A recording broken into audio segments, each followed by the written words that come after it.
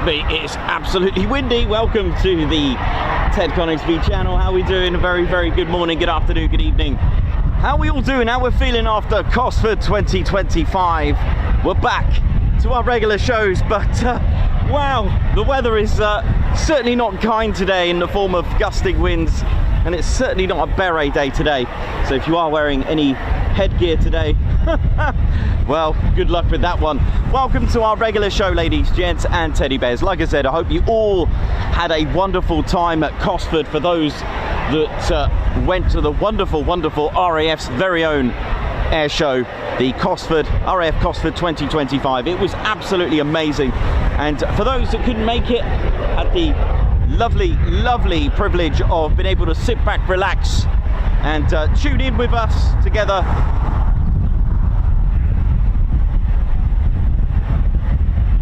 And enjoy the air show. It was a wonderful air show. The weather tried its best to ruin it, but it had no chance against the sort of determination as well. But of course, safety is the is key to things. And to be honest, the weather broke quite nicely when it needed to, if you know what I mean. So that was quite a good. That was very good.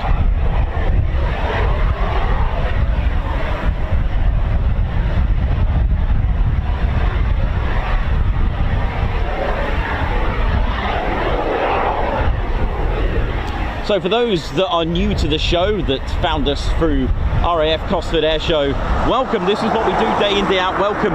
We cover the history, the avionics of aircraft, and it was nice to sit back and relax and not commentate as much as I normally do.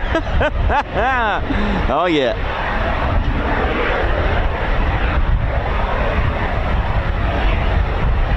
It's going to be an absolute challenge today with the wind. But I'll do my best. I'll do my best. You know how it is.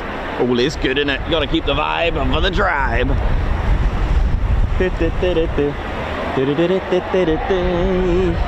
So my name's Nikos, cameraman and commentator. Welcome to RAF Coningsby, Ted's home, Ted HQ, home to the Typhoon FGR4. It's home to policing the skies, home to training and school of the Typhoon, shall we say. Home to 2 frontline combat ready squadrons. A squadron also that's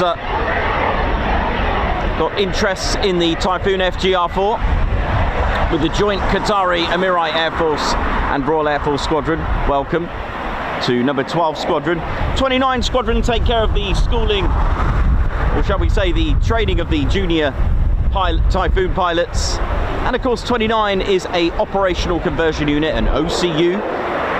Also got number 41, a test and evaluation squadron that take care of evaluating the latest and greatest software, ordnance, weapons, that kind of thing. You know how it is. Kind of taking things out for a little test drive. And as mentioned, 2 combat ready fighter squadrons, number 3 fighter and number 11 fighter squadron. Between the squadrons, RAF Coningsby is one of 2 QRA stations, that's Quick Reaction Alert Station.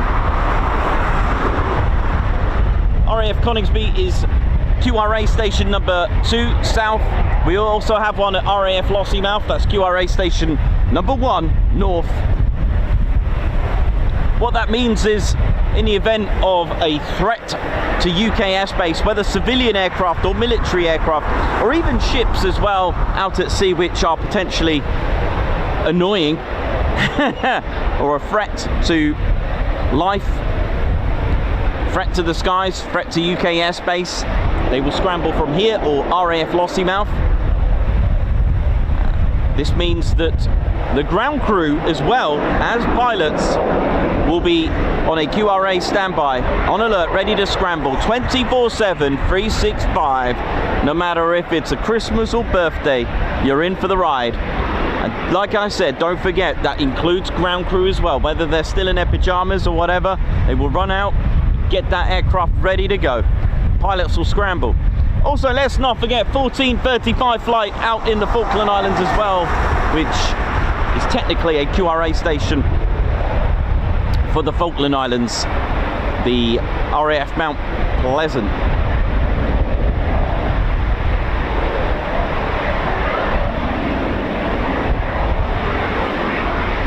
Also, since 1976, RAF Coningsby has been home to the Battle of Britain Memorial Flight with the Avro Lancaster, Dakota C-47, 2 Chipmunks, Spitfires and 2 Hawker Hurricanes as well.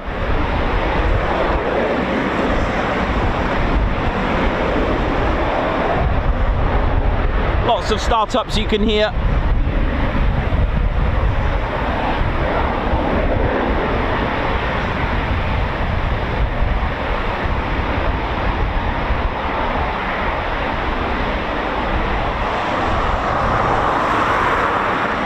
I hope we're all good, ladies, gents and teddy bears. Welcome to the show.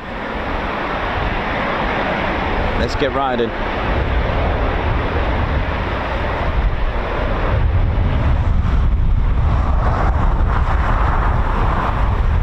This is our Typhoon FGR4 fighter ground attack and reconnaissance aircraft, which means it's a multi-role aircraft. Yeah. So from a fighter to a reconnaissance, goodness me, wow, to a reconnaissance aircraft, to a ground attack, which played a vital role in Libya.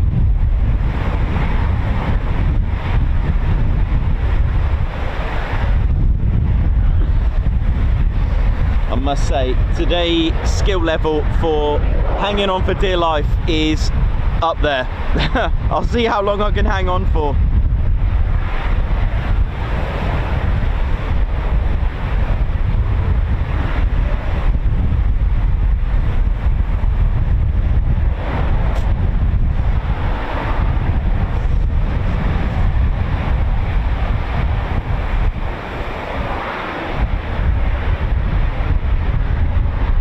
Very, very strong winds. And I know what you're thinking. Who won the Ted Coningsby Display Awards? It was close. In fact, extremely close.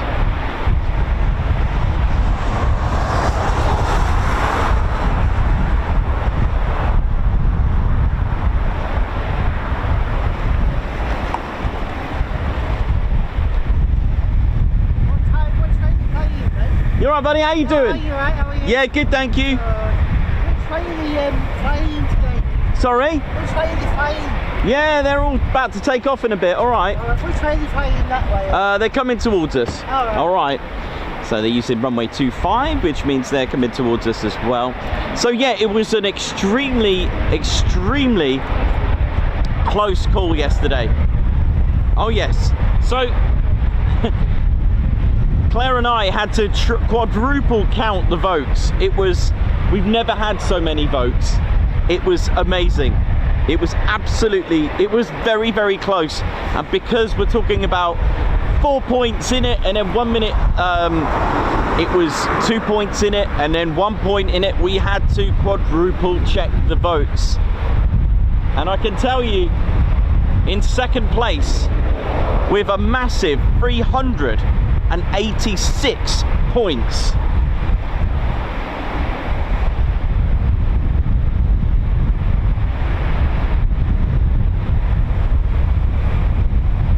was RAF Coningsby's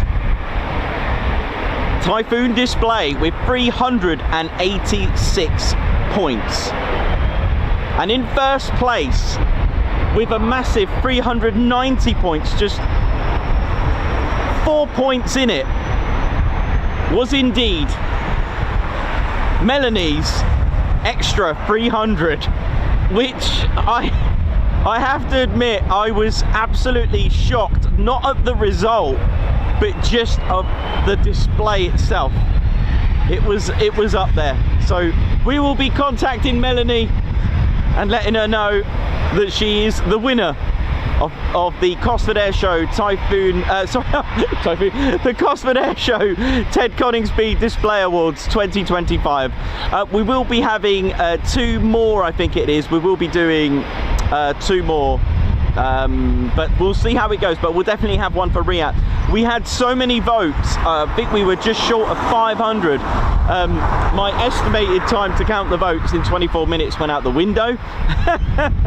There was so many. I was so pleased. We raised nearly £400 as well for the Benevolent Fund as well, the Royal Air Force's charity.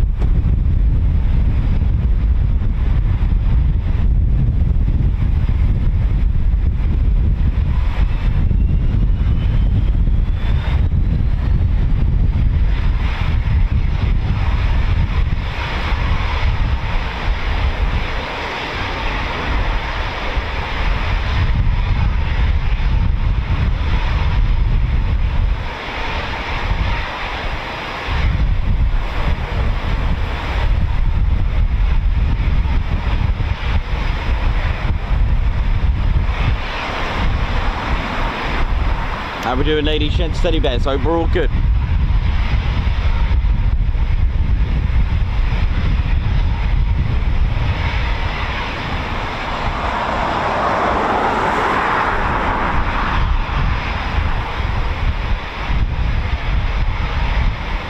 So yeah, Claire and I were up quite late, just making sure that the counting was spot on. We literally had to quadruple count it and make sure that the votes also were valid.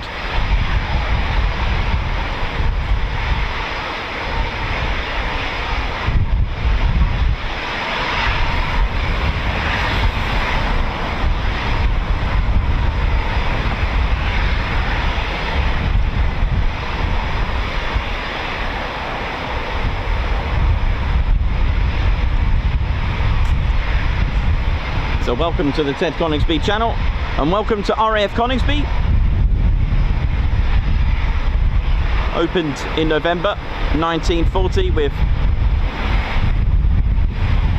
the status of being a bomber command station, serving under number 5 Group Bomber Command, and was a bomber command station right up to 1969 when things changed for Coningsby. So it never had any Spitfires or Hurricanes. It wasn't a fighter command station, it was a bomber county. But thanks to our good friend Valerie and Murray, who gave me a special Royal Flying Corps book for me to learn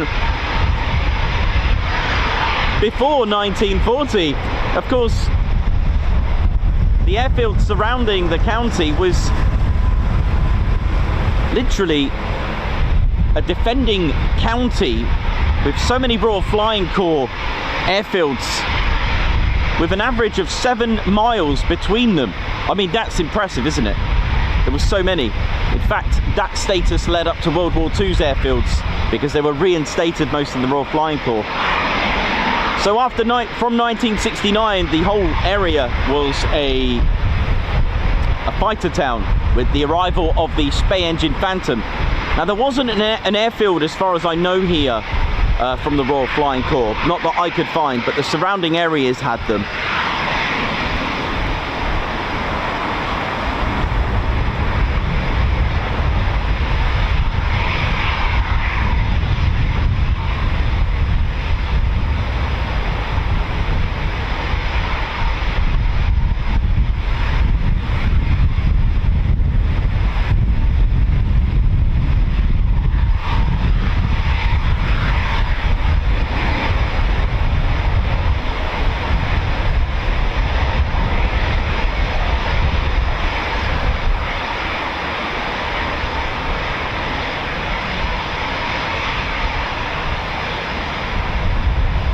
How we doing, ladies, gents, teddy bears? Welcome to the show.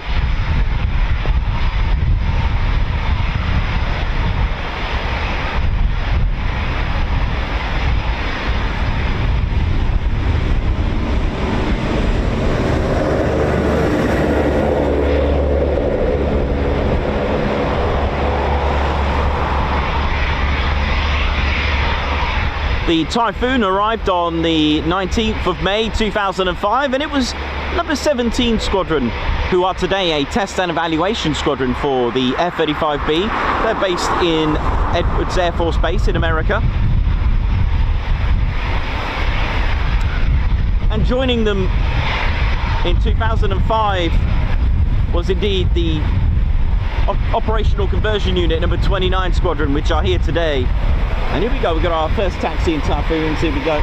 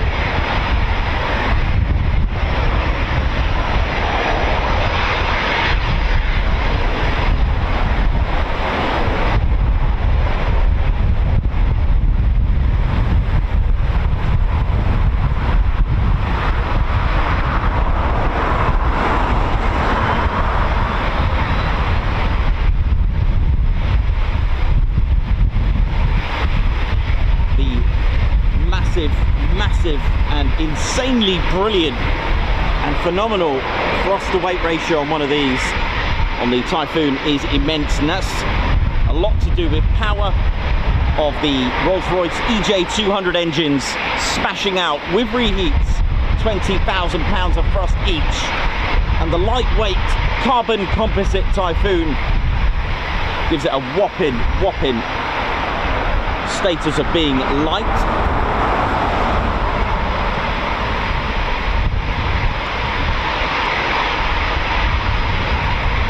Which means fully fueled and fully loaded.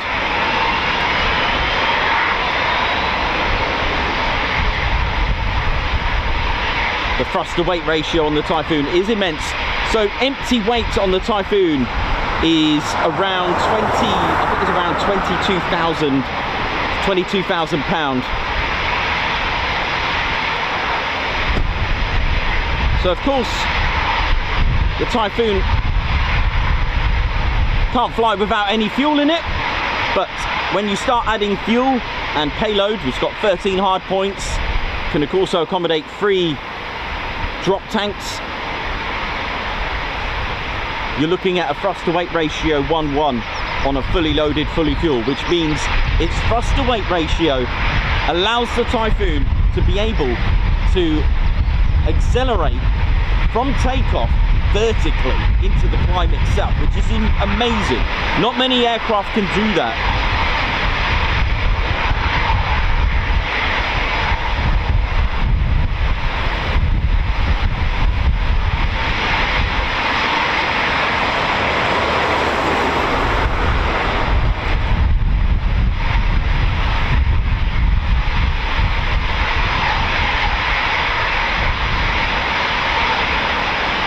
Max speed at Mach 1.8 for the Royal Air Force's Typhoon FGR4.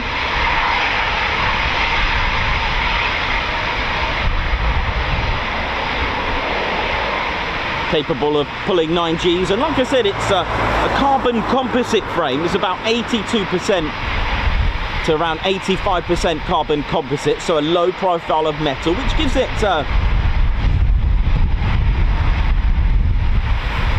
very low RCS, radar cross section. It does have some stealth attributes, although the Typhoon isn't naturally stealthy.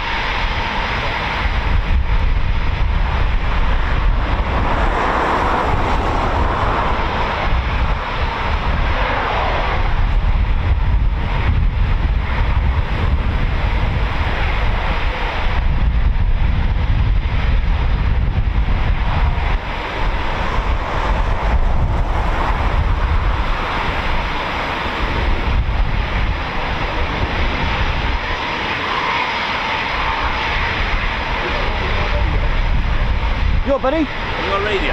No, mate. You're good. What's that do? Just jump onto there? Yeah. Yeah, and then I've got a bungee. I might put one on in a bit, just to stuff it. You all good? Yeah. Interest in that performance takeoff. Oh, right, well, this one here, yeah? Well, yeah, I think it's... I don't know which one it is. Some of them, because it's just been performance takeoff granted. I didn't say which one it was. Ah, right. I know Tartan just went over, I think. Yeah, it did. Yeah, that's fine.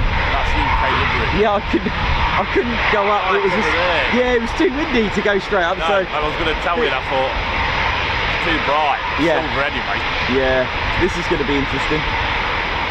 Got these lot going.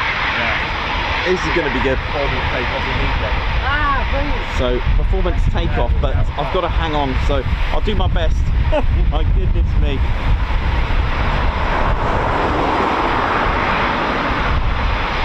Got lots of Typhoons going out now. Let's see what we can do here. Hang on. Oh my word. Okay, here we go.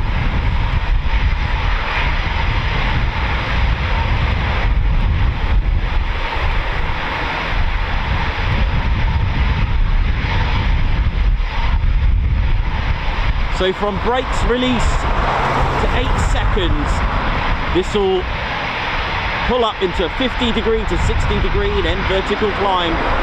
That's just 8 seconds, and then 22 seconds later is capable of supersonic. Look at this, look at this.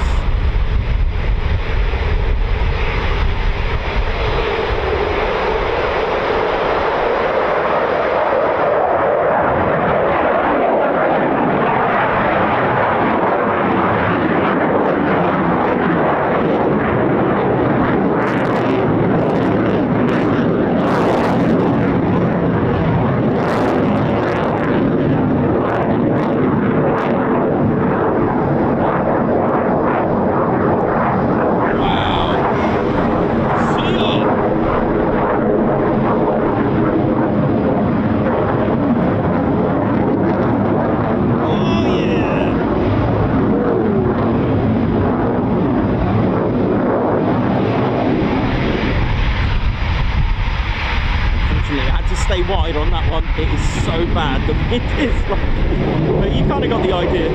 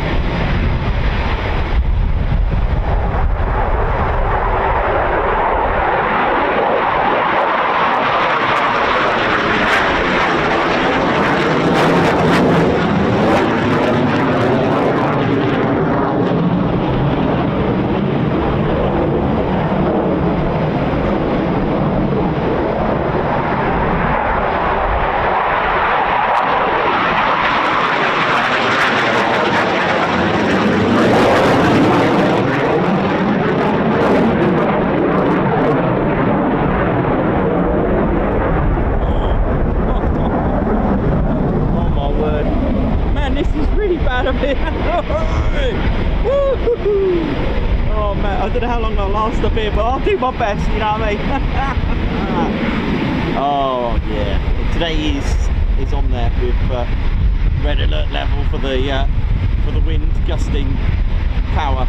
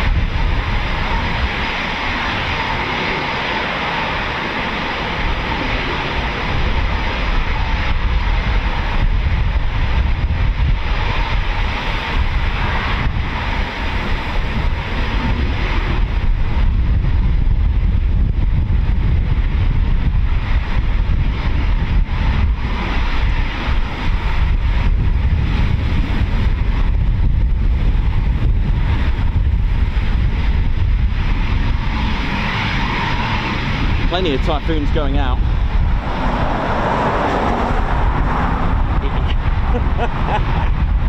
Oh my word. Here we go, loads of food, so that's good. So we've had 4 with 1 performance takeoff.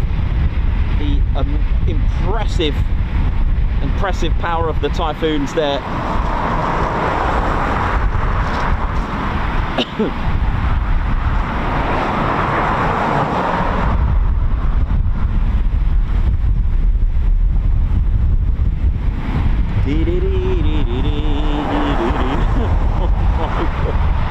Oh, this is, I feel like I'm on some sort of really rough boat, like a rough ship out in the seas with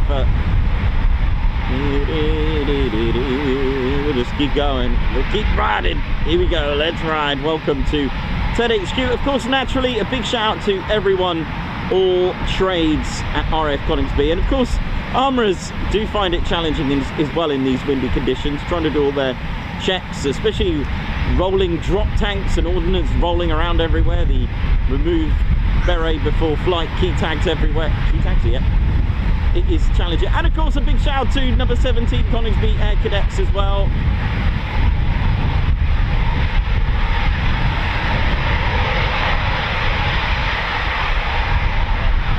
Rackham. Here we go.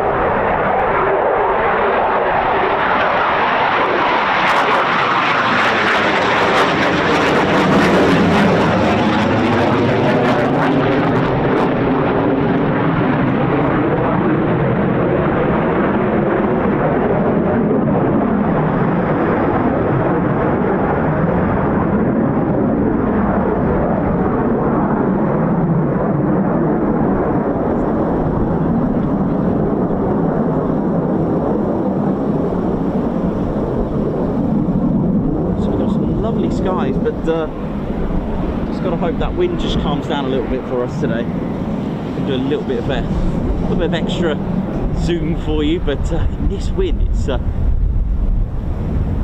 bit punchy. It's definitely a no beret day. I'll just get Ted on for you as well in a bit. You want to see Teddy?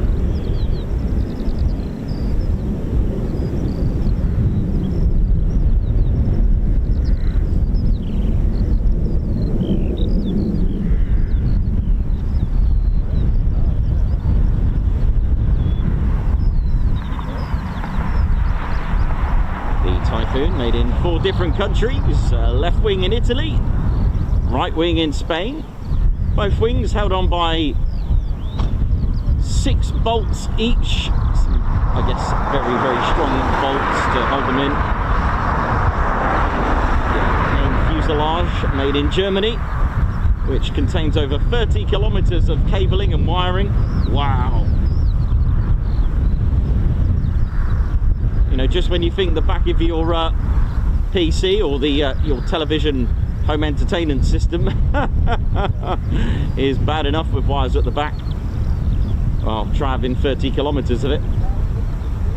And of course, BAE systems with all the with avionics, Rolls-Royce engine, and other sections of the software and radar from BAE systems. We've also got Leonardo as well.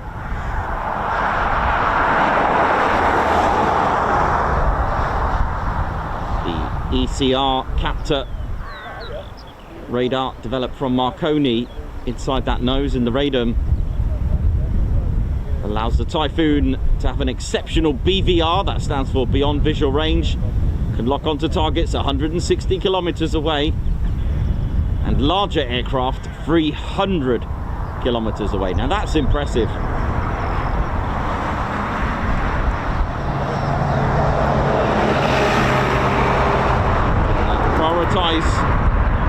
at least lock on to 20 to 30 targets and prioritise on around 6.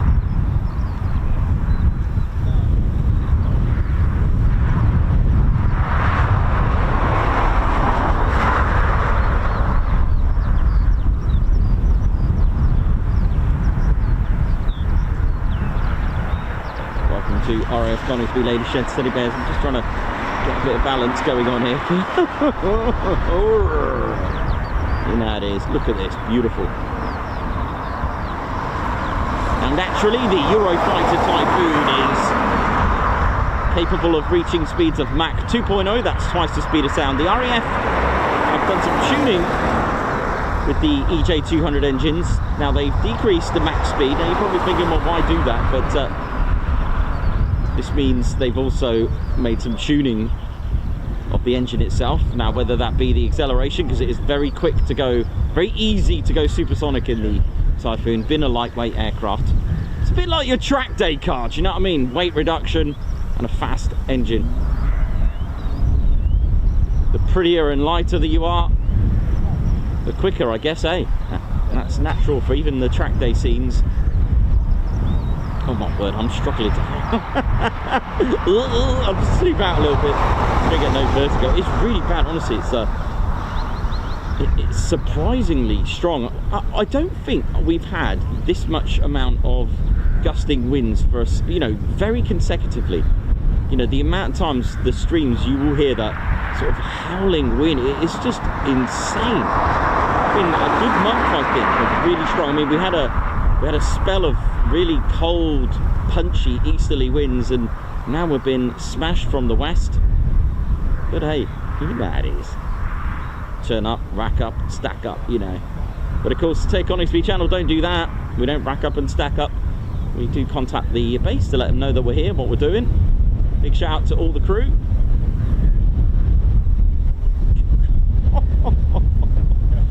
Ooh, yeah.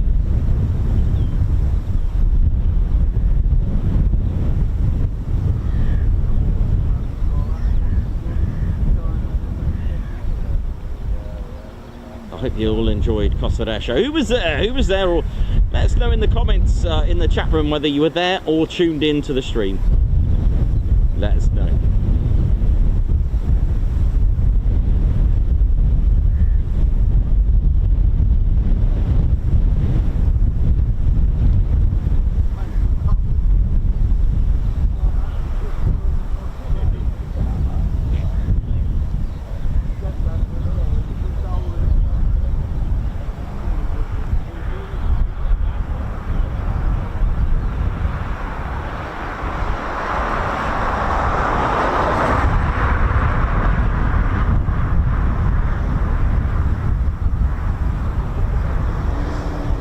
Here we go.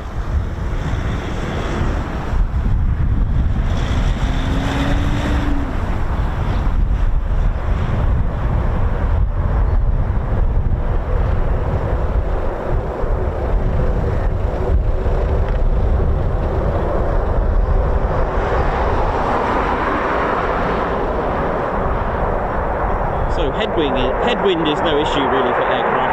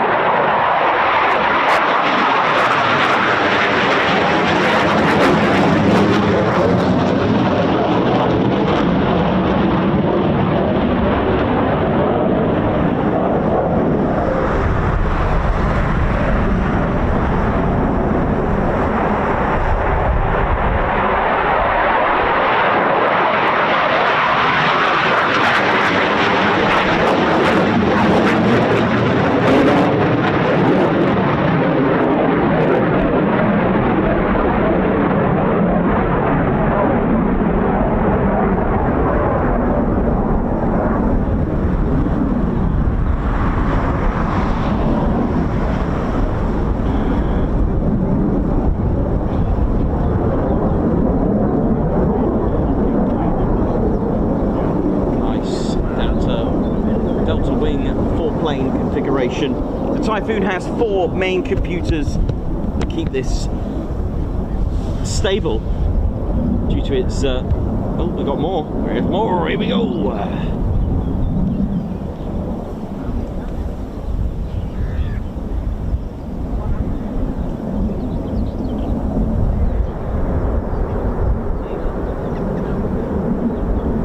Oh, look at this.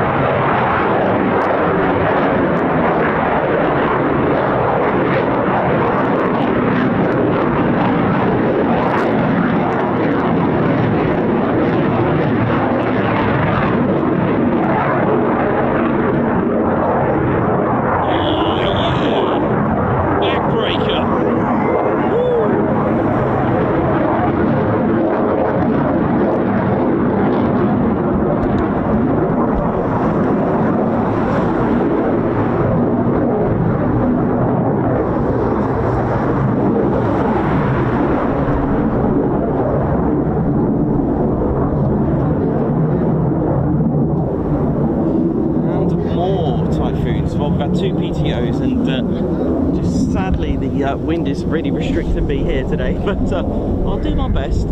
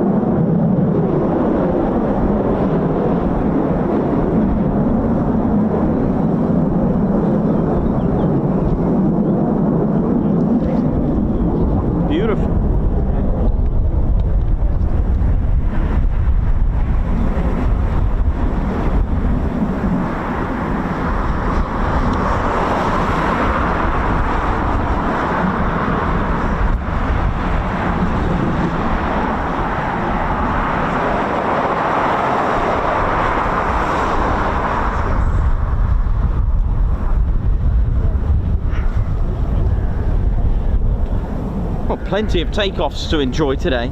2 performance takeoff. Yeah, Really good, mate. All good, isn't it? Yeah.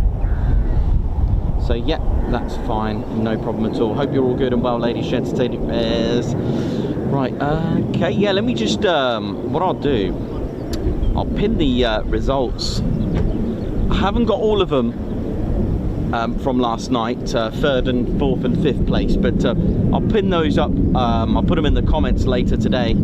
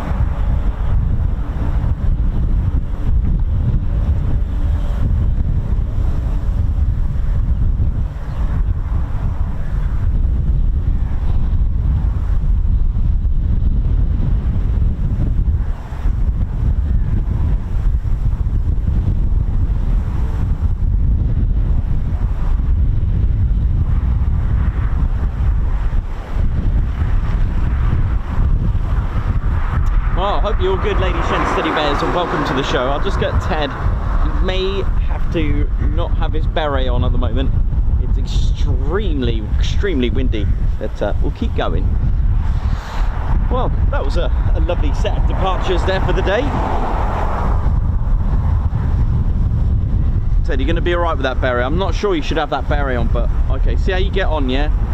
And I mean, it's quite a bit of distance between, it's just, don't want it on the road. We'll be really quick then, shall we, Ted? All right, mate, no worries. Ted likes to have his beret, bless him, through rain, sleet or snow.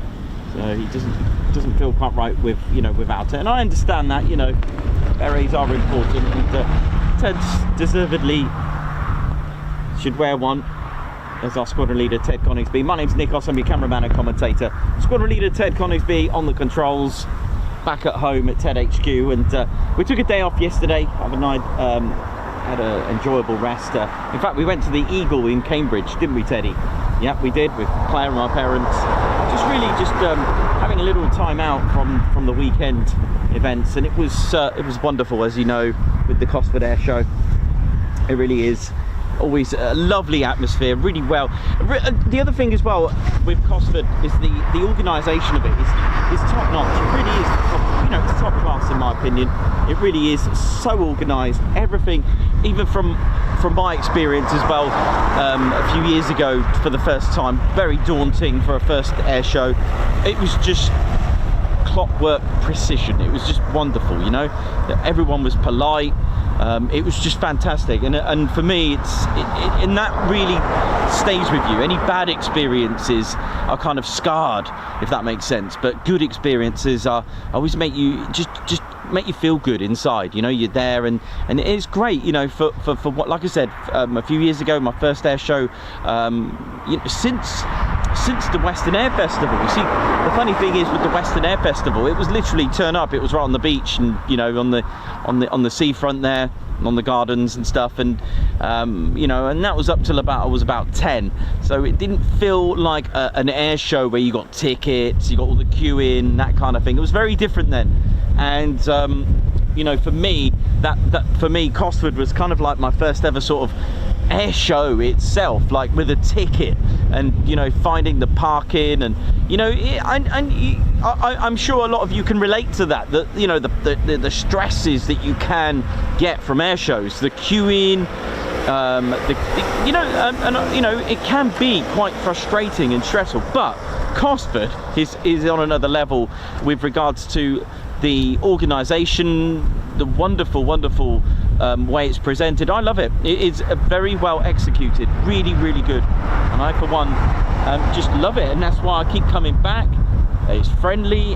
All the organisers and all those that help out, marshalling and guiding you in, it's just a wonderful experience for me. And I, like I said, I know many of you can relate to that with air shows. You know, the sort of like the other side of things. And it was nice that you can just, after the last display, it was nice to be able to still go and enjoy some of the stalls, because if you are a photographer, for example, you want to get your photos, and you don't really want to go and visit the stalls because you know, you want to get your photos, right?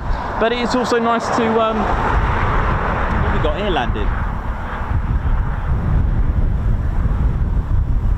Am I imagining things? What's this?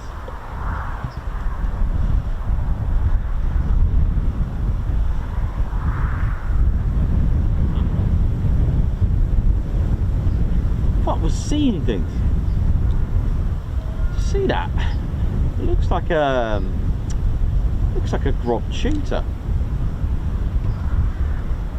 from here, anyway, or something similar to it. Hello. Looks like a shooter, doesn't it? It's definitely doesn't look like a prefect.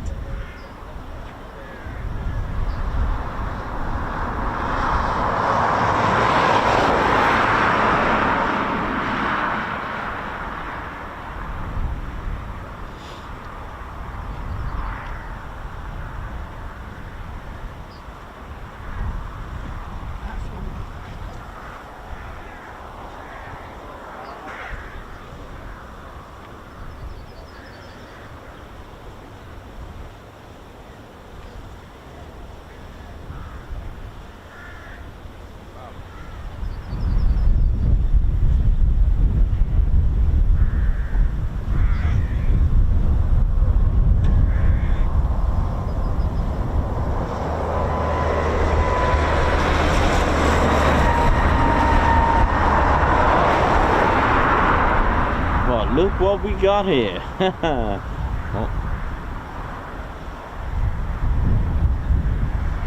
Look at this.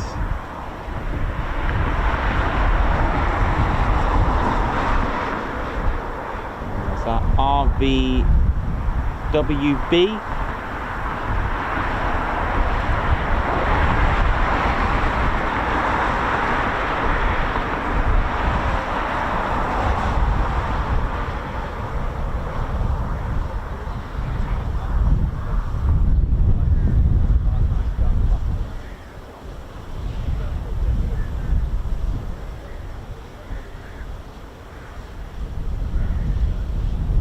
Looks like a Vans RV9 actually, that one. Is that what it is? Is that one of a little kit?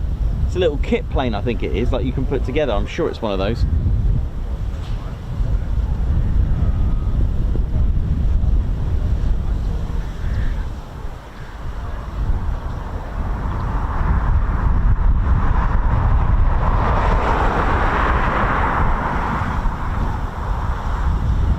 Cool. There we go, something different there.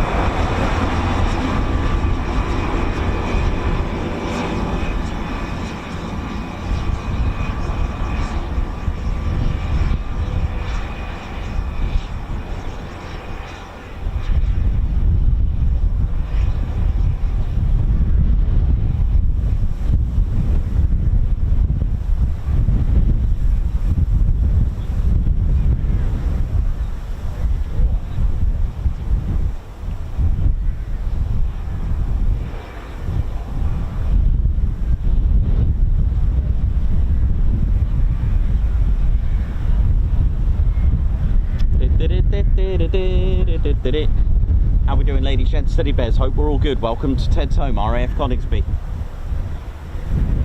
So we've had some wonderful departures this morning, two of them being performance takeoffs, but the wind really punching out what feels like 30 miles per hour winds at the minute, gusting. That is some real strong punches. Now and again just seems to be giving me hints that it is slowly dying out, but we'll see about that.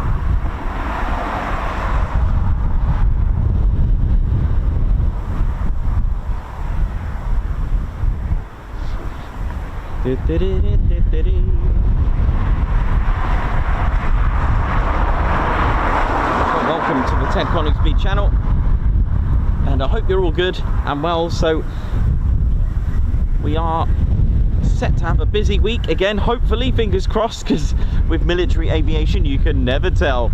You just turn up and hope for the best. We are in the official car park for plane spotting. Plenty of parking spaces, although it can get extremely busy and at times can get completely full. And the Ted Coningsby channel always recommend that you do not park in the vicinity here outside the parking space. It's very dangerous to do so. There's restrictions, there's no stopping signs, and there's crash gates, which we'll explain as well.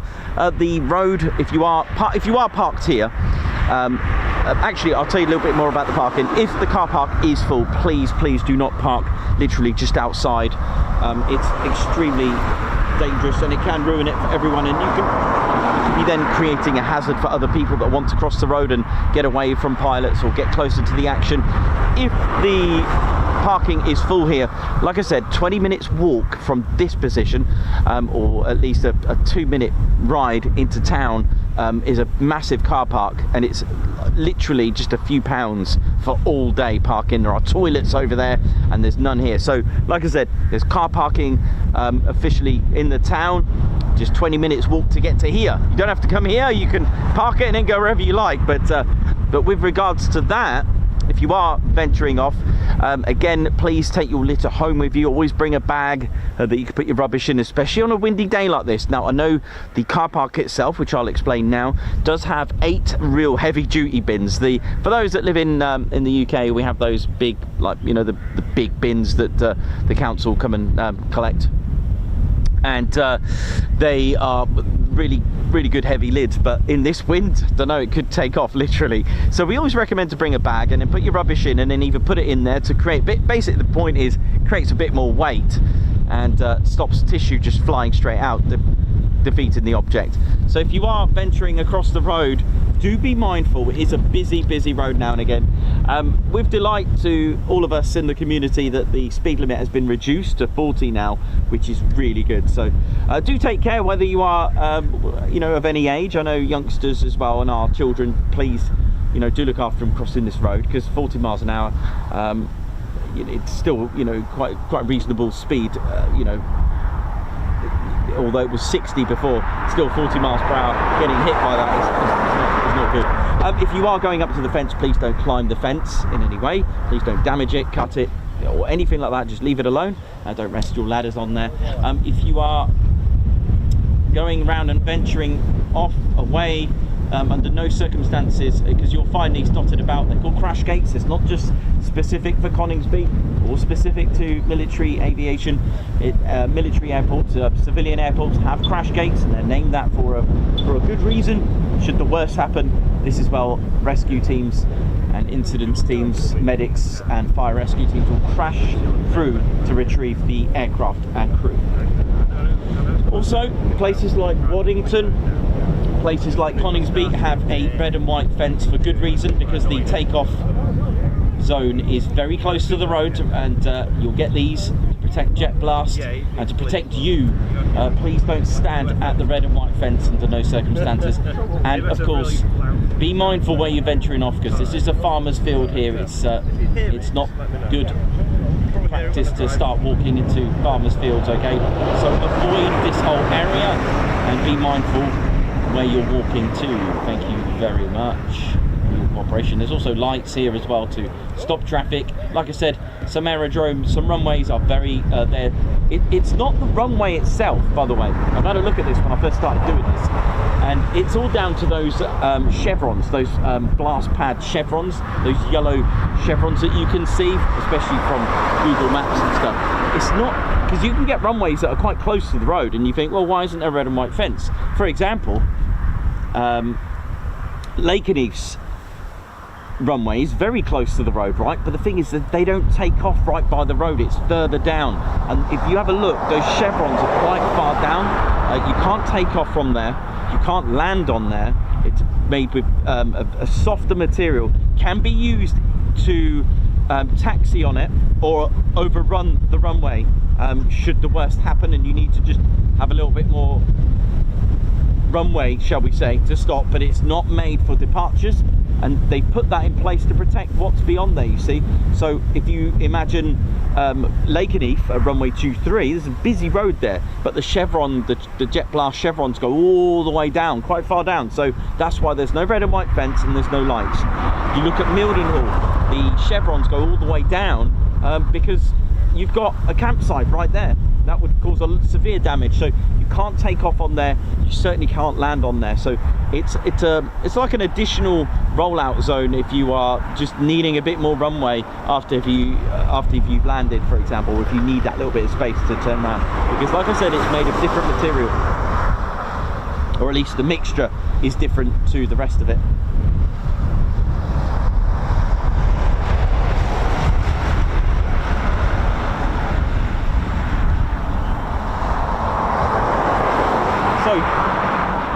definite show we're doing on Friday, weather permitting again, is RAF Lakenheath. We'll be there. We're doing a Lakenheath show on Friday, and I'm still trying to work out what I'm doing for the rest of the week. Set your notification bell button on. And speaking of checklists, don't forget to please hit that like button. Let's get these likes going. And of course, do think about joining the Ted Coningsby channel as a subscriber. Hitting the like and subscribing is completely free. It really does, but it does help our channel grow. And once you are subscribed, don't forget, we don't want you to miss out on the latest, the greatest live streams and videos.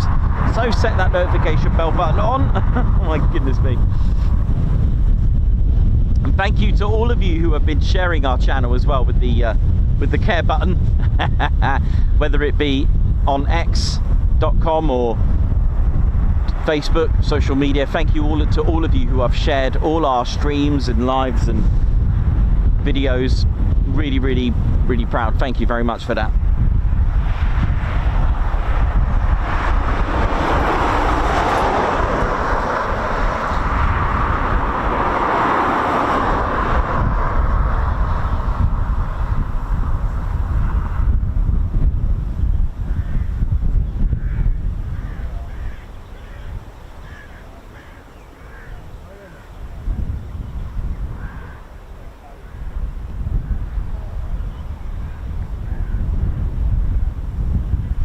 But just a quick one as well, with regards to the Ted Coningsby Display Awards. I just want to say all the displays were fantastic. They were all worthy. Bob Dew's, you know, that way. I mean, you can hear it in my voice when he run in for his display. Absolutely brilliant. The vintage, the vintage pairs with the chipmunks. Did you see the landing? The Chinook roll demo. Literally the F-16. The PC-7, the Swiss team. It was just every display. Of course, the P-47 was wonderful. P-51, you know, the red arrows. And can I just say, the Black Cats as well, the Taranto formation with the swordfish, everything had a lot of love. And the Falcons, you know, starting the show, it was just amazing. They were all good. And I'll tell you what, we've never had so many votes, just short of 500, I think it was, which is amazing. I'm pretty sure it was around 500. And that's the most we've ever had. And we've never had so many high numbers, in the hundreds. They were very close. When I get back tonight, I'll do a top 5, all right? But I just want to say on behalf of the Ted Coningsby channel, they were all amazing. You know, the whole thing. I think a lot of non-jets got a lot of love. I think our channel is inspiring a lot more than just the fast jet aspect. Here's a fast jet, there we go. I think the channel itself is trying to bring out an attitude that, you know, there's a whole lot to a display. We've always said this. Even, let's take the Typhoon Display Team. We've always said that. How are we doing? It's like the canopy opening there. You know, we've always had that mentality to say, hey, wait a minute, it's not just about the pilot, because there is a whole team behind a display team. We're even talking about armourers, and you think, armourers, display team, really? Well, of course, because you've got the drop tanks, you've got the configurations to arrange as well, you've got the survival crew as well with the ejection seat, a life-saving aspect, you've got the PR team as well, who actually make it happen. Because without them, how are they supposed to publicise everything? And there's also the logistics side of it all. The MT, the transporting of the van, the display caravans and all that kind of stuff. The merchandise, the logistics, those that have to book in. I mean, they're going to Finland over the weekend, right? Who arranges all the hotels and, you know, all the luggage and all that kind of stuff? It is so much in there, you know, and this is it. And every display team has the training to go with it, and also has that whole team aspect. And then we look at the aerobatic side of it, you know, then we look at it, you know, like I said, Melanie with an extra 300, goodness me, that was just, a lot of you said that'll give the just when you think the Rich Goodwin, the impressive pit special, this was on a different level again. And just when you think you've seen it all, someone comes up with an extra 300 and does that.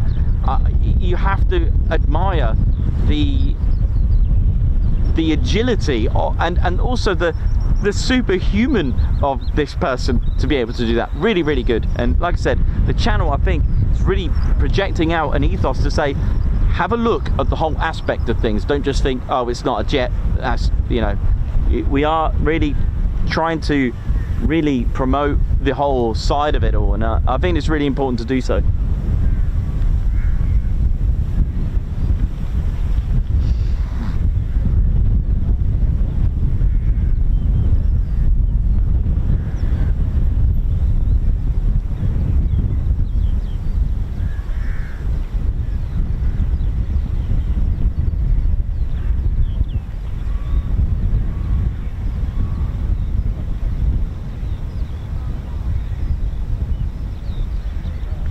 Okay,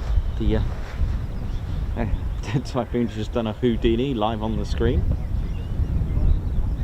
That's been towed away somewhere. Spare not required. Again, the ground crew getting the spares ready just in case. That again, we get to see this. We had it live on the show where Nath, Squadron Leader Nathan Scheuer, on a really, really important day, on his PDA. Who remembers that stream? Typhoon went tech on a very, very important day for him, his PDA day, and it went tech. And the ground crew, amazing. We saw it live, they had it already, amazing.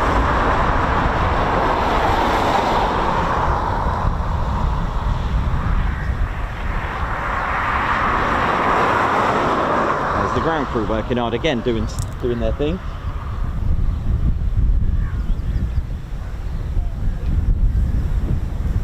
I love all aspects of that, and that someone's just put, if it flies we love it. Absolutely, too right.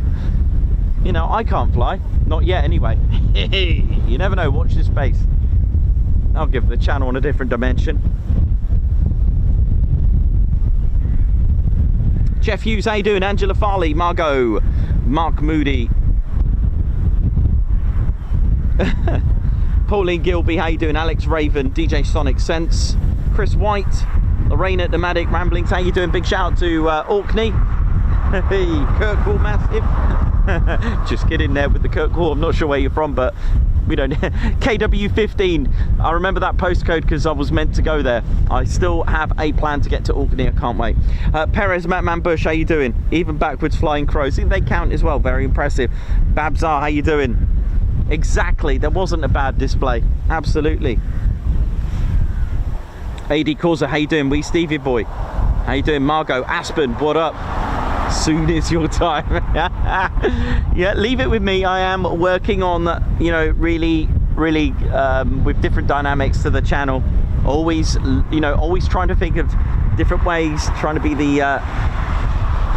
be innovative with things. And imagine that if I'm a pilot. Imagine if I become a pilot. That'd be a turn for the channel, wouldn't it? Not be able to give you imagine that, hey. Well, watch this space, right? Oh, too right, I'll have a GoPro, I'll have them all over me.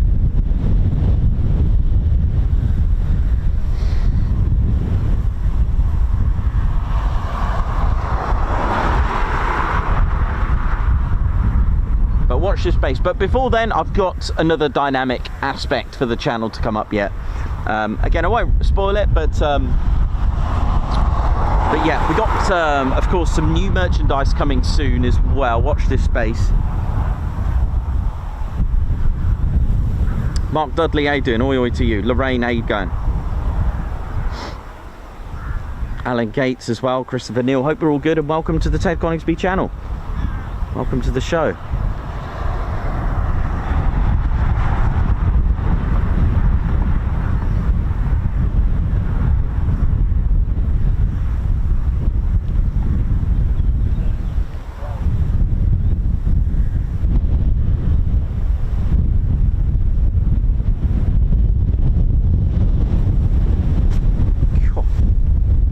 Isn't giving up today.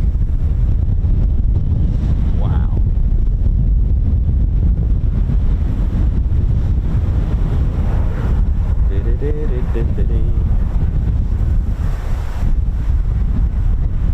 Unfortunately, the bears today will be limited today. It's really awful. Oh man, I've never known so much consecutive windy, gusty days. Gusting windy days as much as this. Seems like every single stream causing havoc, especially at Holbeach as well. Nah, it is. Just got to get on with it, innit?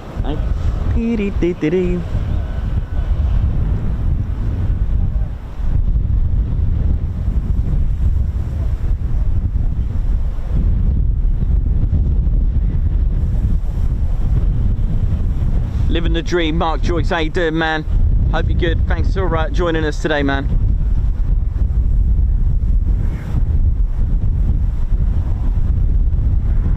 Davey, how you doing as well? Welcome back.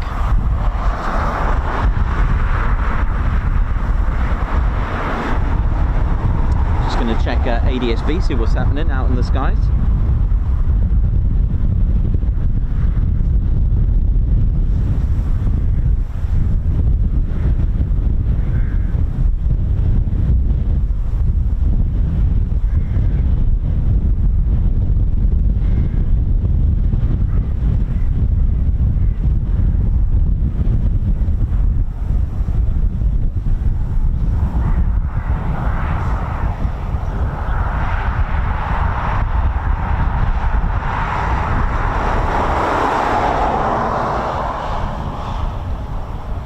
Scared to have a cup of tea up here in case it creates a bit of surf, some waves. This happened to me before up here where started to get lots of waves in my cup of tea. It's that kind of windy day.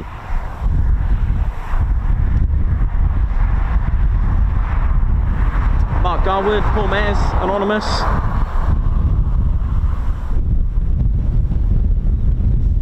How we all doing?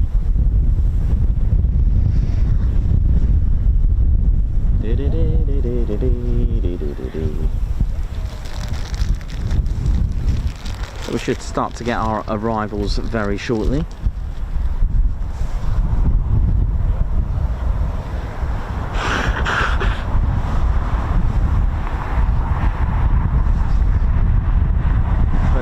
But yeah, so pretty much Sunday kind of rolled. Actually, we had a little pre-season, didn't we, at East Kirkby as well. We will be back. Can't wait for that. We will be back to do a few more there, I would have thought. Our next one, our next major kind of show is on the 28th of June for the Cleethorpes Armed Forces Day. That's our next major event. Now, the No-TEDs do feature them on our website. We will be putting the major events on our website. Okay, so if you go to tedconingsby.co.uk, of course, treat yourself to the latest and greatest retail therapy from Ted Coningsby. We will have our No-TEDs still there, but they are for the big events such as air shows and festivals, etc. I've got so yeah, I've got the go ahead for Cleethorpes Armed Forces Day for the Saturday, and then we're back the next day at Shuttleworth. We'll be around on the ground. We won't be live that day, but we will be have our little camera. It'll be nice to see all of you. I do love Shuttleworth. I do love the I do love the sort of, like, it's got quite a tight circuit space for air displays, and you'll find some of the running when they're doing their turns are quite aggressive, which is good. That's what we want, right? And then you really get to hear the engine really purr and really give it some. Those pilots give it some with their, especially the vintage aircraft as well. The Gloucester Gladiator, the DH-88 Comet, what else was there? I mean, of course, the various engine Spitfires from Griffon as well. Griffon to Merlin powered, and it's quite a tight space, so you'll find that, you know, it's very exciting. Also, we got Old Buckingham coming up for the end of the year as well, so it'd be good to see you all. Oh, you're right there. How you doing? You okay? Yeah. Good. All go today. Sorry. All go today. Yeah, it is all good. Yeah. Bit windy, but we'll survive that one. Yeah. Cool. Any good pictures today? Oh, of course, absolutely. Yeah, all is good. Yeah, I've got my grandson. He's just Oh, right. in the army. Okay, cool. Yeah. Nice. So we're going to go in the engineers, and then last week they told him to into place, so you let her do something else. Ah, right. So he's not too happy. Oh.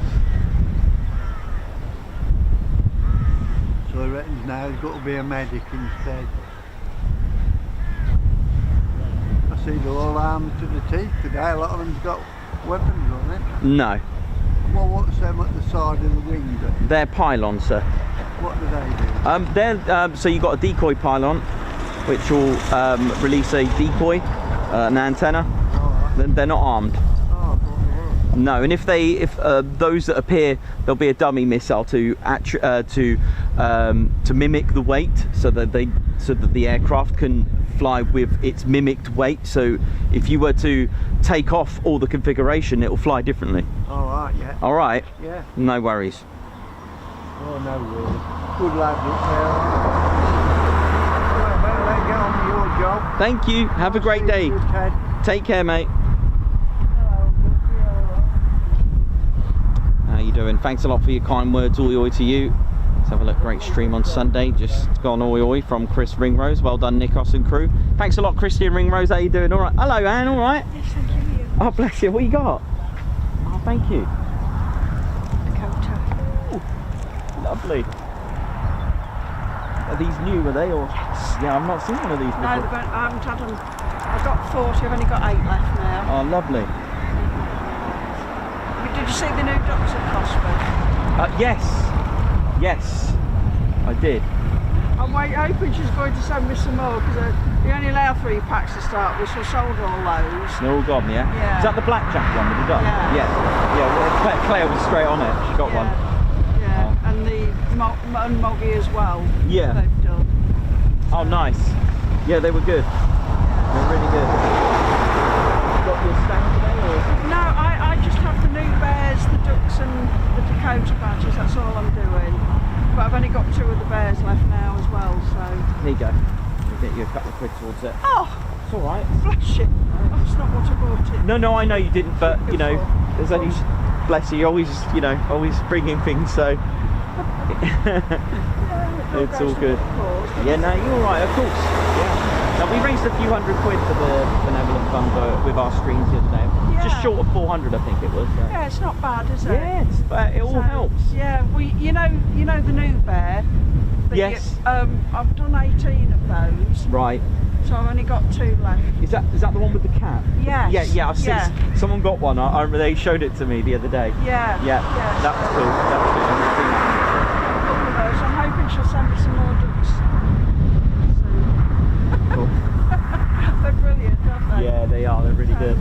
yeah. You at Waddington soon, or? Yeah. Next time we go, I think it's Sunday because it's the muscle cars. We go up on a weekend sometime when it's the muscle Oh, cars. right. Do they open the way for that? Yeah. Oh, they do. Yeah. 9 till 11. That is. I'll have to have a look at that. Might be something different. Yeah. Sometimes it's a good turnout. The other week we had cars in the morning, and then the lorries and buses in the afternoon. The old lorries and buses. Cool. So yeah, it's good.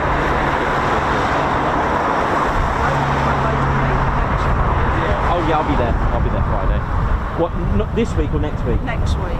They might be closed on next Friday. All right. I'm sure it's coming up. Juneteenth. Yes. So it'll be quick climb Thursday. Thursday. Yes. Right. Okay. I'll Just make a double note. check. Just because I'm sure it's next week. They're not. They're not flying on the Friday. Right. Okay. I'm keeping my eye on it because I think it's that Friday next week. They're not. It'll be Right. the Thursday. I'll give Ken a ring. See if Yeah, he'll know. Yeah. See you in a bit.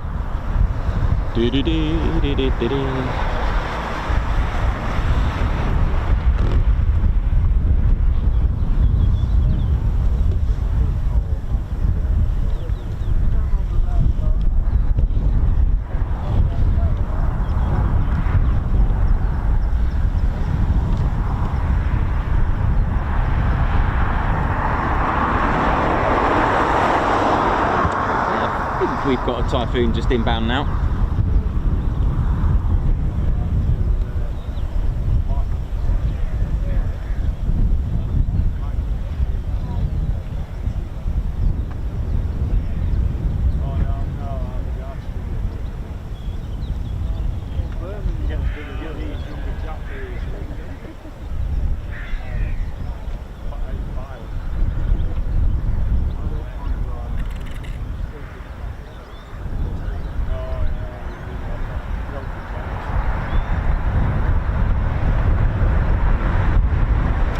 So for those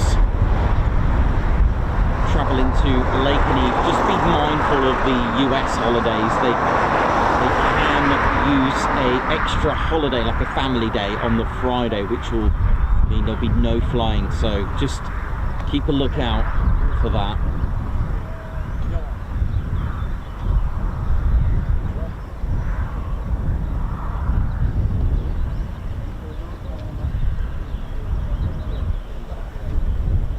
Oh, look at this.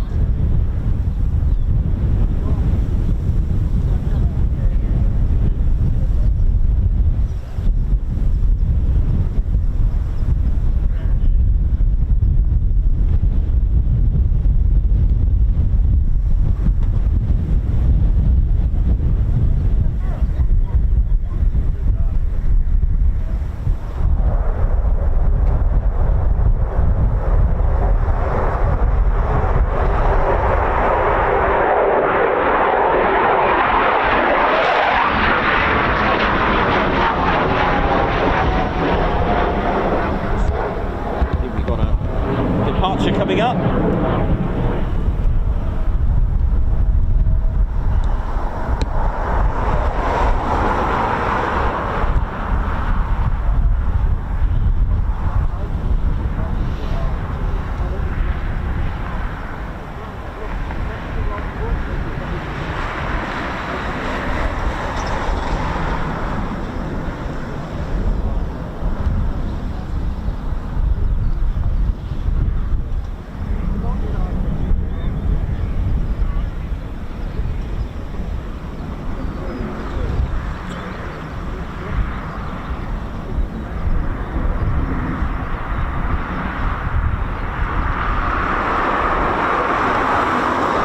So you can see how, I mean, you know, with the power of that Typhoon, the agility, that crosswind landing, you can see the that crosswind is pretty brutal. Oh, thanks a lot, Chris White, as well. Guards marches coming up very shortly as well. Mace on the case, and thank you very much. Great coverage at the weekend. Sat at home with one of my Ted Coningsby t-shirts on, so I was with you in spirit. And that's it. That is the whole idea of what, you know, the way we project our shows. We, you know, make it like you're with us, and that is what I've always tried to have. And I did spot another comment similar to that as well, and thank you for your kind words as well.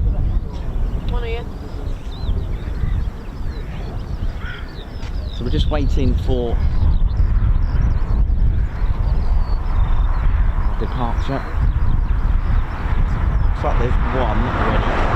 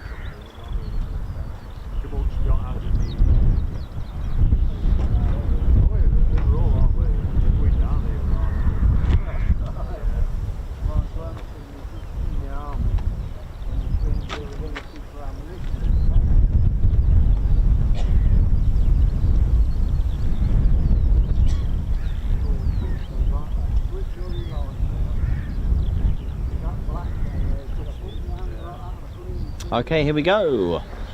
Let's take off.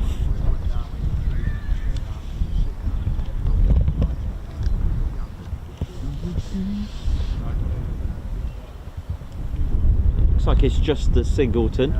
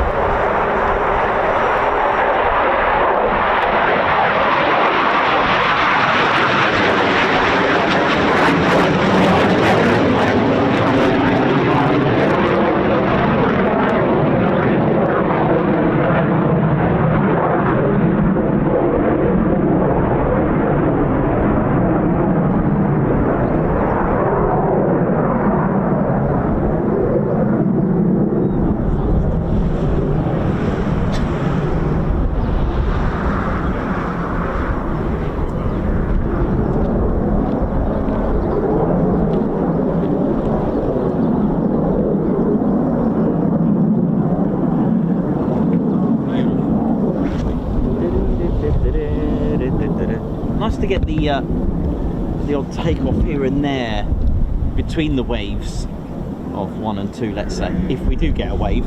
Sometimes we don't, sometimes it's just non-stop. Every day is different, don't think one day is the same. It's true military aviation. Yeah, true military aviation in style. That's the way it is. We like it like that, you know. Imagine if it was all, not that it would, because it is military at the end of the day, but imagine if it was just all scheduled. It would be, it wouldn't be as tense, and, you know, the suspense, you know, going like, let's say the Mac Loop or Lake District. It's fun. You just wait and just see what you're going to get. It's like exactly like fishing, isn't it?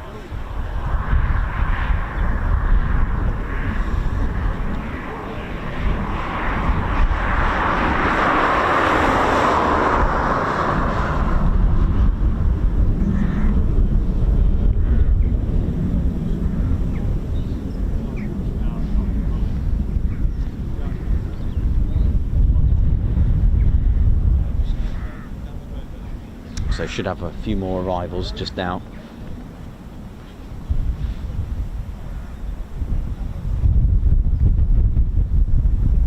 Just about make it out in the distance, so here we go.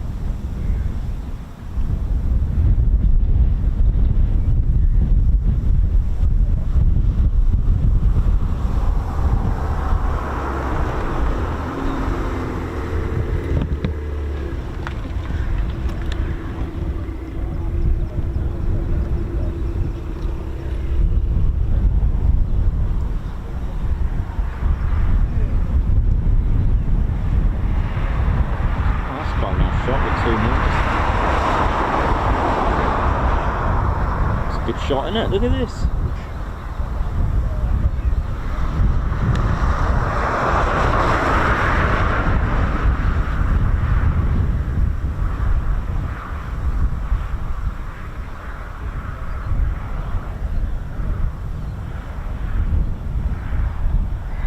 These are going to be very challenging landings, and I can imagine there are pilots out there that do relish these and do love crosswind landing.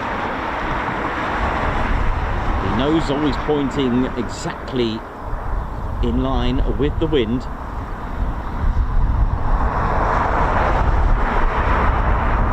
Last minute nudge, shall we say. Last minute correction. Look at this.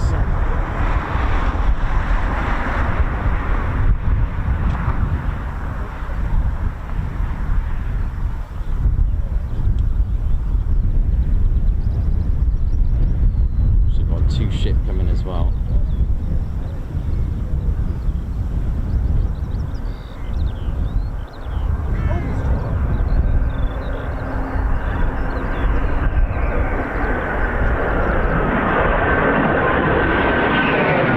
Great sound.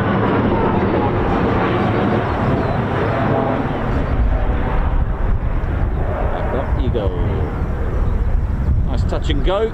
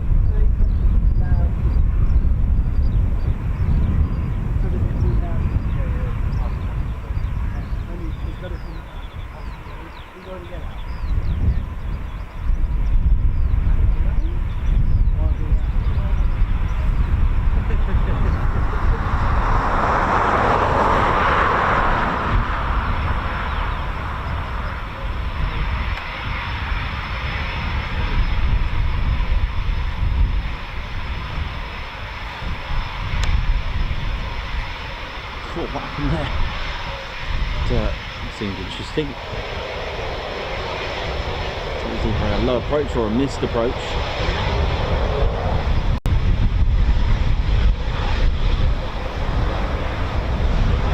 Our pilots will do plenty of circuits.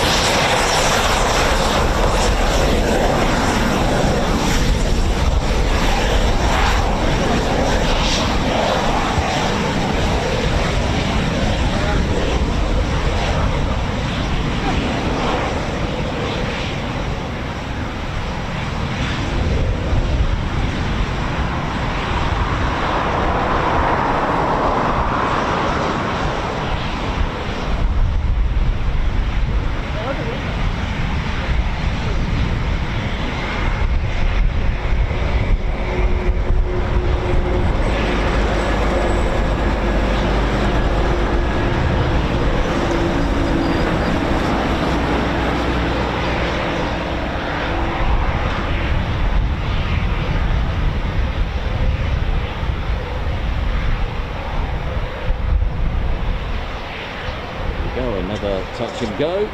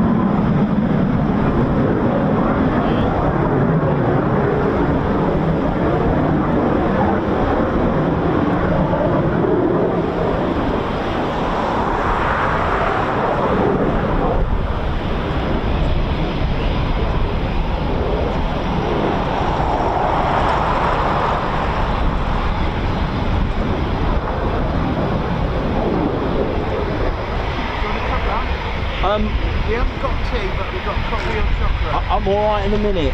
I'm all right in a minute. Yeah, thank you. All right, then. That's very kind of you. Thank you so much.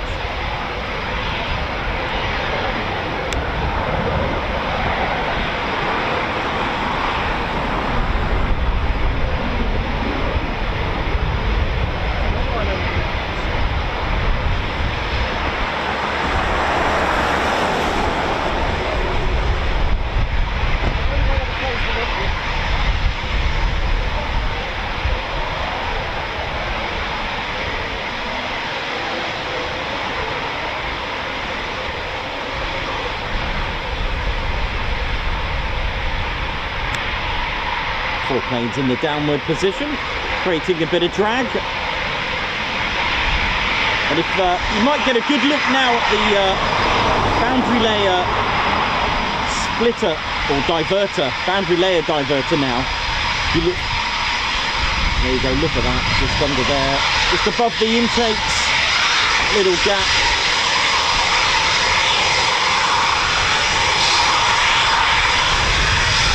working. Beautiful.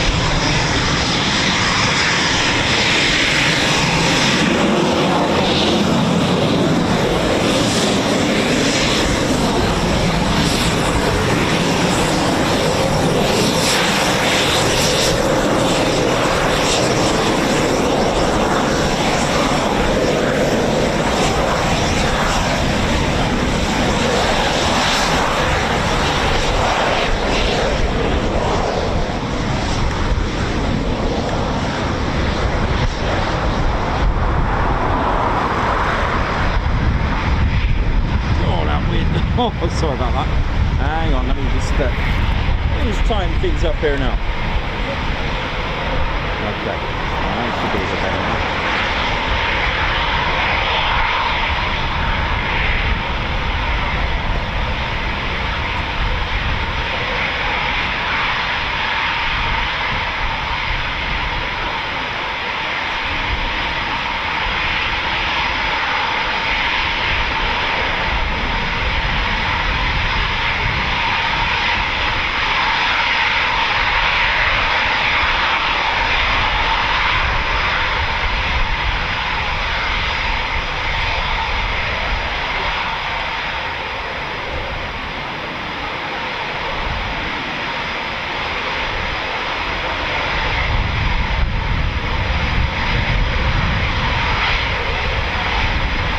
Don't forget, there's also Steve's Burger Van here, sort of between 9 and half 1 in the 9 in the morning till 1:30 as well. You can treat yourself to breakfast, brunch and lunch. Some lovely burgers, and egg bats, sausage, bacon, whatever it is. A few onions in there.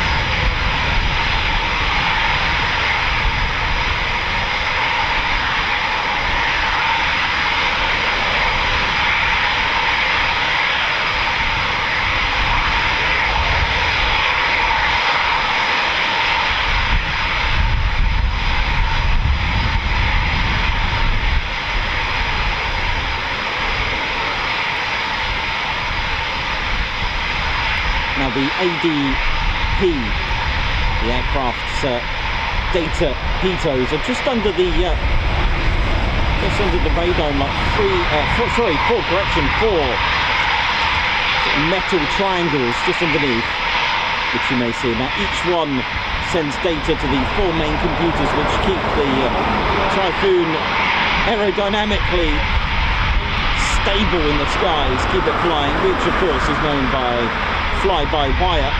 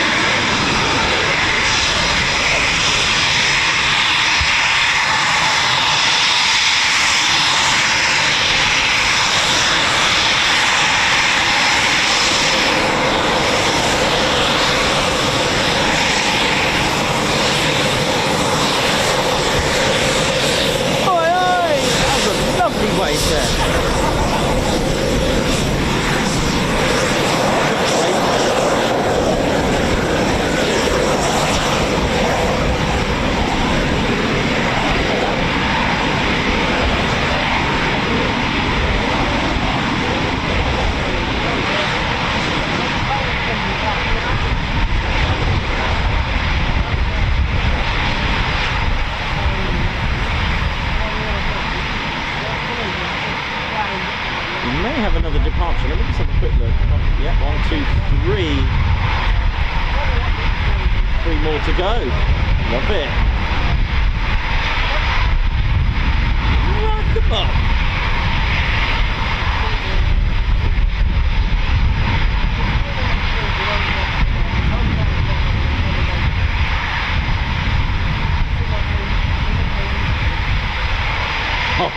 I love it.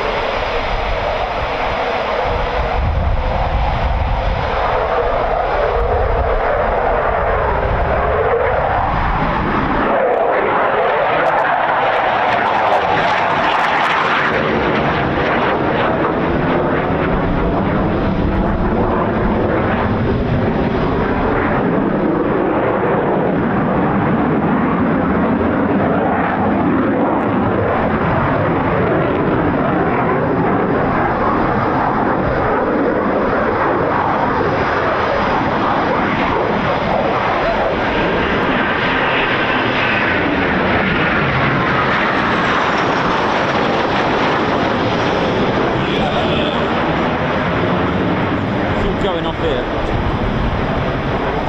Getting more circuits than the Formula One at the moment. Look at this.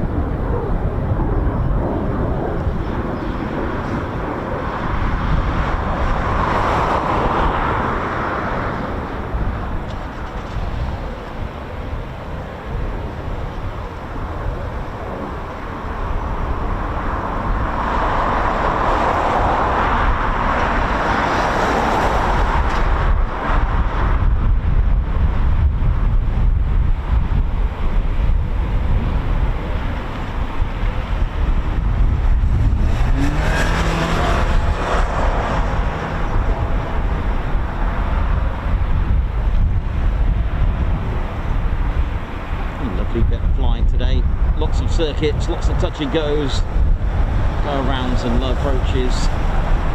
Great day with 2 performance takeoffs as well. Some challenging winds as well to go with that. You're watching the Ted Coningsby channel. We're live here at RAF Coningsby, Ted HQ on you.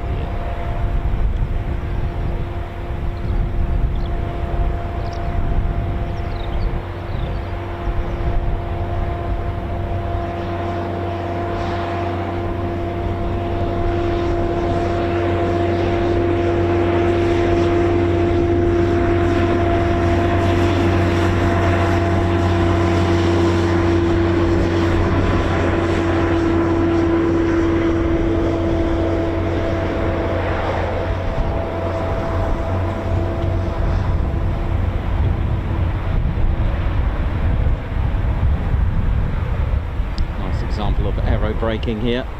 More departures coming up very shortly, as you can see in the background. Aero braking, literally aerodynamic braking.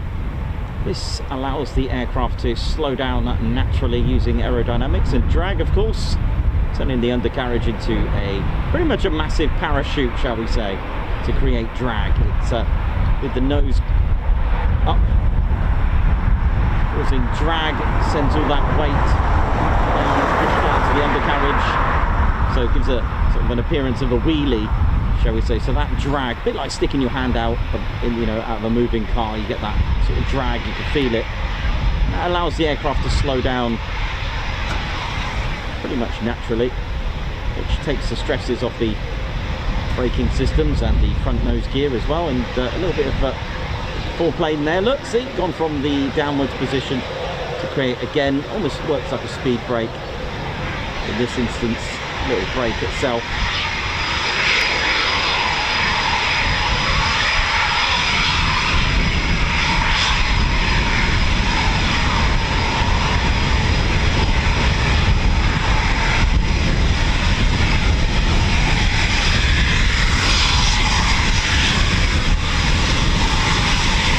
One of the older Typhoons, ZJ950. Yep. One, an Olden, but golden.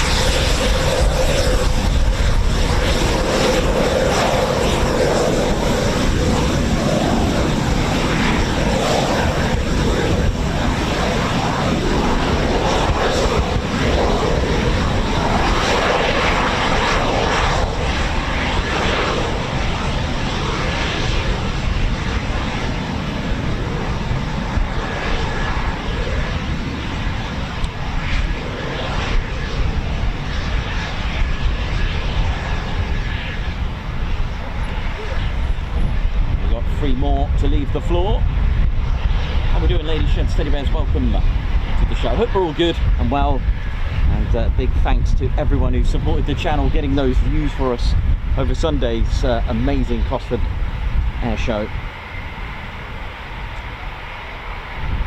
Perry, yes, that was Ted's family version Typhoon, the world's only 4-seater Typhoon, that's ZK381.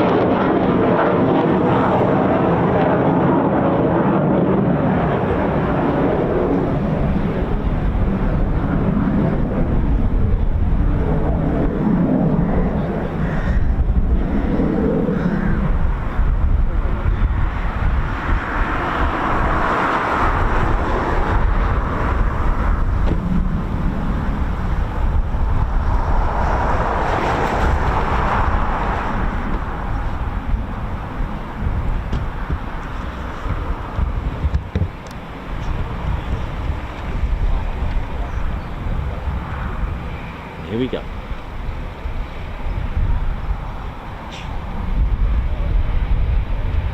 Send it. Here we go.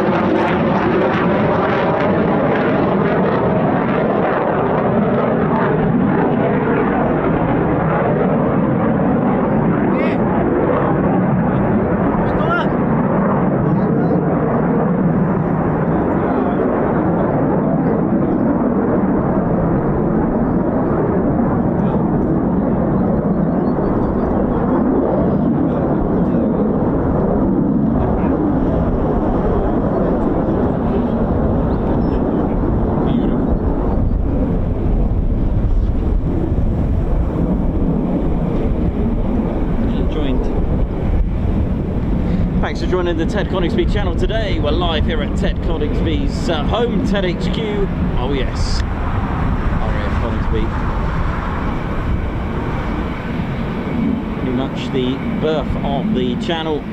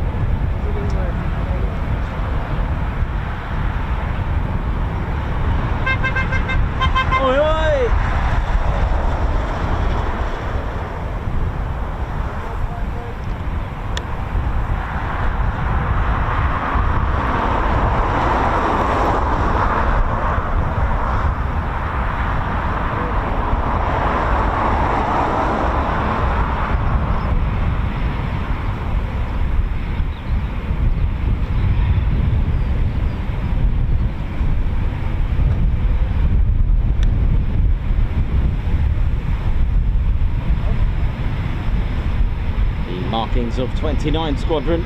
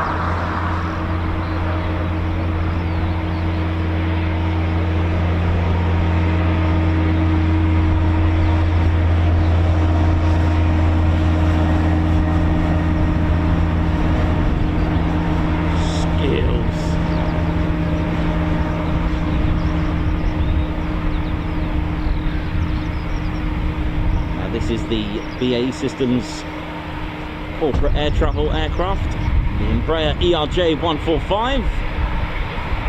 The abbreviations corporate air travel is Capt, so you'll get the call signs Felix or Mog.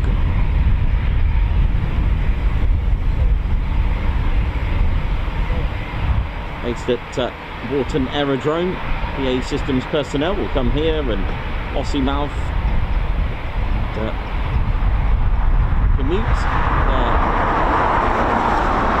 Legendary personnel, BAE Systems, which of course is integral to the Eurofighter, all the avionics, computer systems and software for the ground course as well, for training crew and pilots, as well as the ground crew teams as well. They play a major part.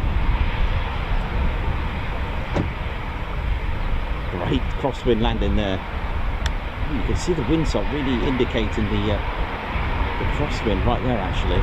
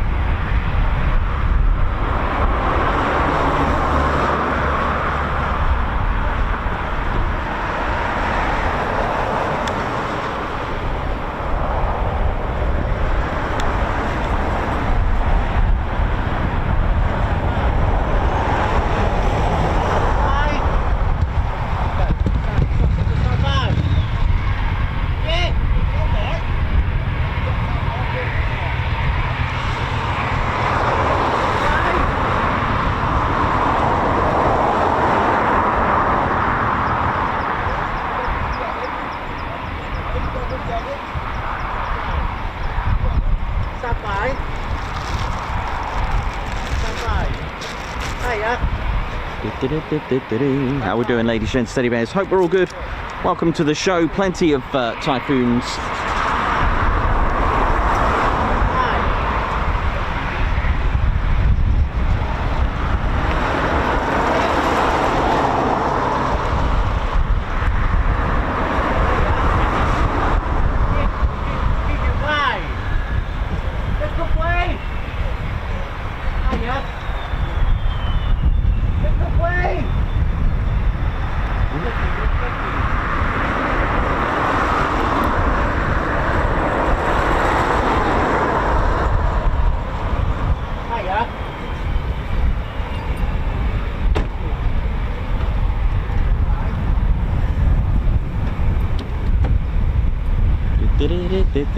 Right, I'm gonna go and get a quick cup of tea, I think.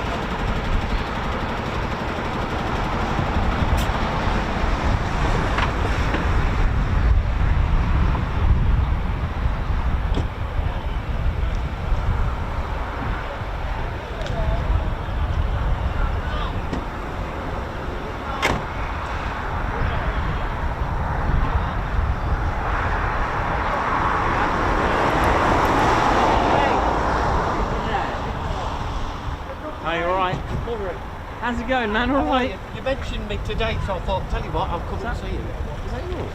This is a new car. I had it for my birthday. Yeah, you mentioned us today. I did, yeah. I went, he's ready for. Well, Oh, bless you. so that was a good one. Ooh, Flying Fury. A lot of it's about McCudden. James Oh, McCudden. yes, 29 Squadron. Not sure what squadron he is, but 29. it's Sure it's 29. top VC man. Oh, yeah, absolutely. He died in a flying accident, which is, I think that was Mark Long, but it's never come out yet.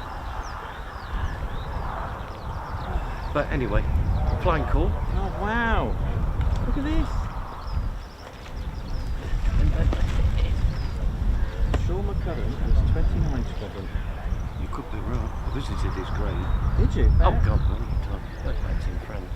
Yeah. Because what he did, he took off, then had an engine failure, and turned to go back. As soon as he turned to go back, falls down the snow.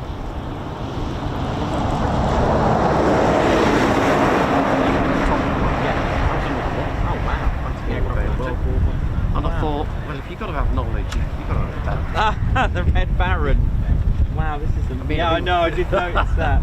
Wow. So I've even got that as well. I've got 3 books on the Red, but not all the same, but on the Red Baron. It's amazing. Thank you very much. And I thought you were so pleased with the other one. I was. You know, we obviously County was sick of It was a fighting county. It was a fighting county, and Then it was good luck because Scouting was called something else, wasn't it? yes, Here with B, if I remember. Bursley or yes, something like that. I don't think oh my God, it's just so fascinating. yeah, it is. It's such a the little green. Yeah. Brilliant. Yes, really good. I mean, if you want to plug it, you can always say it's in the BBMF I will. shop. Yeah, sure. It's only, it's only 3 quid. But the info that's the info, 3 quid. Something like you. I mean, you'll soak up the knowledge from. I will do these my best. books. I mean, McCudden is like, well, Yeah. obviously Albert Ball's tomboy because he's the Nottinghamshire lad. Oh, But McCudden right. was a wonderful fighter. And then you've got to have the Red Baron as Oh well. yeah, he was one of 20 aces of 29 Squadron in World War I. Yes, they were. I've got the names, and they were already fighter aces of 29 Yeah. Squadron in World War I. What I did with I do read your books, you know. Yeah. But when I did the Red Baron, I found out all his kills, got the name of all his kills, and then found out where they're buried. Right. If buried. And yeah. I visited every one. Wow. Just sort of. Just Really good. Thank you. Yeah. No. I don't want to annoy you now. You can crack on. I thought, I'm sorry, I'll come in. I watched the second PTO come up, and I thought, good. I can't drive over them. In fact, we've got a little friend. I thought, chuck it down. Yeah, no, you've got the original. That's an old. That's a classic. I'm old. Yeah, I was classic, 70, yeah. so I bought that. It actually picked up on my birthday. He said, you know, Tom, what's the birthday you want? There's a new 25 fridge.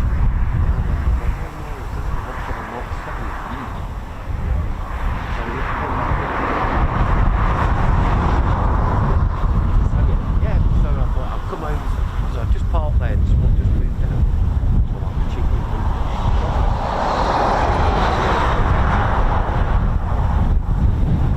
I heard you were stuck in the wind. Not with the wind. Yeah. I could feel it on the way here, you know, on the road, feel it kicking the tire. Yeah, it's my. Yeah, I was quite surprised. I thought I've seen them as I was coming in, they were taking off as well as landing. Well, they seem to be.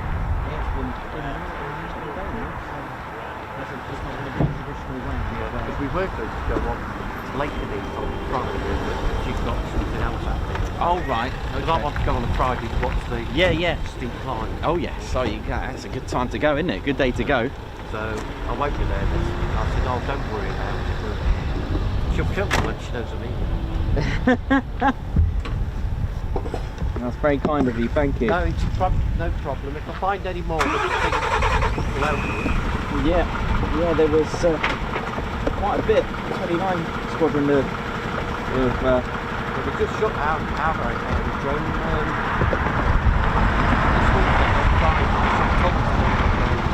Okay. That was where there was a 12 Squadron, Wellington crash there. Oh right. Whereabouts? It's coming into Tollerton Aerodrome at Nottingham, and he hit the top of an oak tree and brought it down, killing 7 and 2 survived. Wow.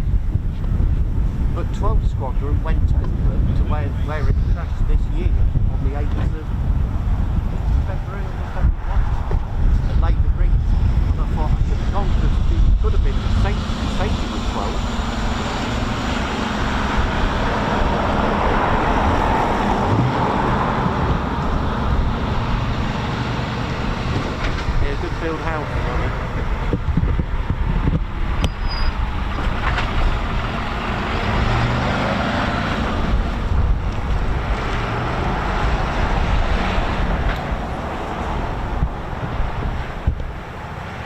How we doing, ladies and gents? How we doing? Hope we're all good and well.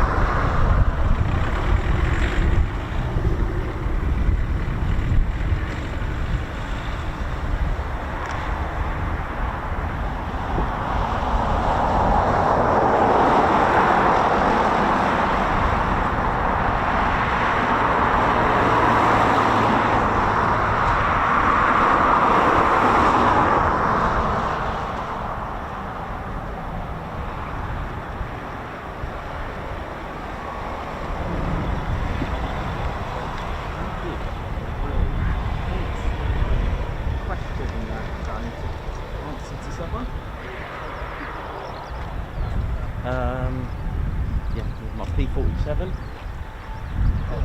Hey man, how you doing? Alright. I watched the videos last night you were it. You inspired me to come down. Oh, nice one. Cool. All the way from Robbery. Oh, wow. Welcome to the Ted's home. I've just subscribed. Oh, nice one, thank you. Am I in your way? Go on.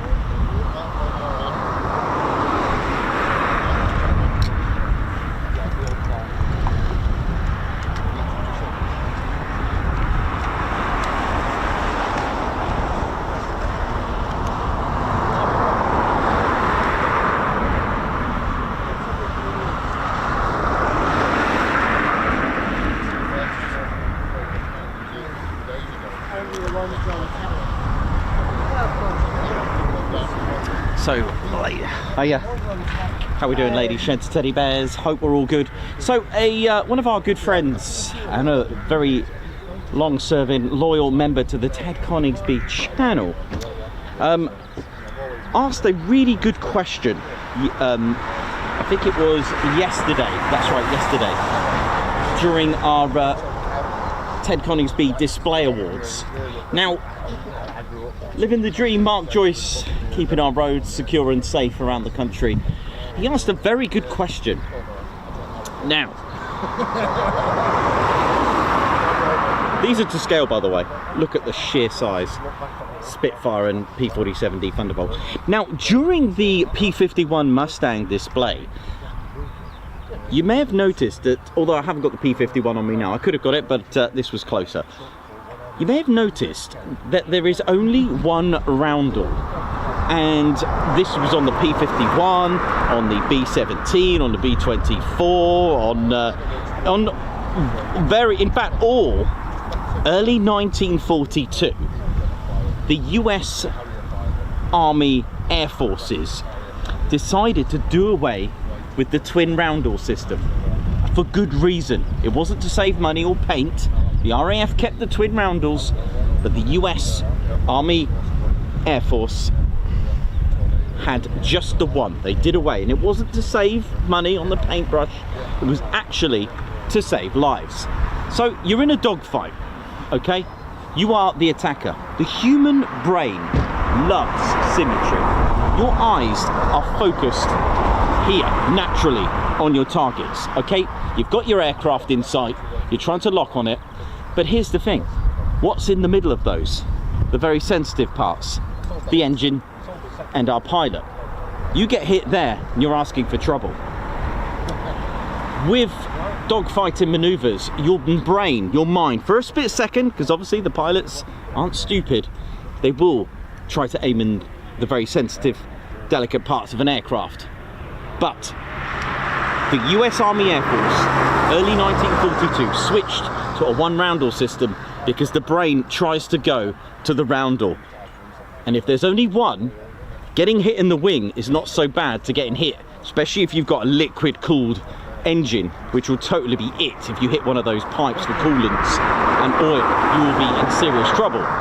So, and also if you get hit in the cockpit, well, you need to start dodging bullets, although the P-47 Thunderbolt had a reputation for being able to, you know, duck inside your cockpit because there was plenty of room in there. But this was the reason why, because the brain loves symmetry. So if this is dogfighting, you're trying to lock onto a target, just that split-second confusion puts the pilot off in an attacking mode. You're aiming, weaving in and out of the clouds. Whereas our Spitfire, on the other hand, you've got your sights are kind of like, you've given yourself something to aim for. And this was the reason behind them switching.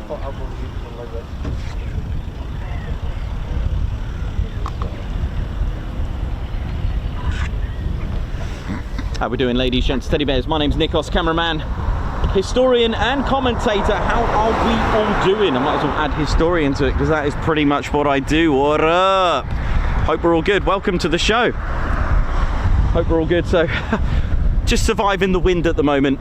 Absolutely crazy winds. Here's our Typhoon. How we all doing? I'll try and get as much into this as possible. We haven't got a traditional first wave of movements and second wave, you know, with the break in between. We've got pretty much non-stop action. And for those that don't know much about the Typhoon, well, here it is. And I will give you as much info as I can. If you've got any questions about how it works and where all the bits and pieces are and that kind of thing, but I'll do my best to give you kind of like a little basics of the Typhoon, okay? We'll start from the nose. We'll start from the nose end of things, right? And then we'll work our way down to the business end, shall we say, right? So what we got here then, right? So the Typhoon, beautiful Typhoon, our Eurofighter, made in 4 different countries to put together, okay? What I mean by that is that the left wing is made in Italy, the right wing in Spain. Now, each wing is held on with 6, I guess, some really strong bolts, right, to put it together. The main fuselage is made in Germany. Now, inside that main fuselage, there's over 30 kilometers of cabling and wiring. Now, if you thought the back of your TV and cinema systems and PC, like behind your computer systems, was bad enough, imagine having 30 kilometers of it. There are other components as well from like Leonardo as well and other components, but the main sections are these. And of course you've got the British components from BAE Systems with the avionics, the engine, the software, and of course, as mentioned, they put in a lot of their ground school course as well. They've produced that, so big thank you to BAE Systems. There's a few antennas at the back from Leonardo, so we'll start at the front then. And then give you a whole spiel, but the main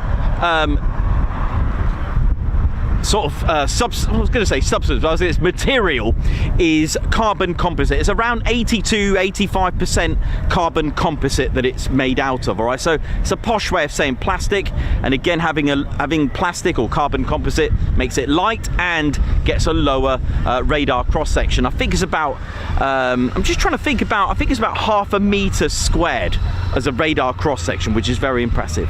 So also acrylic canopy as well. So let's start at the front, what goes on here. So inside here you've got a development from Marconi, the ECR90. Okay, now this is the very attack mode on the Typhoon. There's a lot to it, so I'll just pick certain bits so you can just get an understanding of it. And of course, naturally, there is a Typhoon coming in, because as soon as I talk, things start happening, which is fine, but no worries.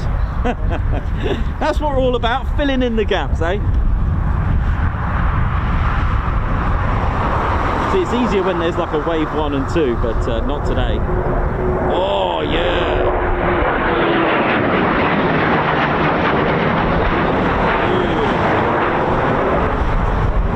Let me just put that model down, because we don't want it to take off, literally.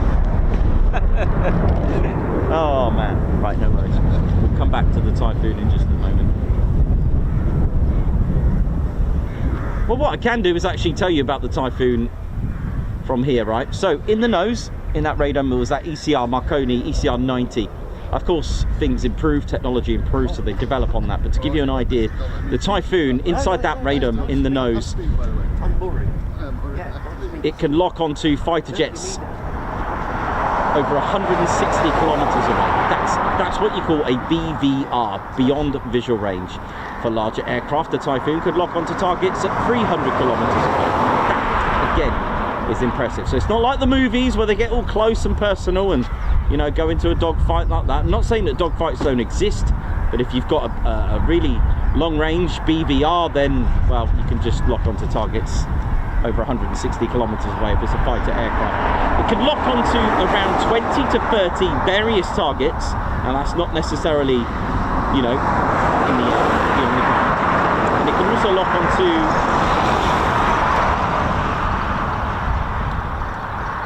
targets that can lock onto 6 priority targets out of those 20 to 30 targets. So just to give you an idea. Then we were going to go move on just to the bottom of the Typhoon, which we might be able to see, but usually covered up when they're sat there on the ground with the covers on, makes it look like a little smiley face. There are 2 covers just under the radome, and each cover protects the 2 aircraft data pitos that go send data to the engine computer system, sorry.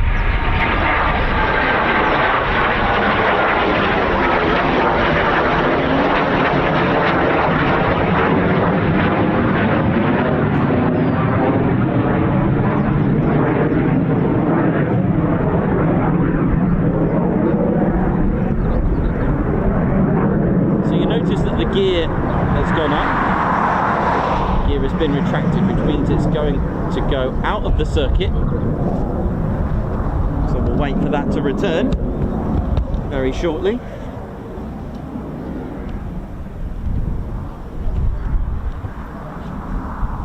So, as we were saying, just under here you're going to have 2 little triangles here and 2 here. They're like metal, they're like data sensors. They send information to the 4 main computers, the fly-by-wire system of the Typhoon. Why? Because the Typhoon, with its delta wing 4-plane configuration, with the pilot in mind as well, this airframe is actually aerodynamically not a stable airframe, so the computers do all the hard work, so the pilot can just concentrate doing fighter pilot stuff.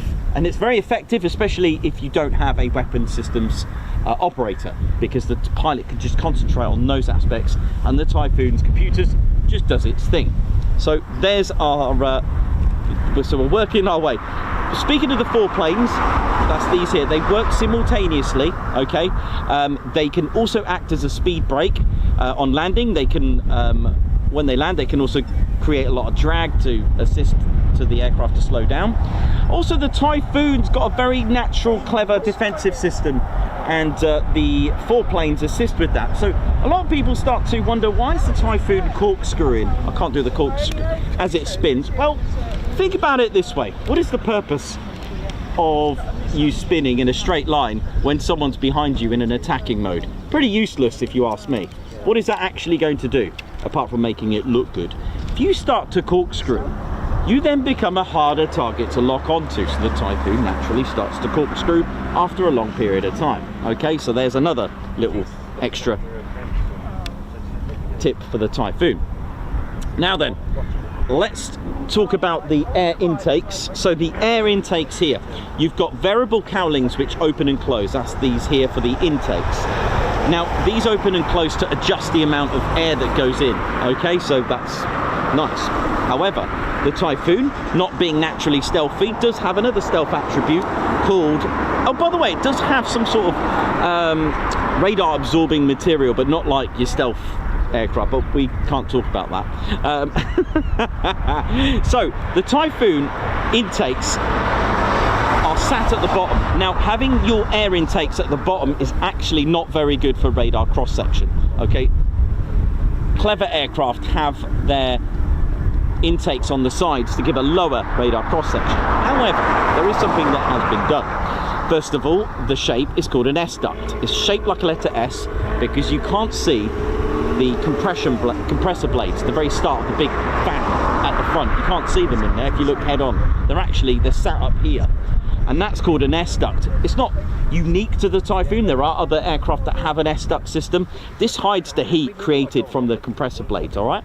So you've got all that air going in, but the thing is, I've showed you in an experiment before. I had my flask and I poured water over it. Why? Because there's something called a boundary layer. Air sticks to aircraft. It can create drag pushing in and from the back, okay? And it can also stick to the aircraft, which creates different types of pressure. Air is good when traveling forward because the airfoil is rounded at the top on the leading edge and flat on the bottom. This gives you lift. Well, the thing is, this can also have an effect on an aircraft. When I poured some water over the flask, you'd expect it just to go around the flask, the water, right? Wrong, it actually stuck underneath. That's called the boundary layer. Why am I telling you about the boundary layer? Because I need to tell you about this diverter here. This is the boundary layer diverter, also called a splitter bridge. Why have they put that there? Well, they've done that for good reason. If you go back to the water that I poured, sticking, this is drag in a way, but done with water. This means that it's creating different pressure here. So if you didn't have this, you're going to have air going in, which is fine, which is a different pressure, which is the high pressure. Then you're going to get low pressure build up over here, or vice versa. Now, by the time it smacks the very front of your compressor blades, you're going to then have two different types of pressure hitting the compressor blades. So this can start to wobble, damage the blades, and start to cause fatigue and actually damage your engine. So the way you do that, you cause a splitter bridge like this, or a diverter. And the good thing about this, it actually stops that boundary layer from happening. So this is the whole point of the scoop, especially when going supersonic speeds. This can also manage the amount of air going in, because at the end of the day, you need to control the mixture. So there you go, that's another modification. In fact, speaking of drag, when they modified the Typhoon, they actually made the fuselage bulge out a little bit, because when in the original design, it was quite flat and it created a lot of drag, all right? Especially when you've got the foreplanes as well, assisting your angle of attack and pitch. So that's another modification to the Typhoon.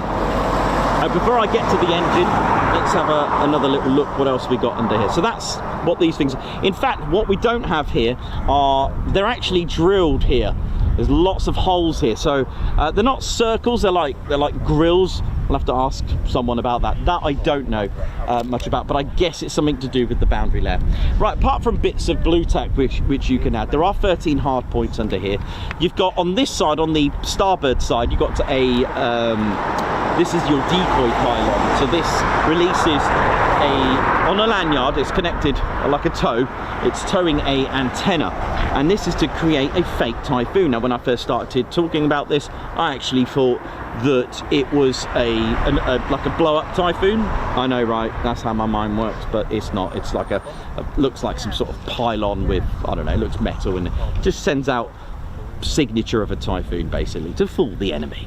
Right, now there are different types of weapons that can attack you. So from heat seeking II radar locking. So how are you going to deal with locking ones? Well, you can have a chaff dispenser. Again, a World War II, probably a World War II creation, maybe. It was called Window. I'm sure they, I don't know how far back that goes, but a chaff dispenser's bits of metal. Again, if you are being locked onto, you can release some chaff, bits of metal. Again, they had what was called Window back in World War II, did the same thing to confuse enemy radar. If it's heat seeking, you've got flares. If you ran out, you can always aim for that big yellow thing in the sky. Again, we've got 2 Typhoons inbound as well now. And of course, like I mentioned earlier, the business end, we've got our Rolls-Royce EJ200 engines, which we'll talk about in just a moment. Here comes the nice 2-ship on initial.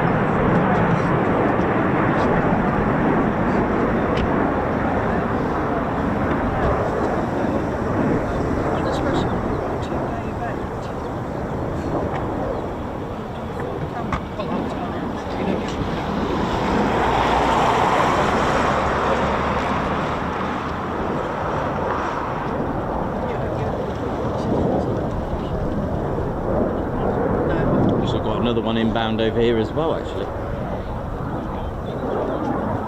So we've got a Rolls-Royce EJ200 engines. Now it's a twin spool 8-stage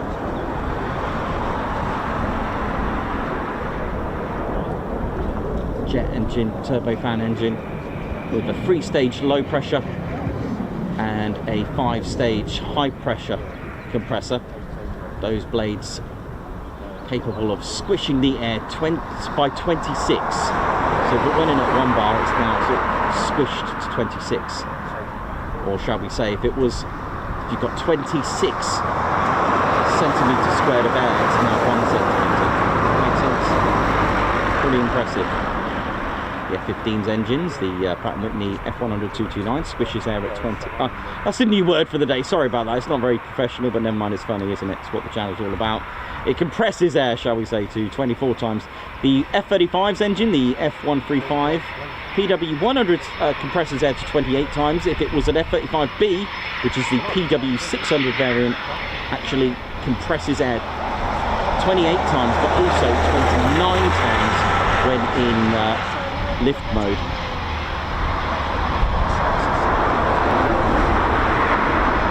Bypass on the Typhoon is 0.4 to 1. Again, very low bypass engine. Why is it important to have compressed air? Well, in your vehicle, your car, your motorbike, it needs a mixture of air and fuel. And of course, something to start the ignition. It's not quite spark plugs they have on here. It's almost like a bit like glow plugs, I guess. It's a constant release of heat, enough to start the spark on the startup and enough to just keep it combusted. So it goes into a combustion chamber. But why is it important to have compressed air? Well, it is basically more for your money. You're getting more air in a tighter space, and compressed air is more combustible, better to mix fuel with, so it's more economical. So if you imagine all the oxygen, shall we say, all the air, that's probably a better way to say it, all the air in your room, whatever room you're in, imagine now compressing it 26 times. A bit like those adverts that say, oh, 1.5 litre orange juice is now packed with 50 million oranges. Or if you want to think about it in a more logical sense, scuba divers with their oxygen tanks, well, those tanks are only so big, but they compress that air in there to have a lot more air than what appears it to be. So you can mix that with fuel, so it's more economical that way.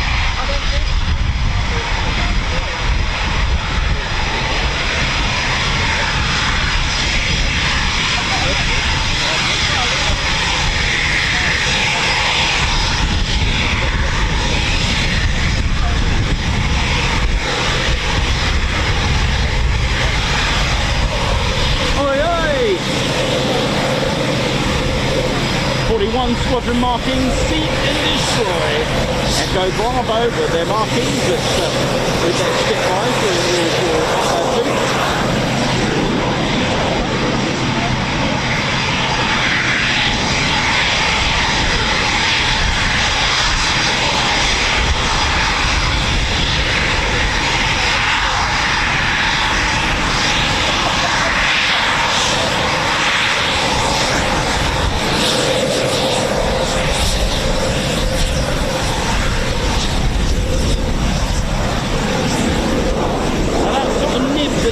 out. In fact, I'll show you my model.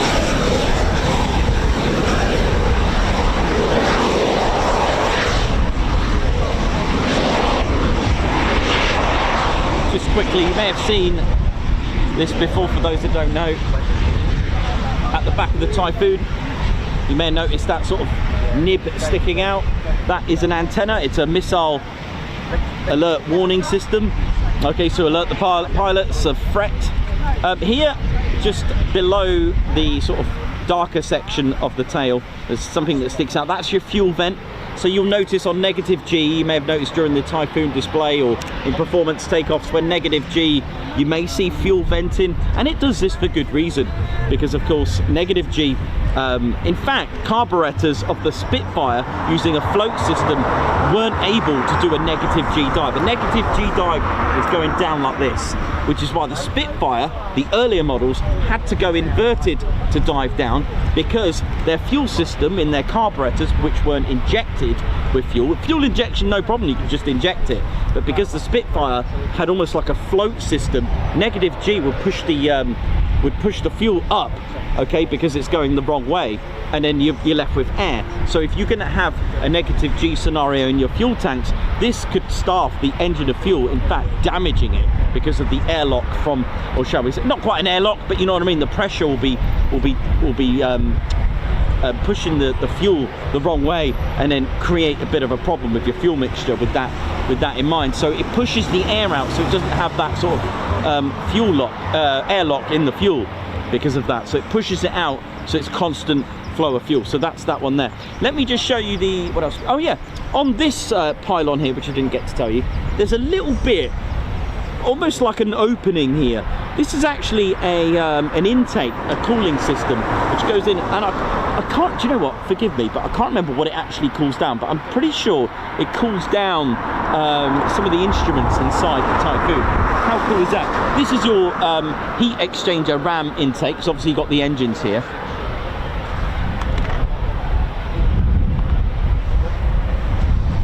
So just to put that into perspective about engines and stuff like that, for those that have never seen a jet engine, I've got my generic one for now, until I start getting a bit more creative, if I can find it. Probably haven't got it now. No, I haven't got it today, I'm afraid. Oh well, no worries. It is a bit windy for that kind of thing, so I can always go and get it in a moment.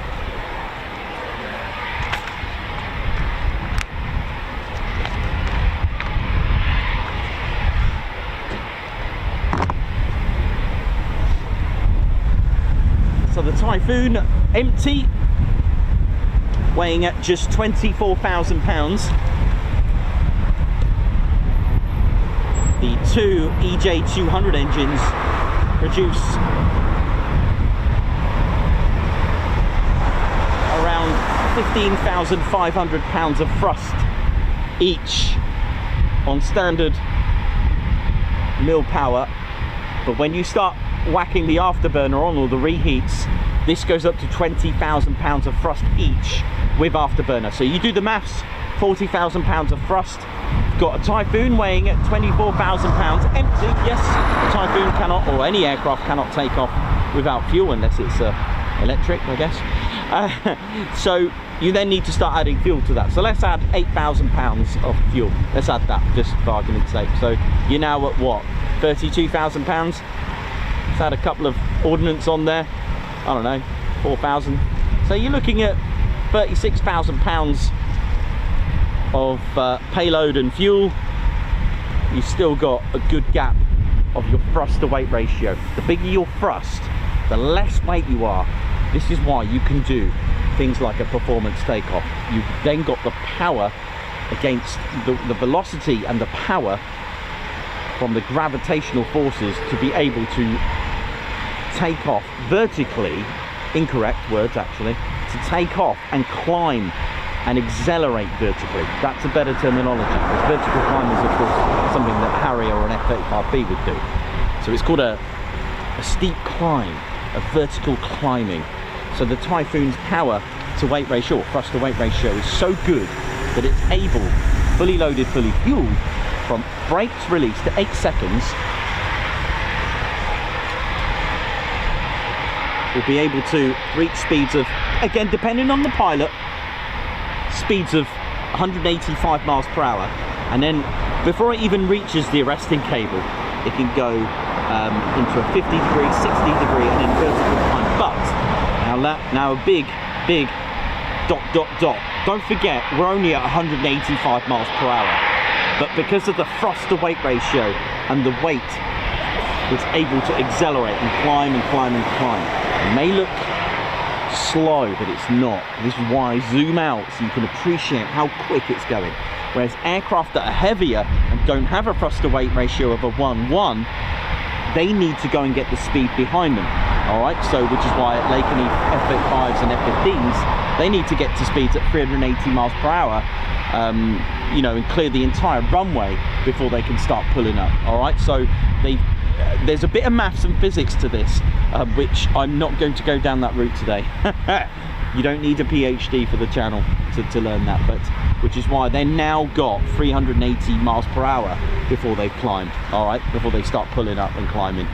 Okay, so you've got to do the maths. 8 seconds ago, our Typhoon was climbing. 22 seconds later, it's now going supersonic. So in 30 seconds, do the maths and have a look. Count how many seconds it is when you've got the F-35 and F-15s take before they pull up. You know, the Typhoon's climbing and climbing already from 8 seconds, all right? But you get the F-35, start putting less fuel in it. Let's put half the fuel. It could probably do from brakes to 8 seconds.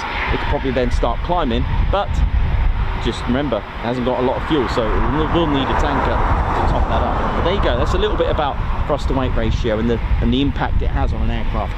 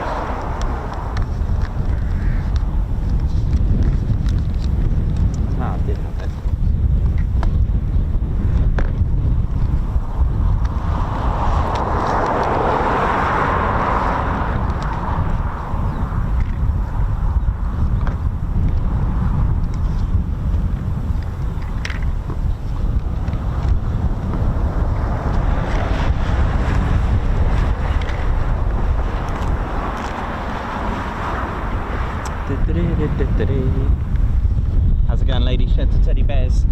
So for those that have never seen a diagram of a jet engine, let's put everything I said to into a picture.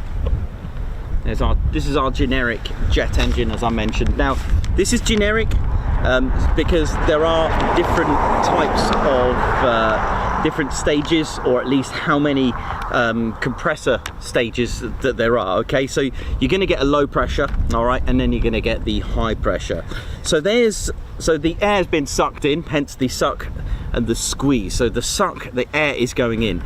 Now remember, you can only fit so much air in here, but you need lots of air, but you need to compress it. Compressing air gives you that ability to get all that air but into a small space. So the whole point of this is to work this in to getting a narrower and narrower. This is where the squishing or the compressing takes place. Okay, so to start things off, on the Typhoon it has a 3-stage low pressure compressor. Then it has a 5-stage high pressure compressor. Okay, so high pressure compressor here. So what happens here is that you're going to channel. These are blades. I've got them here with me. I've got low pressure. I think I've got a low pressure one, which I can show you, which is no problem. But what you don't have here, which is hard to see, there's actually stator blades as well that actually are stationary. They're like loads of teeth that go around it. The whole point of this is to channel your air. These are like literally like wings. We spoke very briefly earlier about the shape of an airfoil or a wing, where it's curved on the top and it's flat on the bottom, okay, and this creates pressure. Same sort of thing applies where it's called low pressure. Okay, low pressure means it hasn't really been compressed to the high pressure stages yet until it gets to this. So it's gone through a channeling of 3-stage compressor. In the Typhoon's EJ200 engines, it's going to go through 5 of these low pressure. All high pressure compressors get smaller and smaller, a bit like Paul Veruca in Charlie and the Chocolate Factory, or a squishing machine. You know, it's getting smaller, it's compressing it. So if the air was 26 centimeters squared, for example, just for argument's sake, it's now just 1, or if we want to do that in volume, as cubed. Actually, that's probably be the best terminology. So 26 cubic centimeters of air is now 1 cubic centimeter of air, but with the equivalent of it being that small. So okay, so we're squashing that air, compressing that air 26 times. The air that goes through here, that's your bypass. That's 0.421, which is extremely low. So we've got through to this bit. Now that compressed air, so remember, that is quite impressive if you think about it like that. It started off being 26 centimeters cubed, it's now 1 centimeter cubed. So it's gone into the combustion stage now, the hottest section of the engine. Okay, now this is where it's met with spray nozzles. It's now got lots of injectors here which spray, okay, fuel with that compressed air, which is excellent. Like I said, I'll reiterate again, you've now got so much air in there, but it's compressed, which compressed air is more combustible as well and better to mix with, making it one of the most economical engines there are, because fighter jets, they need to be economical due to their nature. So you've sprayed it, you can ignite it and it combusts it. Okay, so it's now the hottest section. All that compressed air is mixed in with that spray. It's beautiful, it's bang, you got your bang. Now this actually starts powering the high pressure compressor turbine and the low pressure turbine. So the low pressure turbine actually starts to get powered up by the combustion. So the low pressure turbine, which is here, actually starts turning the low pressure compressor. Similar force going through these two high pressure turbines. When they spin with that kinetic energy and those gases being pushed through, actually powers the high pressure compressor. So the low pressure turbine powers the low pressure compressor, and the high pressure turbines power the high pressure compressor. So all this has been powered by, like chicken and the egg scenario, one's powering each other. All right, that's turning because of that, and that's turning because of that, that's going because of that. So it's going on and on. Now if you didn't have the reheat or the afterburner, that's your standard, let's say a jet engine, all right, like your civilian aircraft jumbo jet. All right, so all that creates thrust. Your aircraft is now moving forward on the ground. Okay, Brilliant.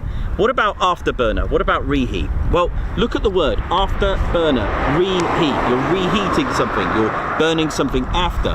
Now this is where you now don't have your compressed air now, you're just using the gases that are here, the hot gases. There are spray bars inside this new combustion section. This is the afterburning section. This is the reheated section, okay? Hence the word reheat, afterburner. Now, because of the spray bars here, spraying just good old fuel into non-compressed air, this makes it non-economical, but because of the hot gases combusts. Two things to note: you now need to have special insulation here to cope with those hot the heat created here. But because of that, because it's not economical, it's going to give you more power. Hence, you can get boosting up to 30% more power. The F-16, for example, standard gives you around about 3,000 litres per hour as a burning consumption. You put on the afterburner on that F-16 engine, you now are burning fuel at a rate of 9,000 litres per hour.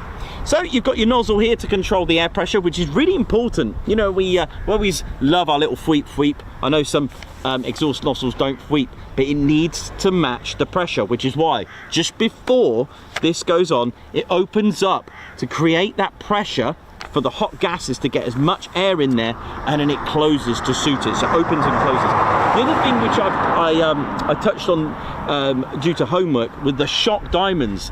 Now these are a natural phenomenon. These are very clever, and I can't. Do you know what? I'm gonna do a little video on, not a video. Sorry, I'll be able to do a diagram on the shock diamonds, and I can't remember. No, I'm not going to tell you too much about it because I don't know much about it, but I came across shock diamonds being a phenomenon created by shock waves, which was pretty cool, right?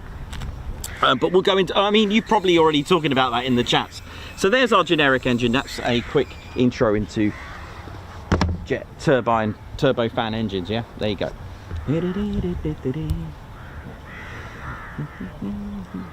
I've yet to draw you an EJ200, but sometimes a generic one's good enough, right?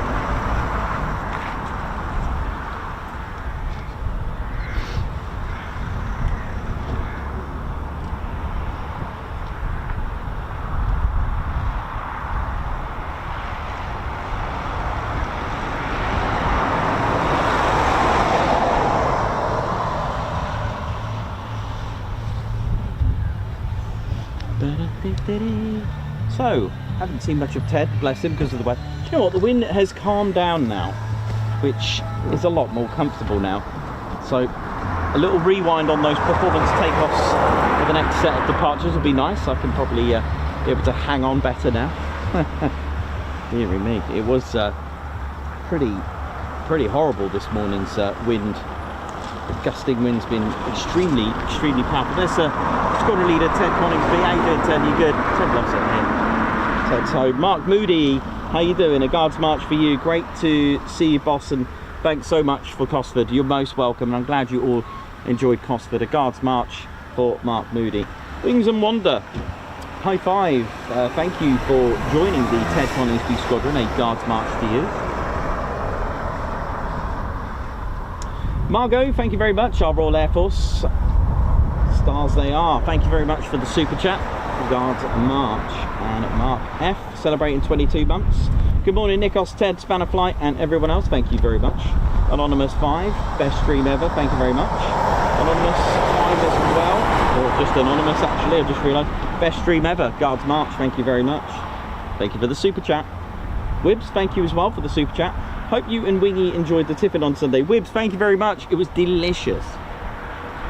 Wee Stevie Boy, thank you very much for the super sticker. A Guards March to you. Thank you very much. Debbie Solcombe, celebrating 1 month. Thank you to everyone for excellent chat. And a big thank you to Nikos for his amazing camera work and commentary. Best channel around. Thank you very much. Guards March. Babsar, high five. Thank you for gifting a Ted Coningsby membership. Guards March. Wade Barton, member for 25 months. Wow. 5 months of membership, money well spent. Oi oi, and an oi oi to you, sir. Thank you very much. Hang in there, Ted. Oh, it's a bit windy. Hang in. Oh gosh, might need the berry recovery team. Hang on. Wind's just suddenly just picked up. Chris White hopefully helped to warm you up, and Ted's. Thank you very much, Chris White. Thank you very much. Pauline Gilby, thank you very much for 17 months membership. Time flies when you're having fun. Living the dream, thank you very much for your super sticker. Thank you, Guards March. And Hartley, thank you, and congratulations for your 1 year milestone, Guards March. Martin James, thank you very much for your super chat, Guards March. Tattooed Cyclist, member for 28 months. Great cost for their show, Nikos. And hi to all the members. Hi to you, Sylvia King, 15 months membership. Thank you very much. Chris Westbrook sent a gift of the Ted Coningsby membership, high five and a Guards March. Thank you very much.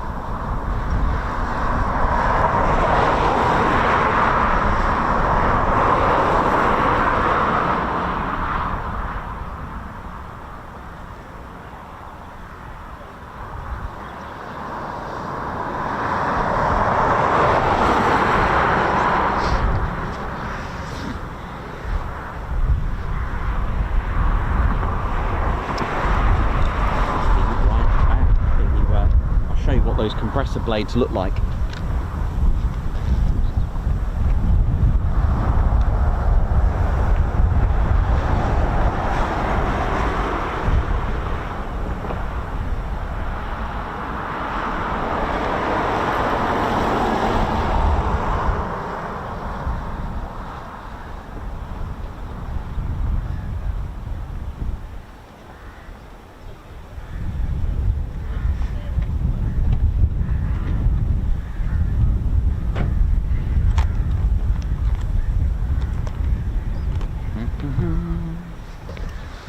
So we get, so if you imagine, so this is off a Blackburn Buccaneer. So this is a either an LP or a HP compressor blade. You can see the design on it. Look, so these are, so this is like a propeller, but you're going to have loads of them. So this starts spinning around, but every detail on this, there's a reason for it. Why it's, you know, why it's designed like that is to channel that air carefully. So we spoke about, well, we speak about at Mildenhall the gentleman that specialises in, you know, examining, repairing, refurbishing the propellers off a C-130. That's all he's been doing for decades, I believe. You know, and it takes a lot of work to examine in good detail, and you know, it's done for good reason. Okay, so you're channeling that air. So I don't have a whole complete one. Would be nice, wouldn't it? But then this is off a Tornado, probably, I can't remember if it's a GR4. This is a stator vane, or a stator blade, and these blades, again, designed, crafted in a particular way. These don't move. These are, they are meant, there is meant to be a bit of play in these apparently, and again, they go all the way around. Okay, now these stay stationary, these teeth, basically they're like teeth, aren't they? And they don't move. They're stator blades, all right, so they go all the way around, and again, they channel that air carefully, okay, to compress the air. Really clever stuff, you know, even the detail. So you got a bit of Blackburn Buccaneer and a bit of Tornado on this one. Pretty cool. Probably in the high pressure section, perhaps, maybe, not 100% sure. So this would probably sit behind, going all the way around to channel that air. Very, very clever.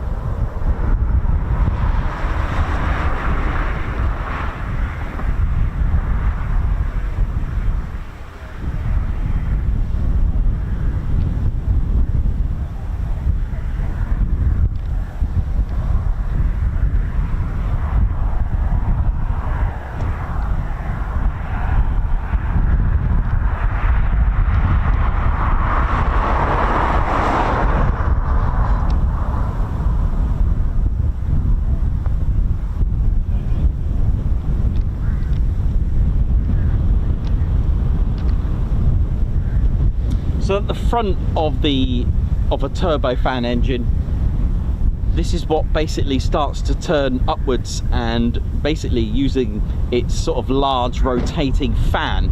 Hence, when the F-35's engine, when Aspen always admires its huge turbofan, that very front fan at the beginning draws in all that air. So imagine all that air being sucked in. So this fan, they're usually made of titanium blades. They draw in a massive amount of air, or sucked in, which is then directed through the engine, like we said, through the low pressure compressor, then into the high pressure. And of course, you've got the bypass duct as well. So that's how it's sucked in, okay, as it starts to turn. Pretty cool. So as the blades rotate, they're actually just drawing in that air. A bit like Newton's third law, I guess, isn't it?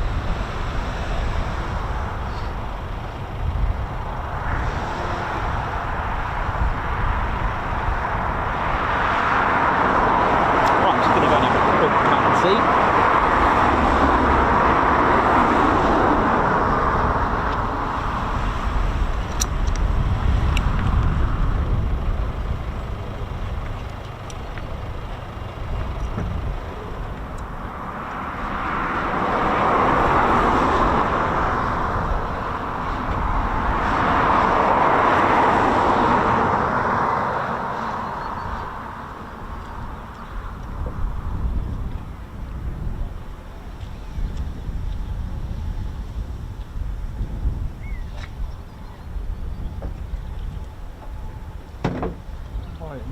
Hello. Are you at Lakeby tomorrow? No, not tomorrow. Is there any activity there tomorrow? You know? Yeah, potluck. I'm not. Don't know where I'm going today yet. I've decided yet. That was a good show, by the way. At Gosford. Watched it on the telly. Yeah.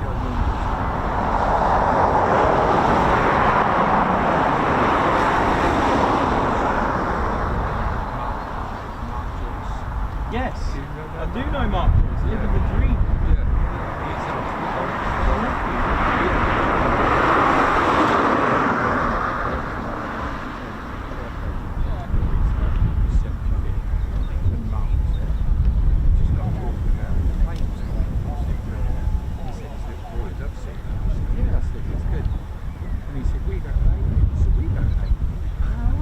We're normally there in Capt. I know you need to do. Yeah. Brilliant. Bloody strong boat, yeah. But he goes when he can get work. Yeah. Have they been flying this way? Yeah. First wave complete now. They're getting these ready here.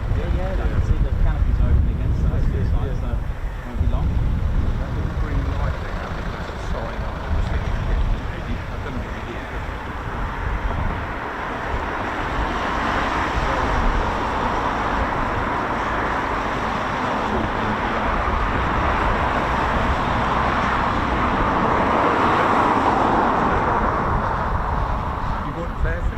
yeah, we've gone there 4 days. We carried out and we're parking in the fields and that. Yeah, why not? Right next to the road. Pretty good.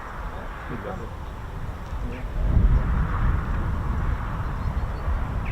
Nothing over there today. There was a few. You can pass that around, yeah. Because where we live in Norfolk,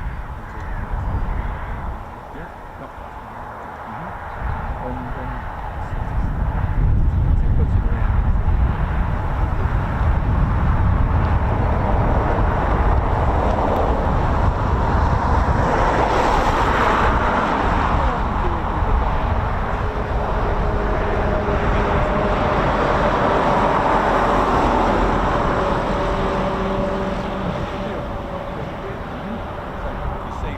Yeah, I will.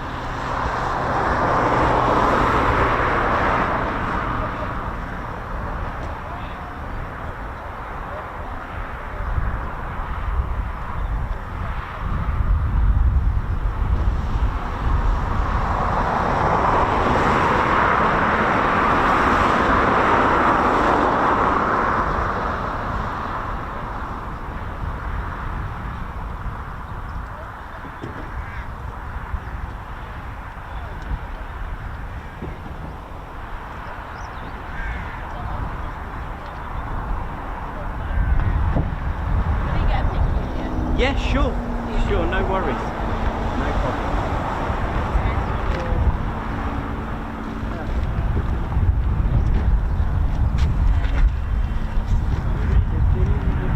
How you doing? All right? Oh, not so much. Good. I think the reheats are very impressive.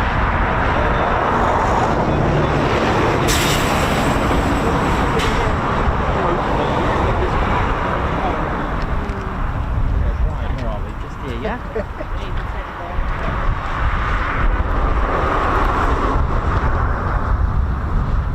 Okay, right, there we go.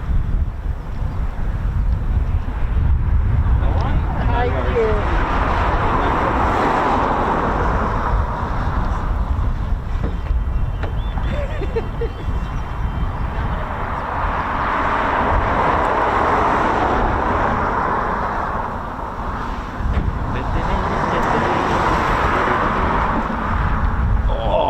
Hope we're all good and well, and yes, indeed, hopefully get some more performance takeoffs today.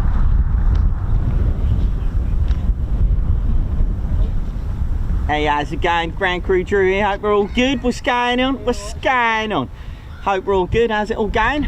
God, it's been a bit more windy today, isn't it? It's not good for me Barnet. The missus will think I've been going out doing some Tom Cruise bit of you know, stunts and all that, innit? I know she thinks I'm a bit of a movie star sometimes, the missus, but yeah, you know it is. But I'll tell you what, more windy conditions are not good for armourers. In fact, you know what? You get like rolling drop tanks, you know, the remove beret before flight tags go flying. Oh my days, it's not good. It's not good. We're getting a bit of Barney rubble for that from our commander and all that. Our crew chiefs don't like it. Things are flying around literally when they're not supposed to. Do you know what I mean? But I'm ground crew, that's what we do. We like things on the ground. That's right, when I saw the Phantom, it was a nipper. I love that thing. You know what I mean? They still fly it, places like Greece. Do you know what I mean? Love to go there on my holidays, put me old Bexley, put me old plates of meat up. Do you know what I mean? Just sit back, relax, sit in that currant bun by the beach, do you know what I mean? And then just watch the Phantoms do their training and that. Love it. Yeah, it's all good. I'll tell you what, the other week I was with my mate. I know, my mate, here he is, he's coming. Oh, here's this guy. Mate, Comedy Ted. How you doing, Comedy Ted? You alright? You good? Comedy Ted's got a bit of a joke for you. He's I'll tell you what, he's a bit of a leg end with his jokes. I'll tell you that. He's pretty good, aren't you, Comedy Ted? Yeah. Okay, you're gonna tell us a joke. I'll tell you what, this guy, I love him. He's the best at telling jokes. He's as good as me. Yeah, you are, mate. You are. That's it. Right, what's that, Comedy Ted? Right, you're gonna tell us a joke. Comedy Ted's gonna tell us a joke. Take it away, Comedy Ted. Okay. Right, Comedy Ted says the other day there was 3 best mates. They went, where's that? They went to the Caribbean. So 3 best mates went on holiday to the Caribbean, okay? And they were enjoying it. They were having a good time at the beach. And they decided one day to go island hopping. So they hired a boat, did they? Okay, they hired a boat. Okay, that's nice, isn't it? Okay, oh dear. And then the weather came and there was a storm. Oh, goodness me. The storm basically trashed the little boat that they were on, and they managed to swim to an island, and it was a desert island, and they were stuck there for a little bit, and they saw planes. They were looking at planes, they were looking at boats and yelling and screaming help. You know, they're trying to get, as you would do, innit? I mean, it's most people's favourite dream now, innit, to be stuck on a desert island. But I guess they were best mates. And then what happened? Okay, they were a bit scared because there wasn't a lot of salmon, there wasn't a lot of food. Oh right, they were climbing up trees to have a look, and then they discovered that there was coconuts, and they tried to eat the coconuts, etc. Oh dear, so they stayed overnight, no one saved them. Oh my goodness me. And then what happened? Okay, a night passed, another day passed, they were calling out for help, they were looking out for planes, boats, nothing, no one's seen them. Oh no, what did they do? How did they survive? Oh, Comedy Ted says that one of the best mates found a genie bottle, And it said on the bottle, inscribed on this sort of like gold looking bottle, it said, rub 3 times and you'll get 3 wishes. So what did they do? So the best mate rubbed the bottle, right, and out came a genie. Goodness me. Right, and then the genie said, thank you. You may now be granted with 3 wishes. As there are 3 of you, you may have 1 wish each.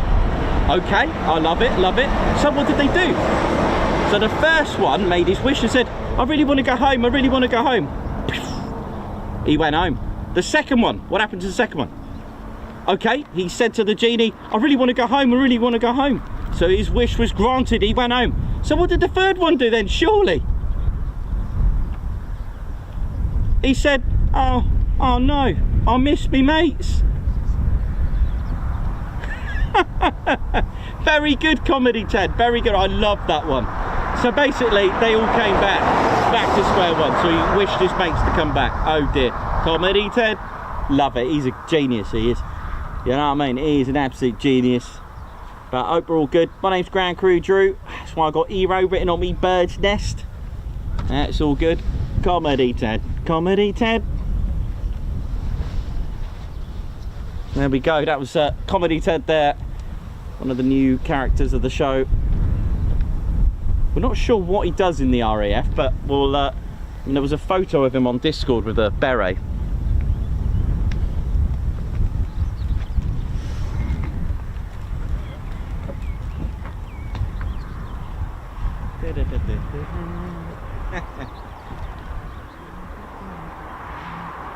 I was enjoying the story as well.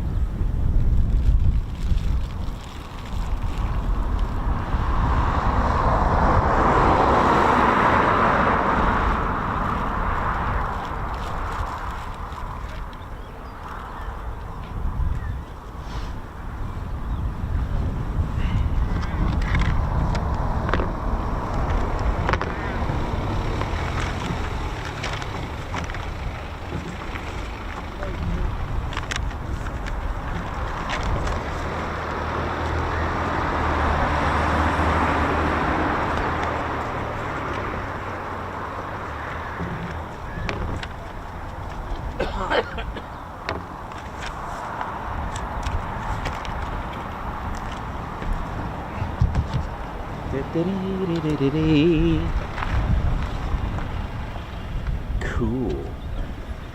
Now there are quite a few Typhoons getting prepped on the main ASP. Some have been towed back,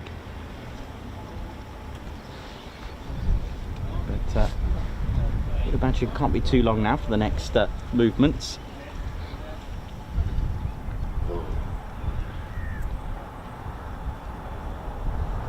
How are we all doing? Hope we're all good. And well, welcome to the Ted Coningsby channel. We are live here at Ted's home, Bomber County. And just going to give you a look around the very first aircraft that was operating here at Coningsby.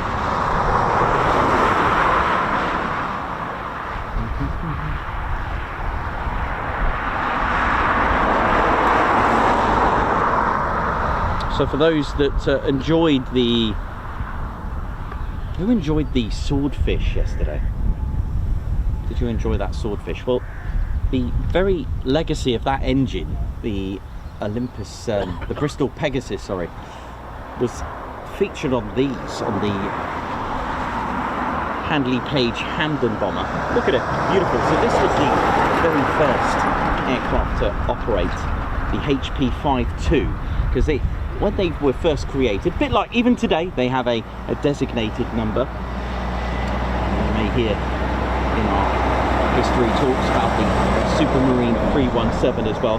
This beautiful, very early twin-engine bomber of the Royal Air Force, the Handley Page Hampden, served in the early stages of the Second World War, and it also came here and operated here in February of 1941. It was the first aircraft to operate here with 107 Squadron. The markings it would have had, instead of Oscar Lima, would have been Zulu November for 106 Squadron. It took part in the first night raid on Berlin as well, and the first 1,000 bomber raid on Cologne, which was here at Coningsby. Actually took part, and when it became obsolete after a period of mainly operating at night, it retired from the RAF Bomber Command Service in late 1942 because the switch was designed to have a 4-engine. But there were other twin-engine bombers that were actually quite successful and still carried on throughout the war, such as the beautiful Vickers Wellington.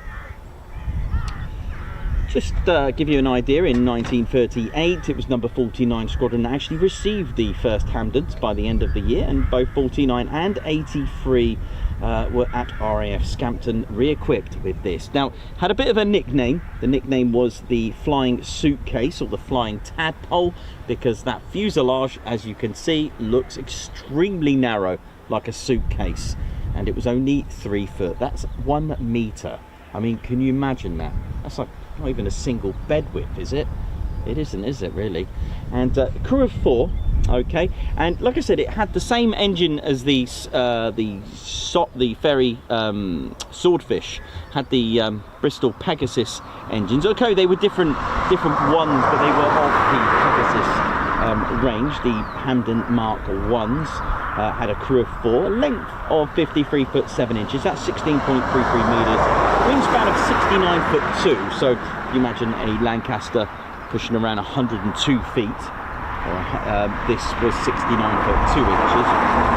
Crew of 4, power plant, the Bristol Pegasus. It was the Mark 19 9-cylinder air-cooled radial piston engines.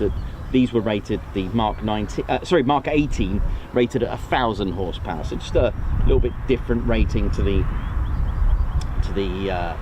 Swordfish there. Max speed at 247, service ceiling 19,000 feet. Had a range of around 1,720 miles, cruise speed 206. Did have guns as well. It had about 3 to 5 Vickers K machine guns, 1 flexibly mounted on the nose, 1 or 2 each at the dorsal or ventral position, then 1 in the fixed forward position in the firing position there. The payload was 4,000 pound bomb load. That's 1,800 kilos for those that want to convert that into new modern money. Could also, or either as a replacement of 4,000 pound of bomb load, if it didn't have that, it would able to take 18-inch torpedo or mines. But of course, as bombs started to get heavier and bigger, obviously this became obsolete for that very reason. So I would have thought it could take probably the 1,000 pound bombs on there. I haven't really looked at the bomb, the bomb bay on these actually. I'm gonna have to have a look and look in a bit more detail, but yeah, the problems were where the pilot sat with the folding seat. Should the pilot get injured or worse, it was very difficult to get the pilot out because of the folding seat scenario in that. But this, like I said, the very first. So if you imagine our 22,000 pound of bomb load, 20,000 pound of the Typhoon's payload, you've got just the 4. That's how we started with this. Pretty cool. There we go, the twin engine bomber. But again, you got to imagine, you got to start somewhere. And this is, this is England's 2nd largest county, Lincolnshire. And you may notice on the title with Bomber County, it is England's 2nd largest county. And during the Second World War, as we mentioned before, it was nicknamed Bomber County, but as military airfields that were just basically growing and growing due to the threat, the potential threat. There was as many as 46 military airfields here, with an average of 7 miles apart, airfield to airfield. So we're in close proximity to its once satellite station, Woodhall Spa. We've got Metheringham, we've got Waddington, we've got Dunholm Lodge, we've got Spilsby that's no longer there. You know, in this East Kirkby is another one. There were so many stations. Again, like I said, an average of just 7 miles apart, airfield to airfield. But you know, we got to hand it before that. It was once upon a time a fighter county, and it was home to several airfields during the First World War to defend the county against the Zeppelin raids during the First World War. In fact, there was as many as 300 military airfields, which were part of the Royal Flying Corps as well. This was pre-1st of April 1918, thanks to Sir Hugh Trenchard, who wrote the letter to make the formal Declaration of Independence for what's called the Royal Air Force. So they inaugurated like the Royal Naval Air Service, and squadrons amalgamated them into one flying unit. So with 300 military airfields standing at the end of the First World War, by 1924 there were just 27 of those. Now, I had a look into what makes a military target. How did Bomber Command form? And it's actually quite interesting about there was all sorts of things going on. Of course, we just had a First World War. Do we need airfields? It's the same scenario after the Second World War. Do we need airfields? What is their purpose? There was also a case of, if we're going to have they nearly banned Bomber Command was at a point where it nearly didn't go ahead due to the incidences that had, you know, with what was left, or what was learned, shall we say, from the First World War, all the bombings from the Zeppelins. The Hague, there was a Hague, I forgot the name actually. They were going to basically ban aerial bombing. They were going to ban it as a, do you know, I forgot the term now. Didn't find that funny when it happens. It was Hague something and I forgot. And so basically neutral. But then they were trying to declare then what is a military target, what can you bomb if we're going to do it. And it was kind of like the decision was kind of left into their own sort of, not poetic license, that's the completely wrong sort of word I'm looking for. It was under their discretion. All right, what makes a military target? Is a factory making the U-boats a military target? Is a city bombing a city a military target? No, because it's got civilians. But then where do you draw the line? Were there certain people that were like the SS there or something? I don't know. But what makes a military target, and could you justify having Bomber Command? Well, it obviously went ahead because in 1936 it did. And this is the thing, it's really interesting to read about these aspects in the interwar period. It's like, did we learn anything as a human beings?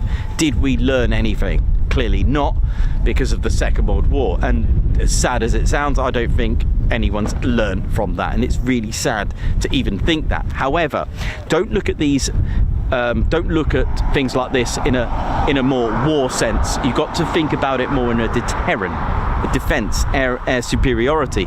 So it kind of goes hand in hand with that interwar period, because if they didn't have that sort of proactivity to make airfields after the First World War, then we would have been in a very serious situation, if you know what I'm getting at. So the fact is that they saw upon of having a defensive structure, okay? But Bomber Command did finally form, and that was in 1936, along with Fighter Command, Coastal Command, and a Training Command eventually formed as well. So many of the airfields were recalled into expansion, and like I said, by 1924 we went from 300 airfields to just 27. So then came a pre-war expansion program. Now, grass runways were the easiest option to quickly pop up a airfield, a military airfield. Now, grass runways, don't take that away from them. They were excellent for fighters if the airfield came under attack. I mean, what's to stop this piece of that long stretch of grass? What I'm saying is that Spitfires or Hurricanes or other fighters, they're going to find some stretch of grass to take off from. So grass runways did have benefits. So for fighters, really effective. I mean, if you were an enemy aircraft about to bomb the airfield with a grass runway, where is the runway? And even if you bomb the runway, they're going to find another stretch of land. So they were really aiming for the planes. But that's the benefit of having a grass airfield. You're going to find somewhere to take off from. So Bomber Command formed, as we said, grass runways started to appear, and light bombers were also suited to grass runways as well, but the need for hardened concrete runways were imminent when the likes of the heavier bombers such as the Sterling, the Halifax and the Lancaster started to appear when they were introduced. So we then start to go into a different category called the Class A category for runways, which is your famous triangular configuration, which is one long runway about 6,000 feet, let's say, and then two subsidiaries. They even tried to do away with the Class A runway eventually during the war because they didn't feel the need to use them, but there were benefits for that. One, it suited the heavier bomber to take off from. They weren't waterlogged and useless to use them, whereas grass, there's another, you know, the grass runways could get waterlogged, really bad drainage, but the hardened runways, again, they could get bombed. So having a Class A runway meant that if you did come under attack or even wear and tear, you still had you know, other directions to travel, because having a Class A runway meant you've got 6 directions to travel, and especially when you've got the dreaded crosswinds, especially for the, you know, lighter aircraft during World War II. So what they did, what they implemented then, the Air Ministry said that there was also the Air Ministry aboard as well. And what they said was, from December 1940, we will now make any plans to build them with hardened runways. Well, Coningsby was built in November of 1940, so it was just short of that standardisation. So plans to build Coningsby happened in 1937, and it was on the 4th of November 1940 the base was ready to operate with grass runways and operated as 5-group station. Now, the first residents, as we mentioned, were number 106 Squadron, and the first to operate at Coningsby on the 23rd of February 1941 was 106 Squadron with marking Zulu November, who were operating the Handley Page Hampdens. Now, their first mission wasn't too long after their arrival. Their first mission, and Coningsby's first ever mission, happened on the 1st into the 2nd of March 1941, when 5 Hampdens took part in a raid over Hamburg. The following night, completing their very first raid mission, 106 took to the skies again, and this was on the night on the 3rd into the 4th of March 1941, and this is the night that Coningsby had its first ever loss. It was Handley Page Hampden X3002 failed to return. The first loss of RAF Coningsby, with all 4 crew sadly lost. On the 15th of March, 106 Squadron were joined by 97 Squadron with Oscar Foxtrot. They were equipped with the Avro Manchester.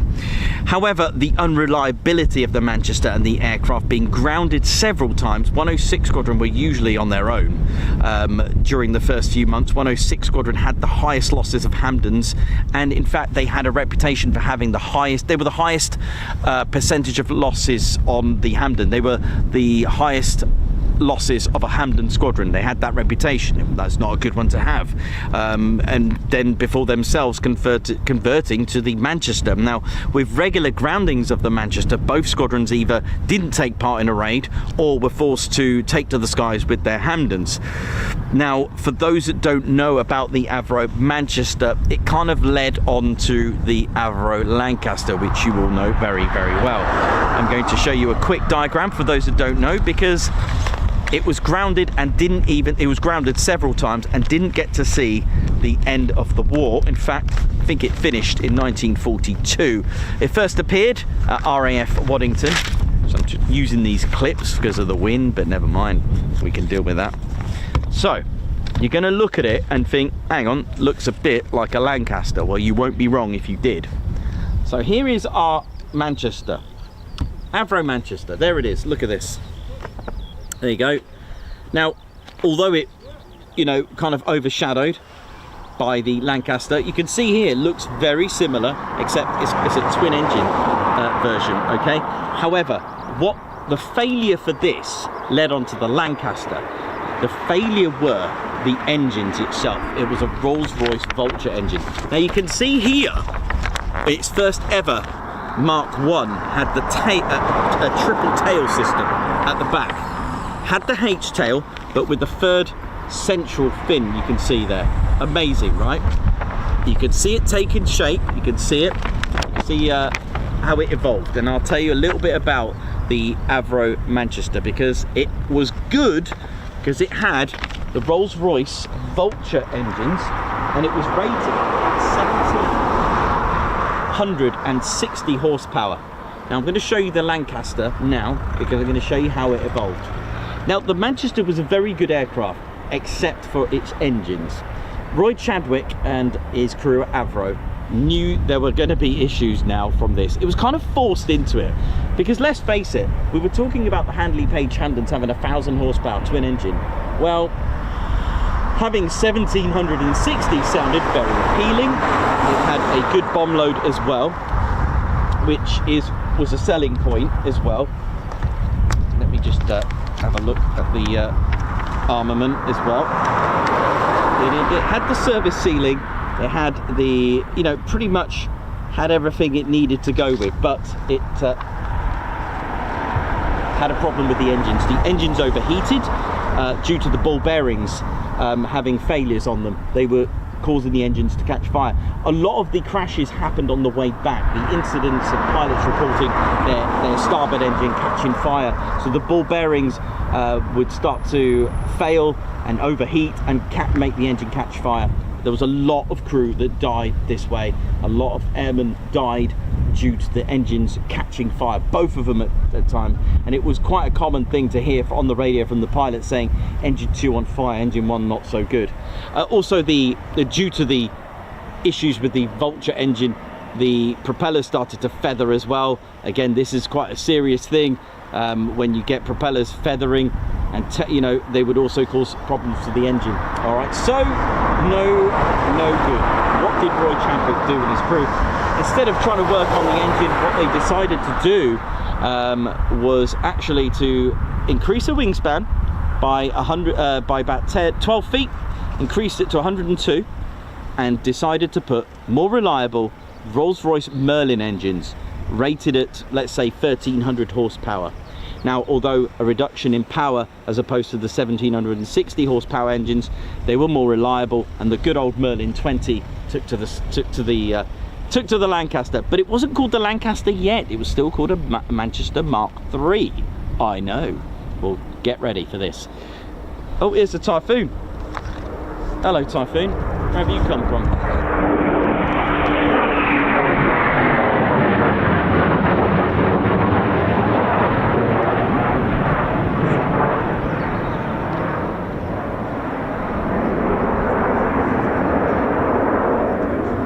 Yeah, so a prototype went in early 1941, known as BT308, to RAF Waddington. And eventually, that actually had the central tail fin again. And eventually, another prototype known as DG595 prototype arrived later in 1941. Until eventually, Christmas Eve 1941, 44 Squadron, oh yes, were given a Christmas present, and it was renamed to the Avro Lancaster, which was the RAF's most successful heavy bomber. Standard 14,000 pound of bomb load, although modified as well in the future to have the tall boy and the, of course, the bouncing bombs, but eventually a 22,000 pound Grand Slam. I mean, wow. 22,000 pound of bombs. Modern fighters would struggle with that, right?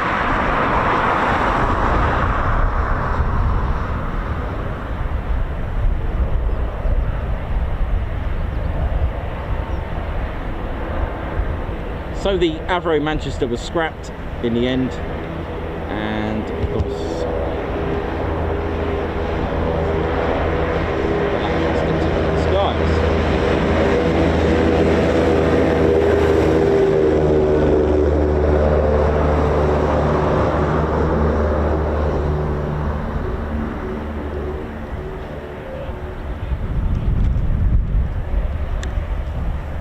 Sounds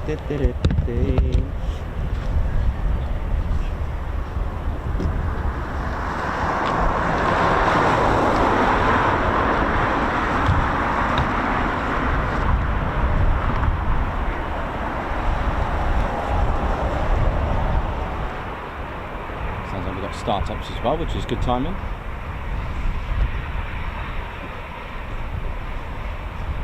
Sorry, one sec.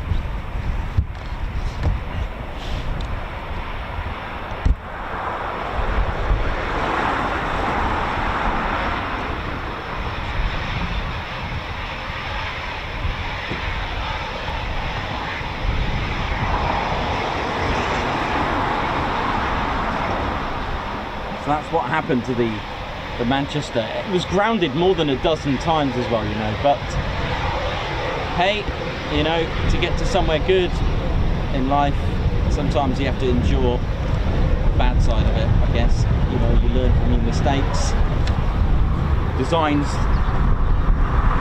beautiful designs don't just come up with something. Think of a diamond, it was a rough stone once. Think of a beautiful statue, it wasn't a beautiful statue once, it was a rough piece of marble or rock. Everything has a design and it evolves into something wonderful. So here at Coningsby on April the 10th into the 10th of the and 11th in 1941 in April, 106 Squadron was sent on another mission here from Coningsby.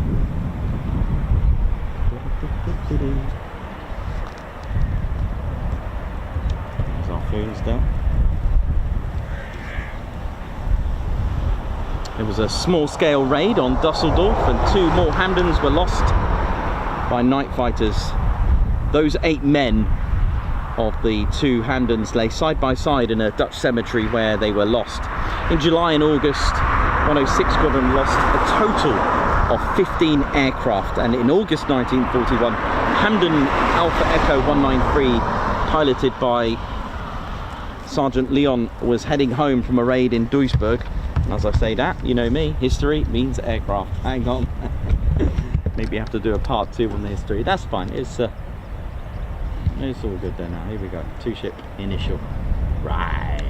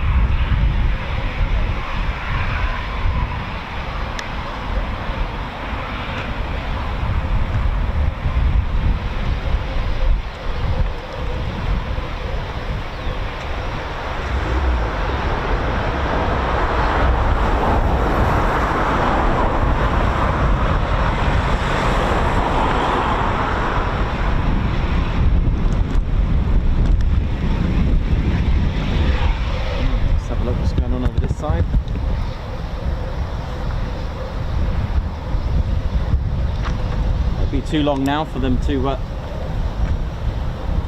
get the next sortie going.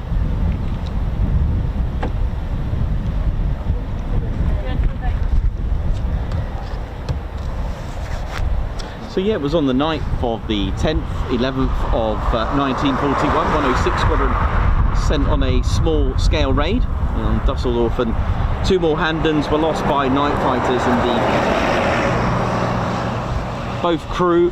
both sets of crew, a total of 8, as 4 in each of the Hampdens, lay side by side where they crashed and perished, where they were lost, and they lay side by side in a Dutch cemetery. In August 1941, Hampden Alpha Echo 193, piloted by Sergeant Leon, was heading home from a raid on Duisburg when disaster struck, as both of the Olympus Pegasus engines failed whilst 40 miles out over the North Sea near the island of Texel in Netherlands. Leon managed to land the Hampden on the sea, and all 4 crew escaped and scrambled into the life-saving dinghy. However, rescue never came, and enduring the rough seas, heavy pounding rain and the sharpness of the unforgiving cold weather, they endured that for 2 days, and then the opposite happened for the next 2 days as the blazing sun began to dehydrate them. They tried desperately to paddle using their parachute harnesses and making their flying jackets into a makeshift sail. The crew from Coningsby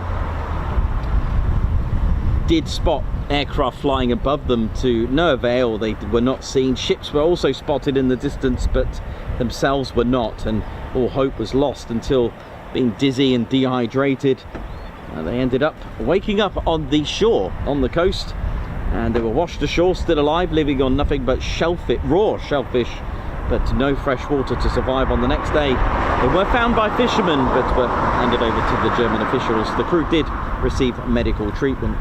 97 Squadron were having a better time with their Manchesters, but on the 9th of the 8th to the 9th of April 1941, 97 Squadron took to the skies in their new aircraft on a night raid for the largest raid of the war by Bomber Command on Kiel, but the Manchester was to have a series of accidents, and even crashes on takeoff happened here at Coningsby.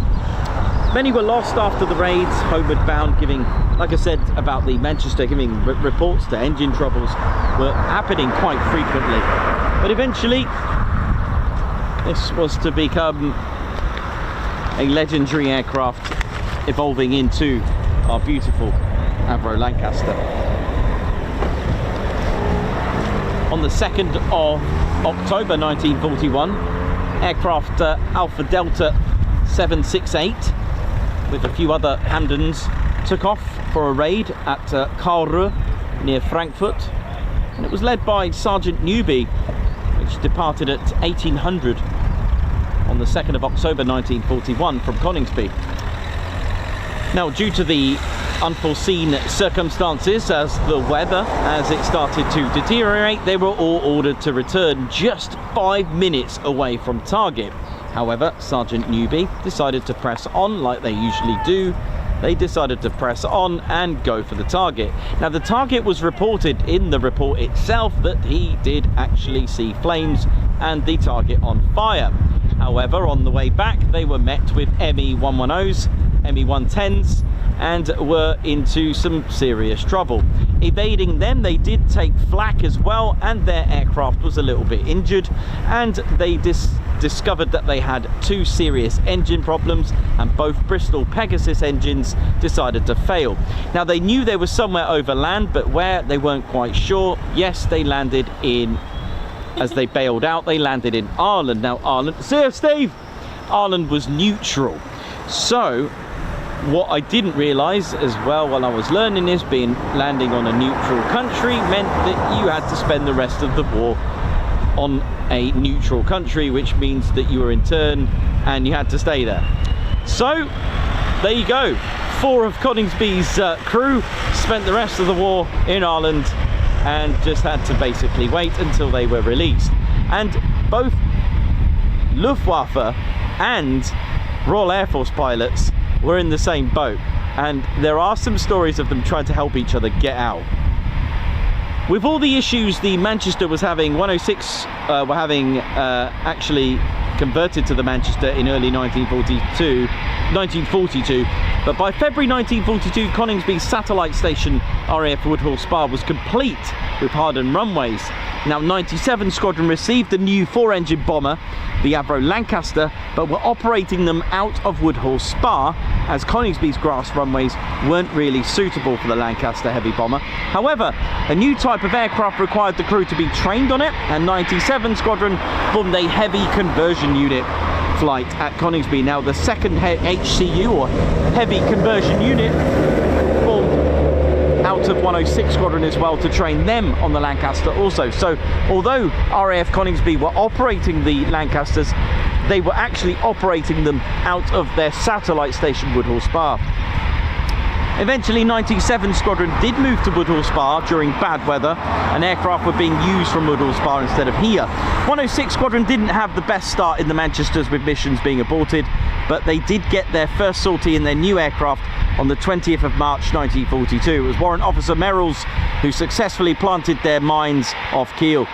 In 1942, 106 Squadron was to have a new wing commander, aged just 23. Wing Commander Guy Gibson took the squadron to a new, increased level of success. The morale was boosted, though he was the youngest CO of Bomber Command, and Gibson got himself back into flying ops with mine laying in the Baltics on the 22nd of April 1942. 3 more sorties in the Manchester during the following 3 weeks.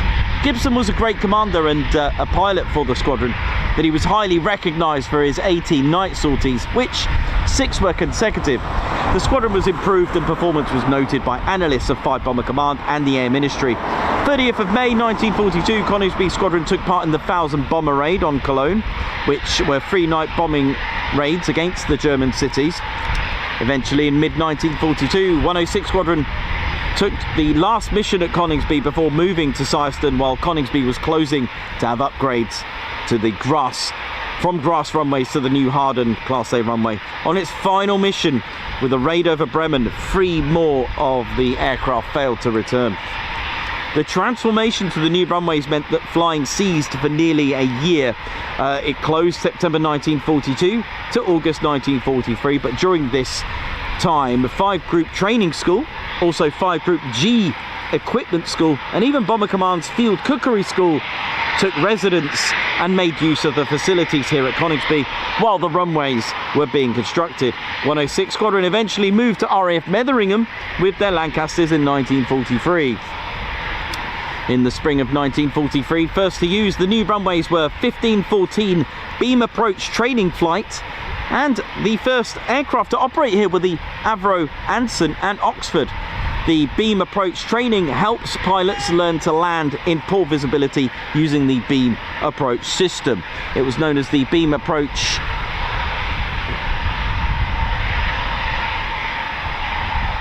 beam system. Hang on. Beam approach bearing system. Have I got that right? Yeah. And on the 25th of August 1943, Coningsby was back in Bomber Command operations. I'm getting old, I keep forgetting stuff. And the famous 617 Squadron arrived with their Lancaster bombers. 617 Squadron flew many raids at Coningsby and eventually swapped with 619 in January 1944.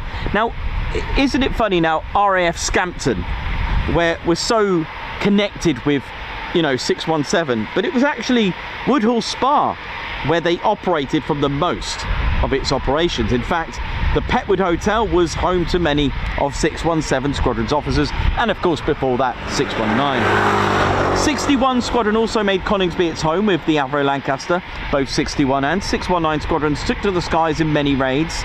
They did lose many aircraft and men in the raids over Berlin and the disastrous Nuremberg raid as well.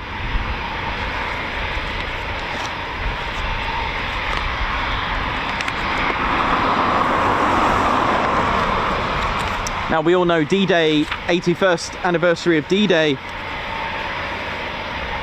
wasn't long ago. And on D-Day, into the night of the 5th, 6 on a bright full moon, 1944, 18 Lancasters of 97 Squadron took for the mission over Normandy. 97 Squadron was amongst the first RAF casualties of D-Day. Zebra Flight, Lancaster, flown by Wing Commander Jimmy Carter, DFC. They were in good spirits to fly the mission, as it was not too deep into enemy territory. In fact, it was Wing Commander Carter that joked that, who said, "Thank God I'm not in OTU now." OTU was the Operational Training Unit. Now this flight sadly would cost him his life. They set off at 2:56 from Coningsby's runways. But across the channel, a German night fighter pilot, Hauptmann Helmut Eberspacher of the SKG-10, was sitting on alert. SKG-10 was a Luftwaffe fast bomber ground attack unit equipped with the Focke-Wulf FW-190s, G3s and G8s, and it was Eberspacher, the holder of the Iron Cross, first and second class. He'd been promoted to Staffel-Kapitän to lead the 3rd Staffel of the 1st Grouper in May. Now SKG-10, they flew hit and run missions with the F-190s over southern England by day and by night. Now due to the lack of regular night fighters in France, and in view of increasing number of night bombing missions being flown by the RAF against French targets from April 1944, the FW-190s SKG-10 were also employed on Wilde Sauer, wild boar, free-ranging night fighter missions against British bombers on brighter moonlit nights. Now, I've explained before what the Wilde Sauer was. Wild boar is the translation of that, of Wilde Sauer. Basically, they would use the layer of cloud with the flak bombing from underneath. And, you know, you've got to imagine, right, think of the technology they had. What, sending night fighters to, you know, it sounds crazy, but they used the moonlight and waited for the silhouettes. This is what they did. Hence, Wilde Sauer, which is what they called it. Now, Eberspacher and some of his pilots, just like they do here, were sitting on alert at Évreux. Now, Carter and his crew had dropped the bombs, hit the target, turned for home, but Eberspacher's waiting for them. Eberspacher and his crew, in minutes, took out 4 Lancasters, killing all crew. Carter was one of them. And this is all, like I said, the moon can be your friend, but it can also be your enemy. It can light you up. So these were highly skilled night fighters and experienced Wilde Sauer. Eventually, in 1944, Coningsby was to see Mosquitoes operating out of Coningsby. On the 19th of September 1944, number 5 Group Bomber Command were given a bombing mission to use Mosquitoes for a mission over Bremen. Gibson took part in the raid but did not use a Mosquito from Coningsby. He went to Satellite Station Woodhall Spa. He used KB-267 of 657 Squadron. The raid went ahead well-ish, but on the way back something happened, and sadly his aircraft, his Mosquito, was seen crashing at Steenbergen. Gibson's aircraft was seen crashing in the forest at Steenbergen around 22:30 after the raid. Gibson flew 171 operational missions, shot down 4 enemy aircraft during his time as a night fighter with 29 Squadron. He was just 26 when he died. 97 and 83 Squadron also operated the Avro Lincoln, which is the upgraded Avro Lancaster. It was due to set off for the Tiger Force, the Avro Lincolns, but of course that didn't go ahead, so we didn't see Lincolns for that long time here. But further Mosquito Squadrons made Coningsby its new home in 1946. 109 and also 139 Squadron operated here. In 1950, another new aircraft, the Boeing Washington, which was a Royal Air Force's name for the B-29, operating with number 15 Squadron, who went on to fly the very first jet aircraft. So a new era happened here at Coningsby. The English Electric Canberra arrived in 1953, making Coningsby the first, or having its first jet aircraft. Squadrons 9, 12, 15 and 249 operated here. The 60s saw the Vulcans, so between 62 and 64, RAF Coningsby had Avro Vulcans here until they moved to Cottesmore. Eventually the Canberra was up for replacement. Options were the TSR-2. Coningsby was chosen to become the TSR-2 station. That didn't go ahead. So they ordered F-111 Aardvarks. That didn't go ahead either. Instead, in 1969, Coningsby changed back to a fighter command station, or actually probably the wrong words, a fighter town is probably the right way to say it. because 1969 saw the Phantoms of 6 Squadron arrive here, the flying can openers, and they arrived here. Other squadrons, 228 Squadron became the operational conversion unit. There was also 41 fighter, 29 fighter, 23 and 56 fighter squadrons. The BBMF arrived here in 1976. Don't forget to visit the Battle of Britain Memorial Flight Museum and get yourself a hangar tour for around, I think it's £11.50, right? Jaguars were here with 41 for a little bit, and Harriers and various Tornadoes, because in 1984 the Tornado F3 was operating here. And eventually, on May the 19th, 2005, number 17 Squadron came to Coningsby to become and make Coningsby the first ever Typhoon Station Nation. Oh yeah. Thanks a lot, Davey. The F111K, 50 ordered, 2 fully built, K01 and 02, then scrapped. Thanks, Davey, for that.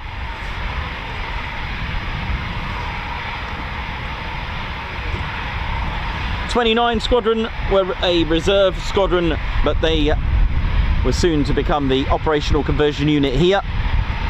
Eventually, number 3 and 11 fighter squadrons arrived. And it was as recent as 2020 when number 12 Squadron arrived here with the as a joint Qatari Emirati Air Force and Royal Air Force Squadron. Also between, just before then as well actually, failed to mention 41 Squadron, a test and evaluation squadron. And I mentioned Metheringham, don't forget to visit Metheringham Airfield Heritage Centre as well, that's also another good place. And of course, our much loved East Kirkby as well. Visit the Lincolnshire Aviation Heritage Centre. So you can make a right bomber week out of this, can't you? You can go to the BBMF, you can go to East Kirkby's Lincolnshire Aviation Heritage Centre and Metheringham as well. And then of course come here for some food action. You go to Waddington to see the Reds train. You can have a really good time here.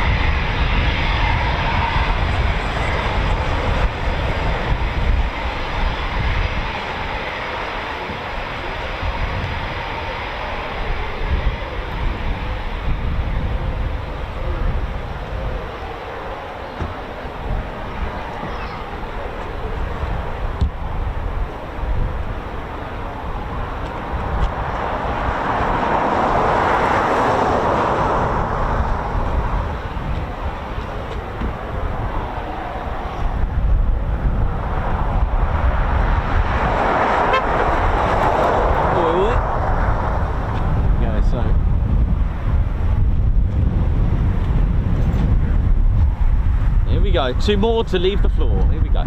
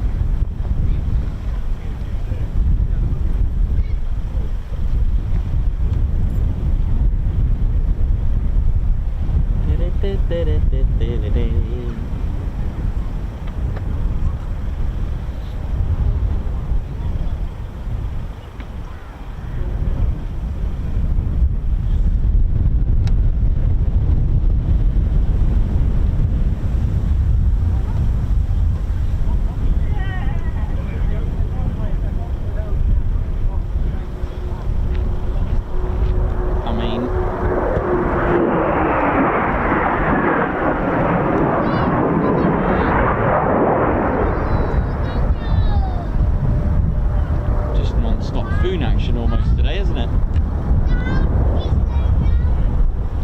Got 2 taxiing out for departure, 1 on the circuit, or in the circuit, sorry, or at least downwind, and about to go on final.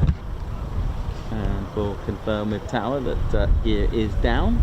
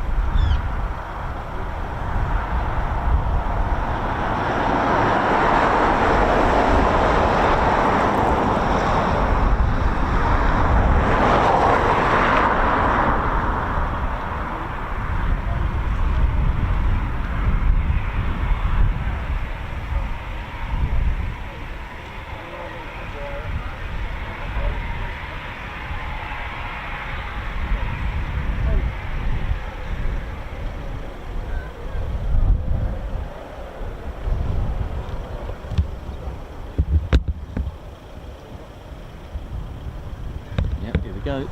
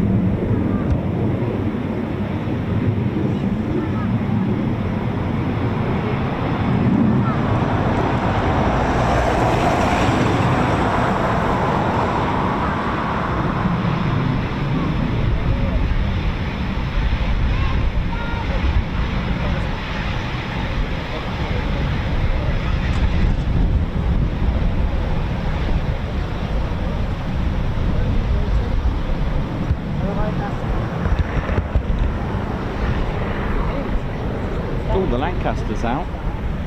Is that the Lancaster?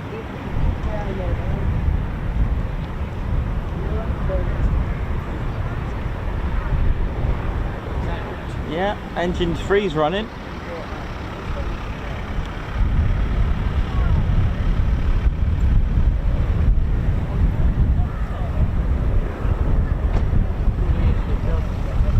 Thanks. Something like that.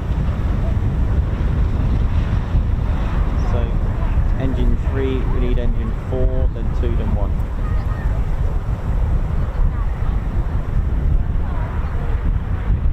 Engine 4's on. So the sequence is engine 3, 4, 2, then 1. That's on most of the 4-engine bombers.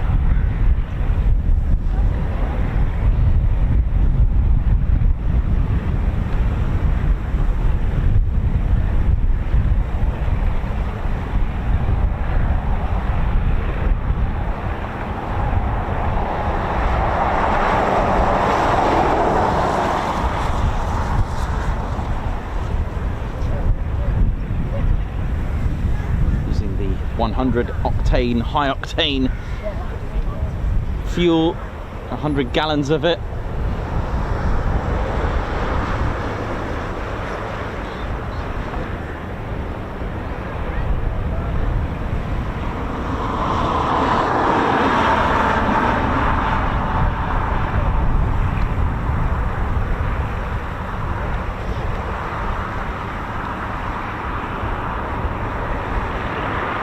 So the reason for engine 3 starting first is to engine 3 powers and pressurizes the pneumatic system for the brakes and radiator shutter operation.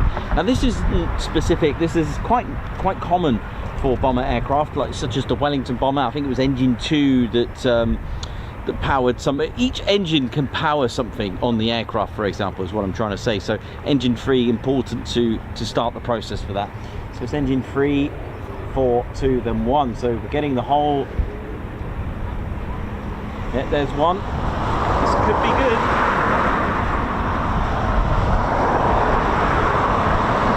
I don't know if it's in it. Yeah, that's engine 1 now. That's it. That's the whole sequence. It's engine. It goes 3, 4, 2, then 1. Yeah. So that's it. That's all of them on. We'll be lucky. I don't know. I don't know. I haven't got my. I don't.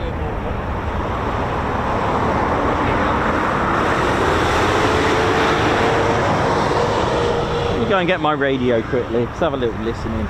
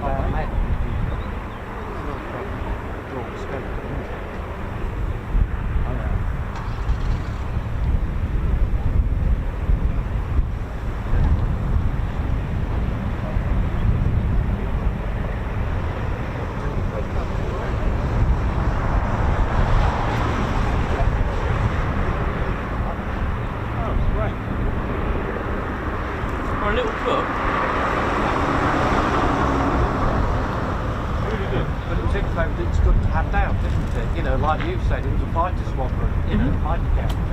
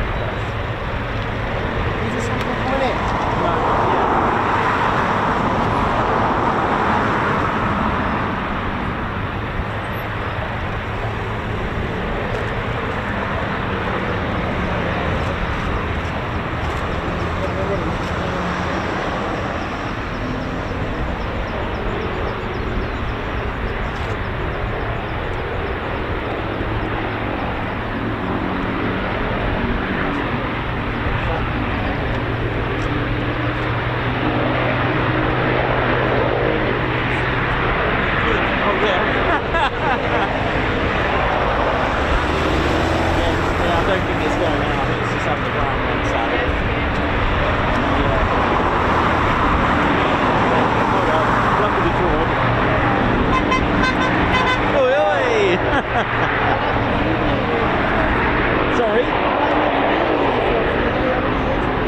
Oh, a couple of years, yeah. Oh, listen to this.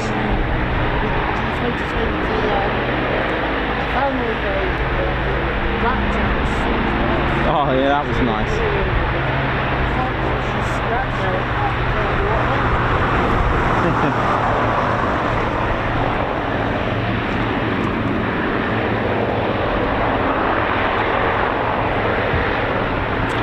Yeah, look, got evidence of a just a ground run, sadly for us, but so it's flexing.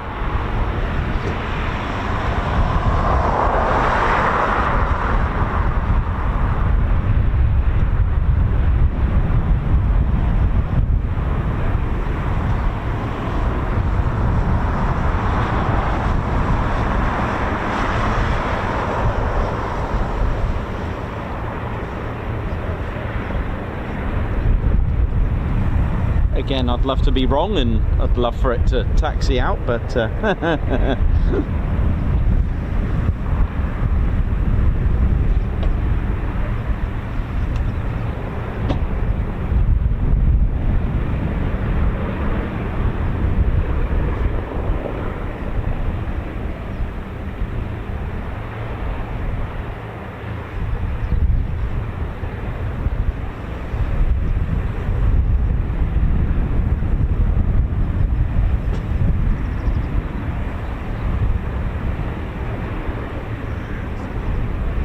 I hope Johnny B gets well soon. Hopefully he's all right.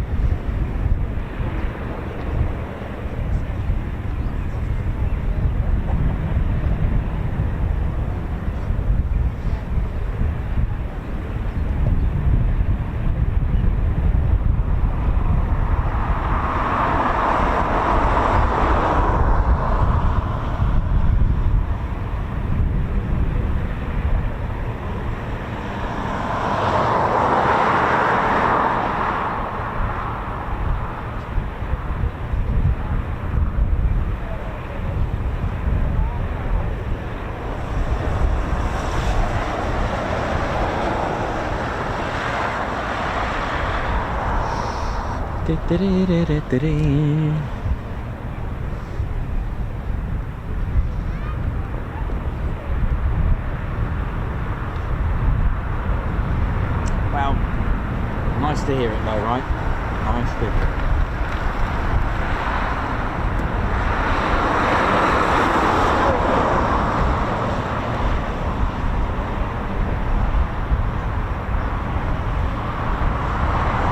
More pilots.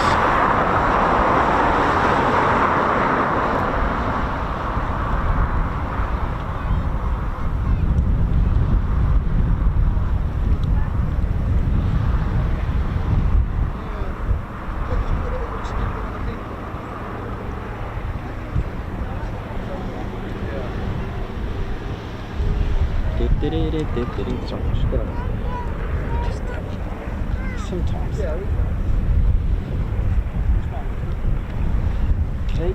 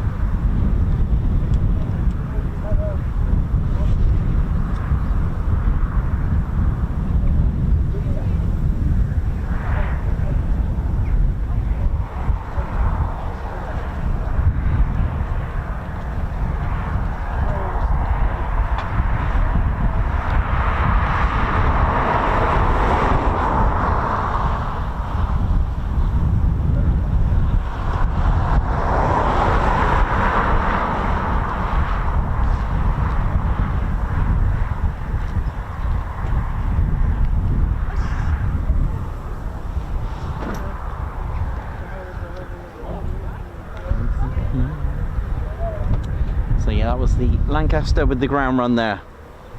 And now we got Foons of 29 Squadron having their external checks from the pilots.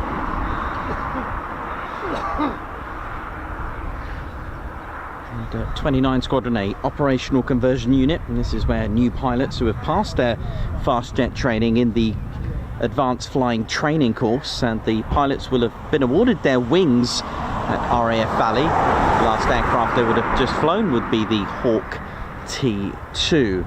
Now the pilots would have been flying this for a year and a half, flying the Hawk T2 based at RAF Valley, now have a career path to take. Now just to give you an idea, if it's the Typhoon, they do come here with an operational conversion unit, which is number 29 Squadron.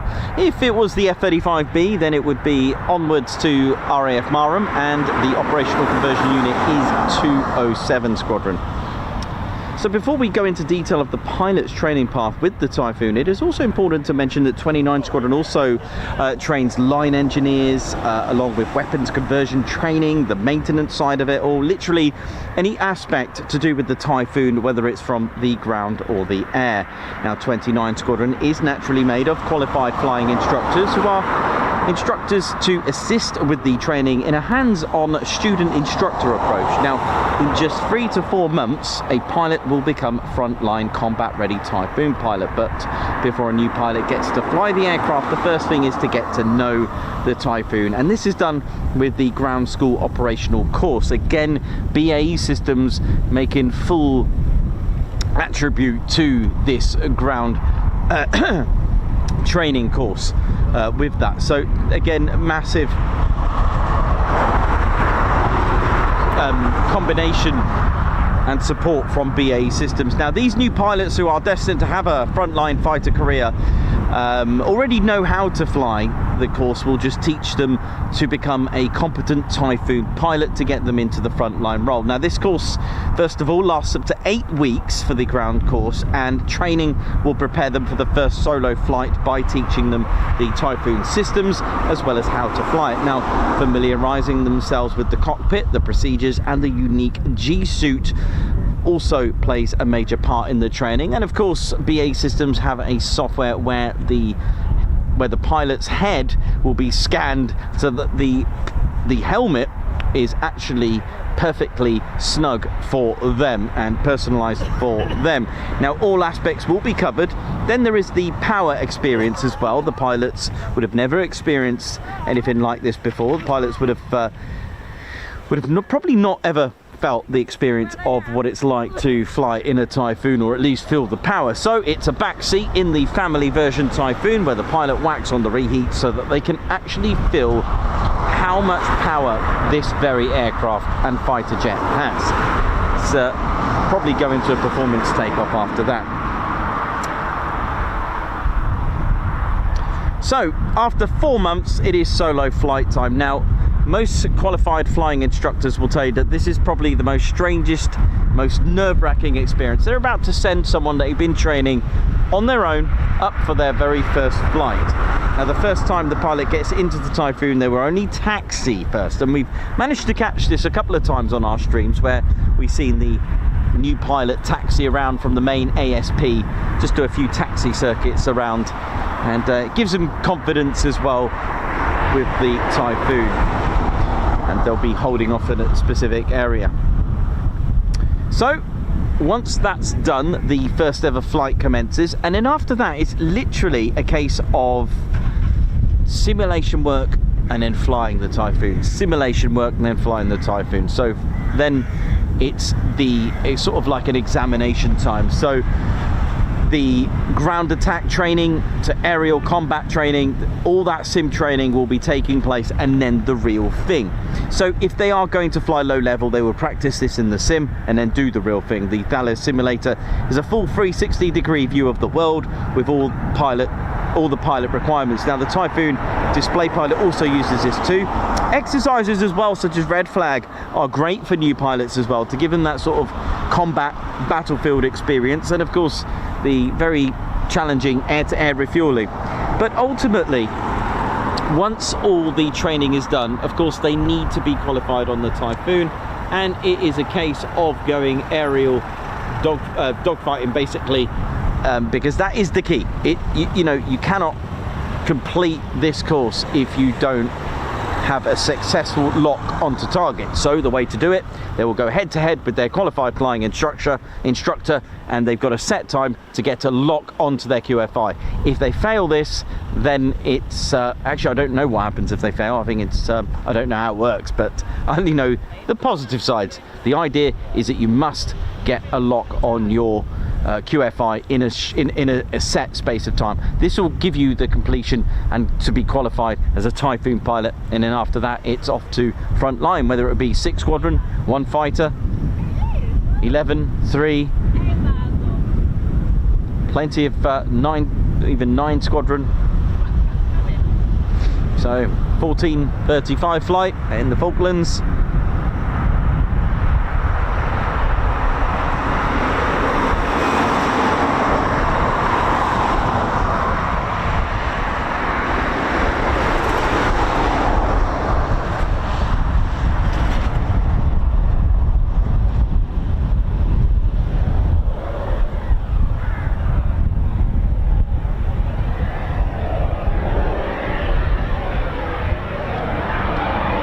We go. Jojo, how you doing? Good to see you. G Van Pulliam, Mark Moody, Margot, Philip Goodfellow, Ellie J Pro, how you doing? Bundesliga. Alex Black Cat, Davey, Aspen.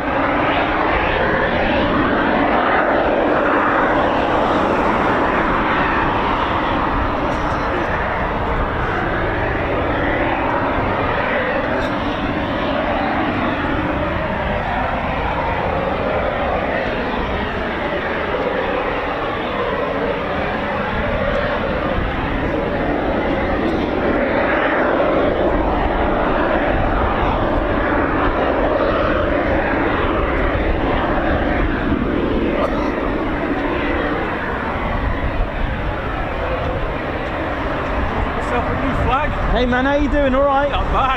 Good. Good. How you keeping? Yeah, good. How are you? All right? Yeah. Good. Fortnight in France. Oh, how was it? All right? Oh, lovely. Going back in about 6 weeks. Oh, nice. Whereabouts? Between Wales and France. Okay, nice. So we've got an the sanctuary. Yeah, I bet it was warm, right? Got some friends who out there and they sent pictures of the garden, right? And we always got on the town and I thought, it's a absolute famous I said, fill your boots. Nice, nice one. I can't grumble at that. No, you can't. That's good. You're going to Cosford, don't you? Yeah, it was great. It was really good, Cosford. It was really good. Yeah, really nice. I saw you this morning, like, seen a couple of birds straight up. So when you've been back, it's only about 2 weeks. Yeah. I spent all my time in the bloody garden at home. Wow. They're indoors once, neutrals in the top of yeah, but cool. Some of that. We got a new flag. Oh yeah. Yeah, nice. It's got the VE Day ceremonies and all that. Yeah, no, it's nice to stop the sun getting in as well, and it looks good. I like it. A bit of weight. Yeah, well, you know, it's all the memorabilia. All these are all puffed up with stuff. Oh yeah.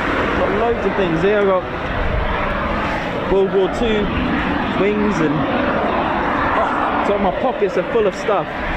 Yeah. You need a rucksack. I know. I'll get you a rucksack next. What you need is a nice chair up there, innit? I know, it'd be lovely. Wouldn't it? Yeah, it'd be good. Anything after this off? Yeah, they're coming back in. Yeah, there's quite a few out there now, so they're all going back out now. So enjoy.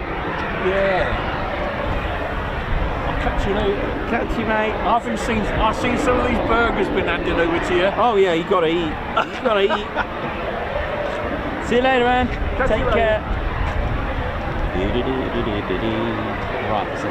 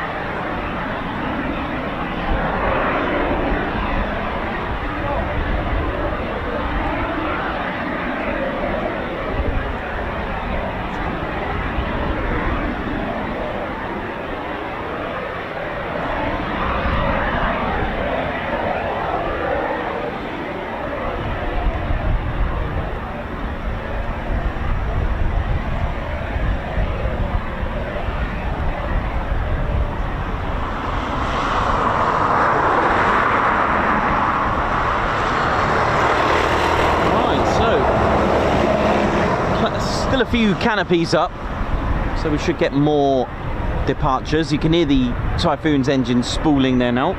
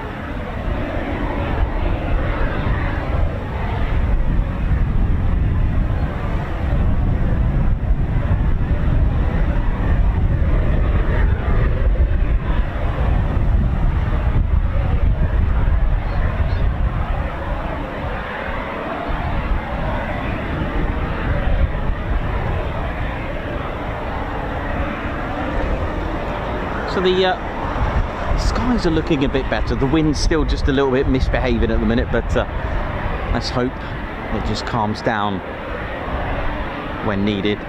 Hope we're all good. Still don't know where I'm going tomorrow, you know. So when I get home, I'll have a little feel of the aviation gods, right? And but the only one I do know is Friday. Friday I will be at Lakenheath, so don't even know what the weather's doing then.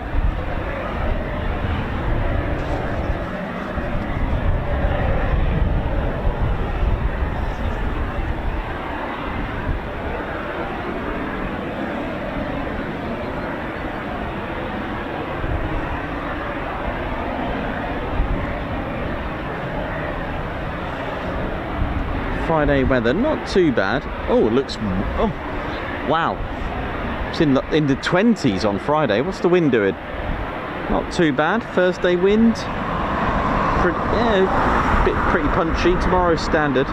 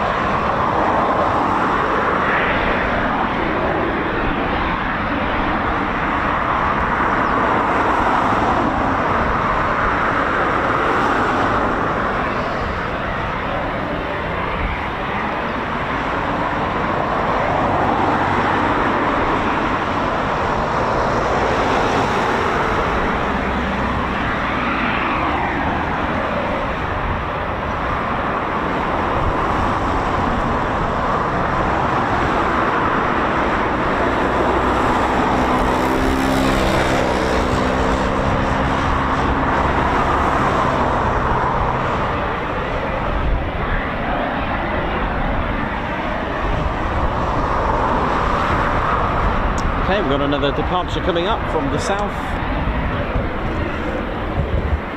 Just about caught that.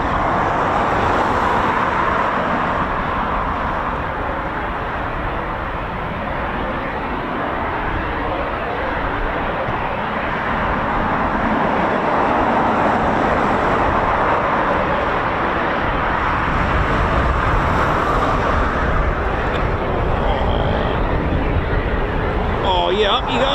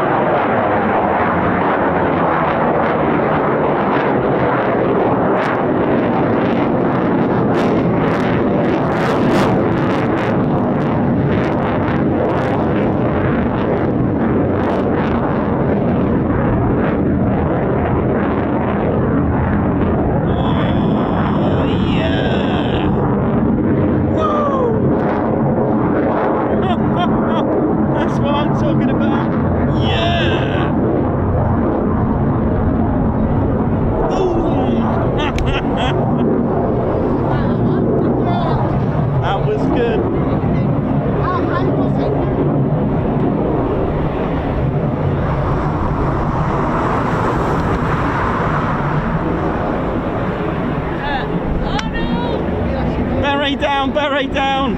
Bearing recovery team, bearing recovery team. I got it. Got it. It's just here. Was that a full read or something? Oh yeah, that was good. That's what I'm talking about. You know how it is. Boom time, innit?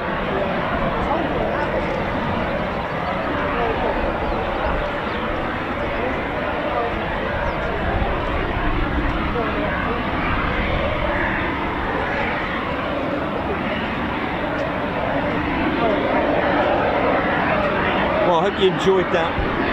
The wind just calmed down when it needed to.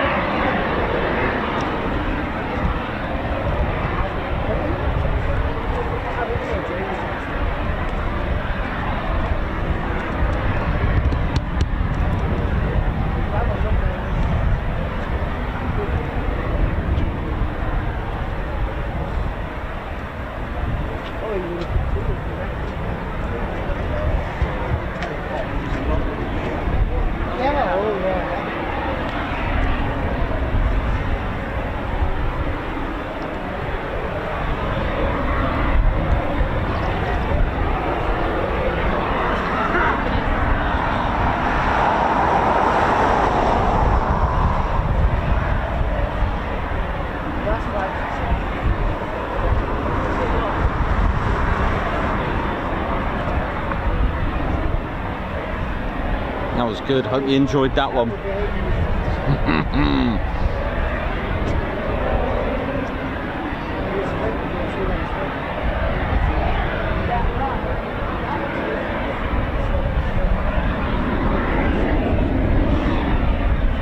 And like I've mentioned, you know, many times, it's all to do with your thrust as a ratio to your weight, and the Typhoon's weight is substantially small with its carbon composite, just 24,000 pounds of empty weight, and it's powered by two EJ200 engines rated at 20,000 pounds of thrust each, so you got 40,000 pound. Okay, add some fuel to that and you still got an impressive thrust to weight ratio. Absolutely incredible. Fully loaded, fully fueled in intercept mode is over 1-to-1. It's amazing.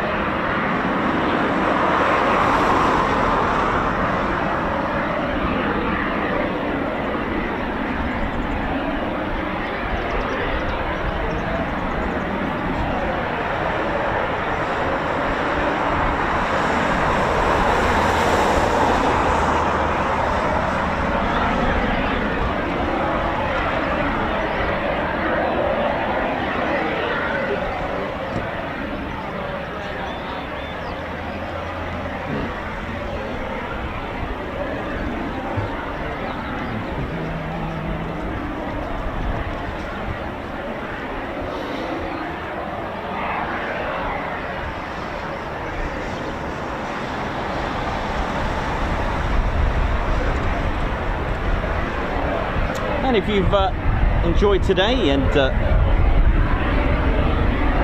enjoyed all our shows, don't forget to support the channel by hitting the like button and come and join us. Subscribe to your one and only Ted Coningsby channel. You've been cleared to touch and go on the like button, and of course come join us by subscribing, both for free. And if you are subscribed, don't forget so you don't miss out on the latest and greatest live streams and videos. Be sure to hit that notification bell button.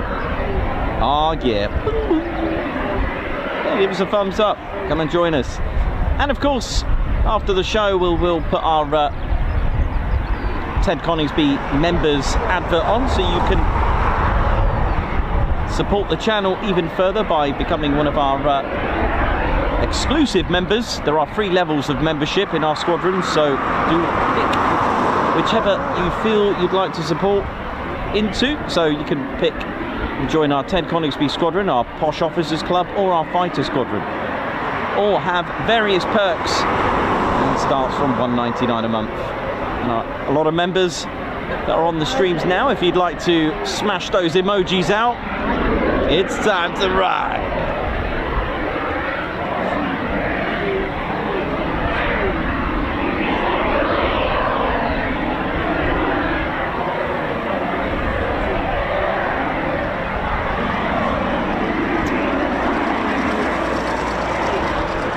Sharon Catwoman, who's been watching the show, wanted to say thank you to Ted and myself for going to Coningsby today. Stay in the green there, Sharon. Stay in the green. Hope you're all good. Always good to make people feel good. Thanks a lot, members. Oh, listen to that start-up. You never get started. I love the start-up. That whistling noise there now.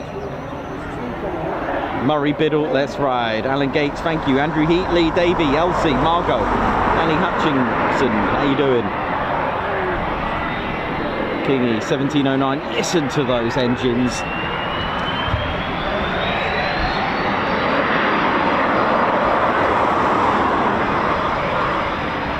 That is spoon time.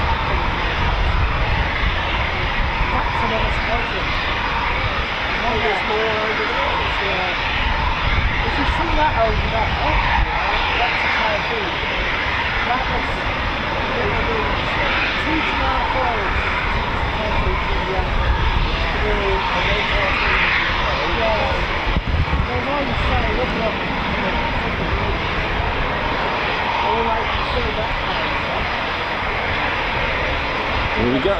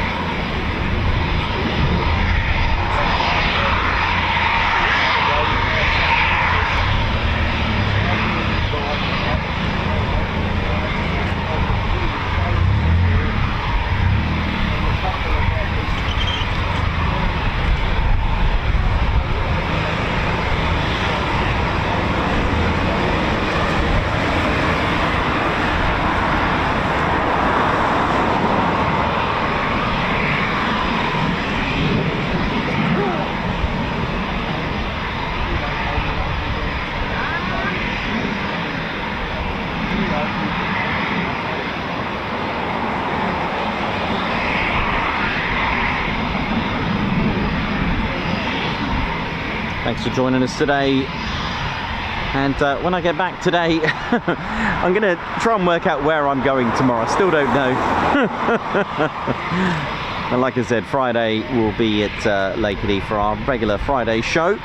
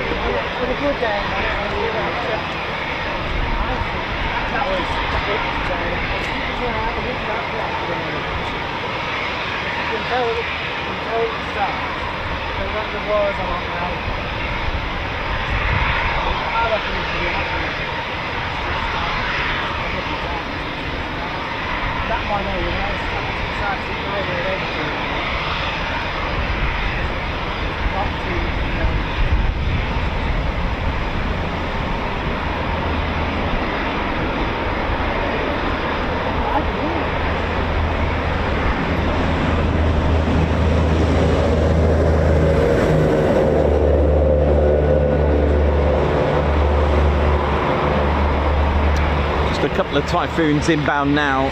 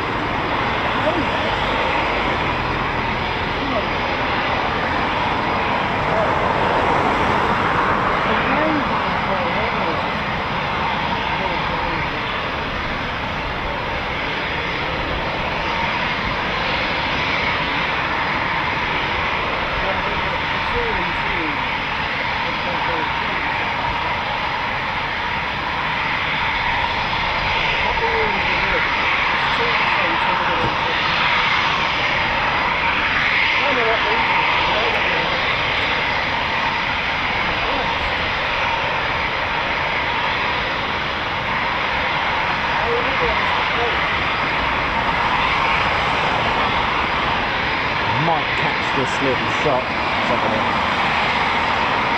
It's gonna work. Yeah, look at this.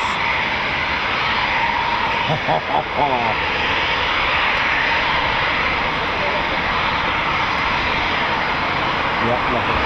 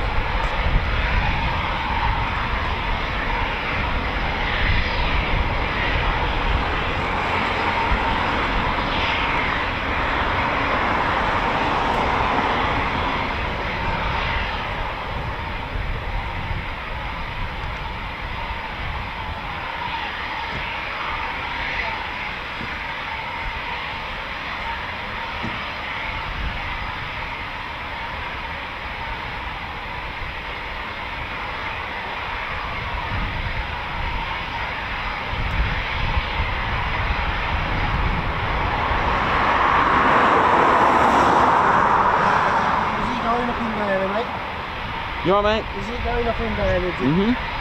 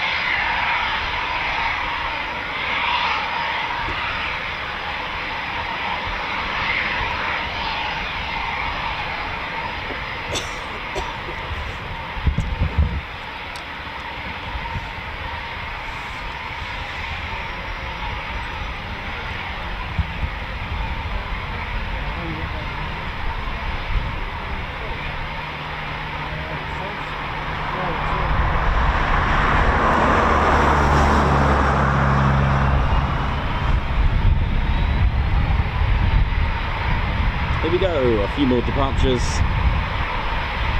towards our end of our show.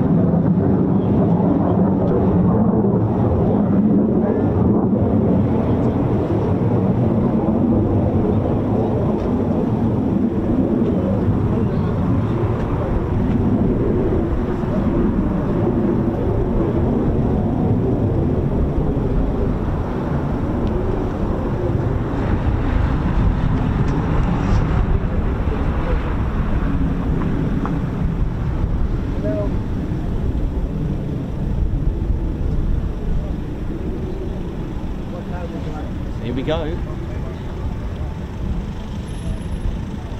One out, one in.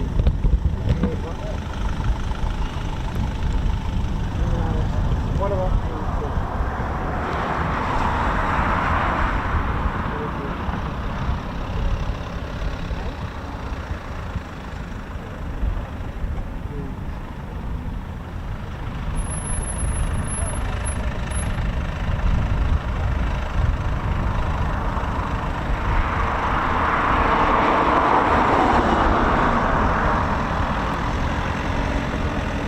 Two more. Plus the one taxiing out now as well.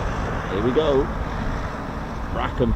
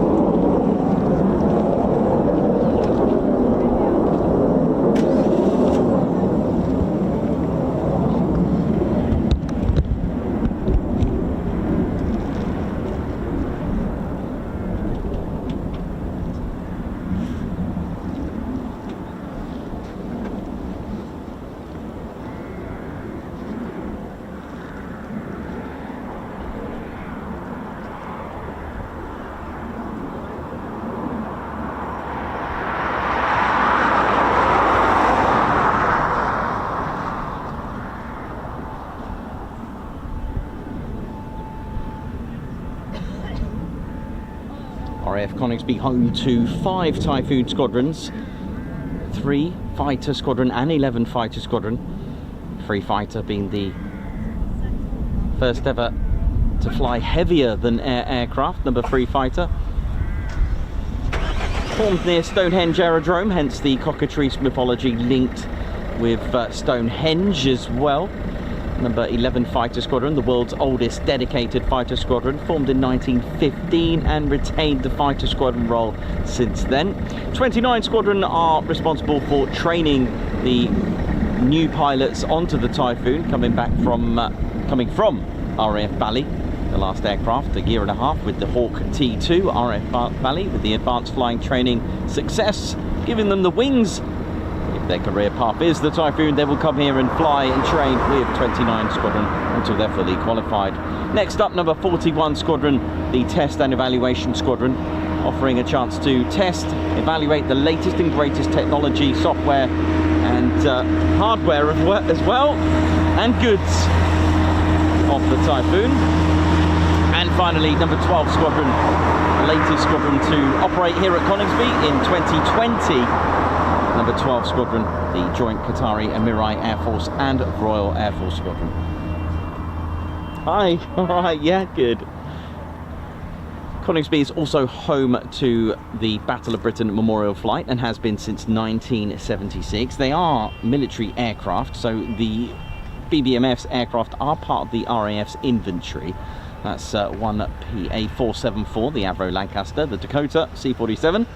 2 de Havilland Chipmunks, a couple of Hurricanes and some Spitfires, a good handful of Spitfires as well to go with that. Various marks, and of course the world's oldest airworthy Spitfire P7350,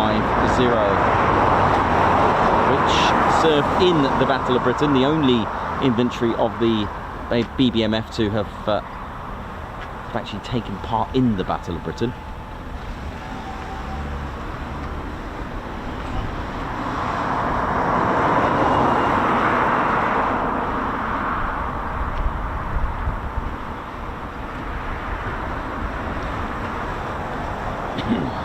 So, this could be our last departure of the day for us here on the show. Hope you've enjoyed it, and thank you all for joining us for another show.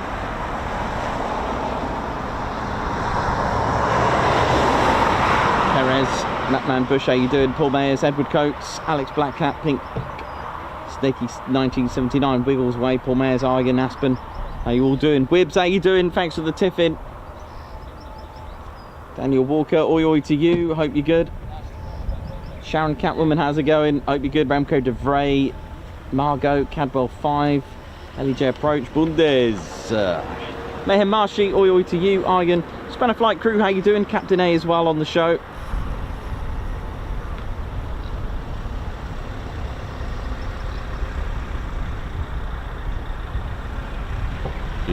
Stay in the green, you know it is. Meth, Mark Dudley, Claire Bear, oi oi. Thanks a lot, Paul Fairclough. How you doing? Hope you're good. Oi oi, Claire Bear. Oi oi, Captain A. Oi oi, Remco DeVray. How you all doing? Mark Moody, how's it going? Mayhem Marshy, oi oi to you. As we come up to the end of our show. Jakey H2000, thank you very much. We Stevie Boy, LEJ, Bundesliga. You know it is. So one more for the sky. And I'll get Ted on as well, see how he's doing. Mark Garwood as well, still on. Simon Watcher on, oi oi to you. Paul Mayers, G-Van put him. I hope you've all enjoyed another great day today.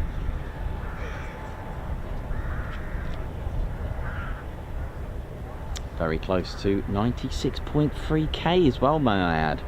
Goodness me, the little channel that could, eh?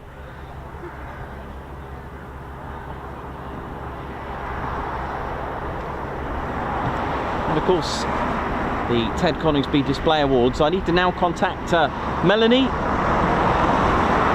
who flew the extra 300 at the Cosford Air Show. She has successfully, thanks to your votes, nominated the winner for our Ted Coningsby Display Awards Cosford 2025. We will have one at Riyadh and maybe one more.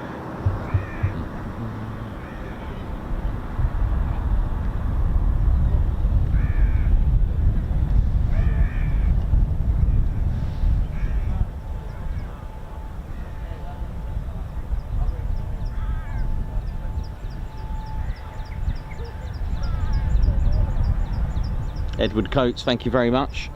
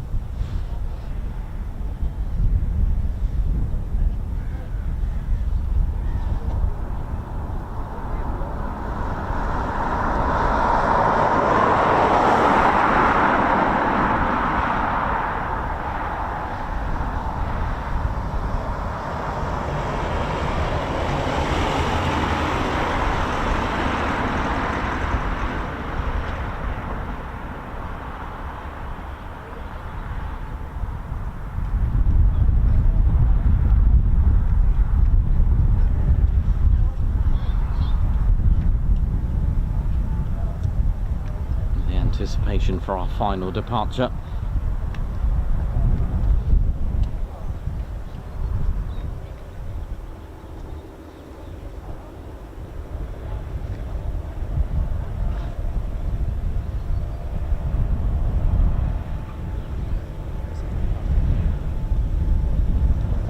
And here we go.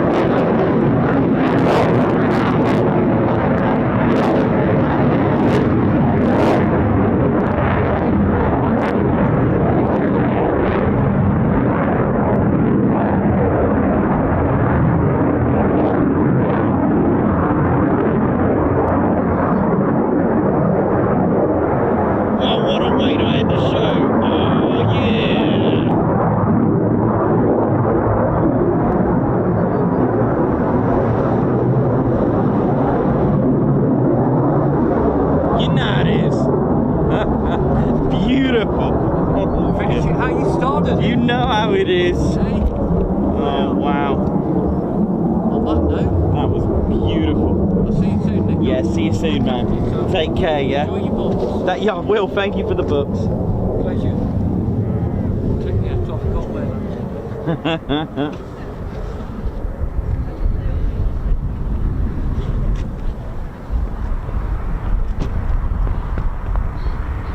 See you, Ted. That was good. I love that.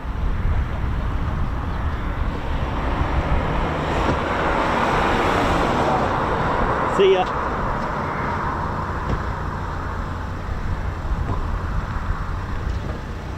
Well, what a way to end the show with that. I mean, if you're going to end the show, that is the way to do it, isn't it, right? And Robert McDougall, high five, thank you for joining the Ted Coningsby Squadron. Guards March to you, thank you very much. We Stevie Boy, high five, Guards March as well. See you, man. Bye, Marie.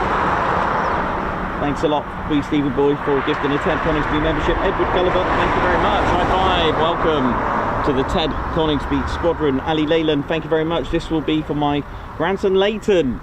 Nice one, Ali Leyland. Thank you very much. Guards March to you and grandson Leighton. Alistair McCaulton, welcome. High five, welcome to the Ted Coningsby Squadron, a Guards March. And Chris Westbrook as well.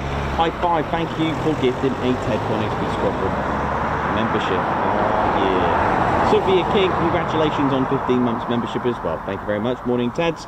Not good weather here in Surrey, she says. Well, I hope it gets better.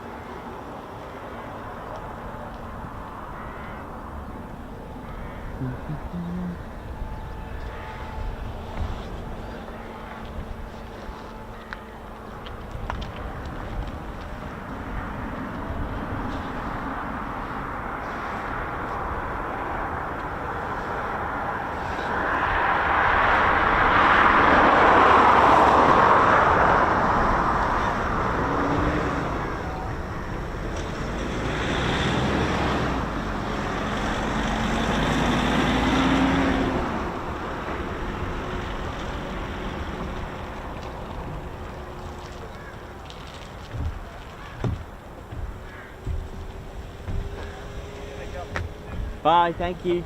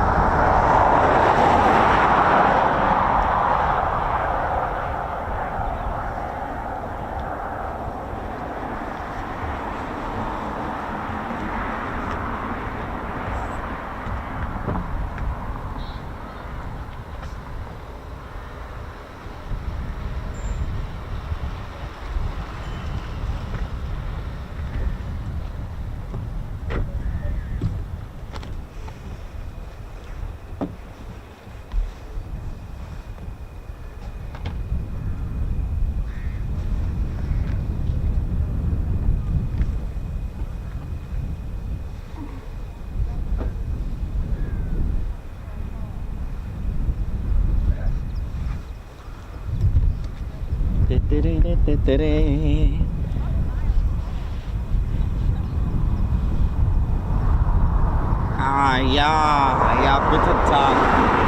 Jens from Germany, how are you? Yes, I see the Eurofighter is fighting well. Look at it, flying high. I hope you are well. My name is Jens from Germany, Bundesliga. And then, what's going on here? What is happening here? I need order around here. What is everyone doing around here? What up? How you doing? Ah, you there. How are you? The Casey. Hey, how are you, the Casey? You good? Yeah? I'm a mighty fine, sir. I got what you need. I'm from West Coast. My name's Casey. That's right. From the mighty 100. And I'm just here to seeing how everything's going on. Ah, yeah. You have everything what we need? That's right, sir. What you need? I'm looking for Captain Weber. I got what you need. Well, if you got what I need, where is this Captain Weber? He's here. I got him. Got him for you. Goodness me, it's Captain Weber. I found Captain Weber. I got what you need. Captain Weber, Captain Weber. I cannot contend with this. I cannot contend. Captain Weber. I'm not Weber. I'm not Weber. Hi, I'm Captain Weber. How are you? How may I help you? You are the god that I've been looking for. The bear goddess of gods. You are the one I've been searching for. I have a message for you. Speak wisely, sir, and I shall grant your wish. What would you like? When it comes to moments like this, it's like meeting the Tom Cruise. You don't know what to say when you're starstruck. When I met the Klinsman, goodness me, and my good friend Marco van Basten is well a good footballer, very good crosser. I could not contend when it comes to the moment. That's right, the German beer flowing through me. I could not contend with this anymore. Excuse me, I don't have all day. I can't wait. What do you mean you haven't got all day? What is this? If my wish comes true and you tell me that you haven't got all day?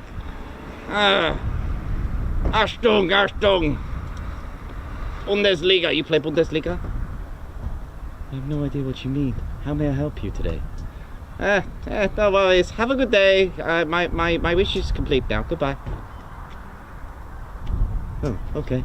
Yes, goodbye. Thank you. Guten Tag. My name is Jens from Germany, and I love the Bundesliga.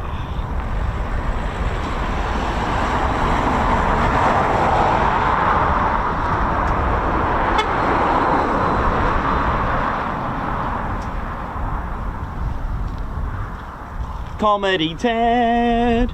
Hey, we're right here now. Comedy Ted. How you doing around there now? Oh, I see you've been enjoying the pretty little planes, eh?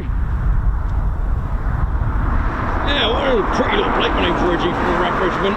Oh, warm in here, isn't it? It's so hot in here now. Oh, so what's the matter with you? Is it now? Oh, what happened? Oh, really? What, a pretty little plane got told off? Why did he get told off? Oh, I see. He had really bad altitude. Oh dear, never mind there now. Hey, where you going? My name's Reggie, part of the RAF Regiment. Make sure you behave yourself down there. Yeah, I'm doing up my jacket. Will you just calm down?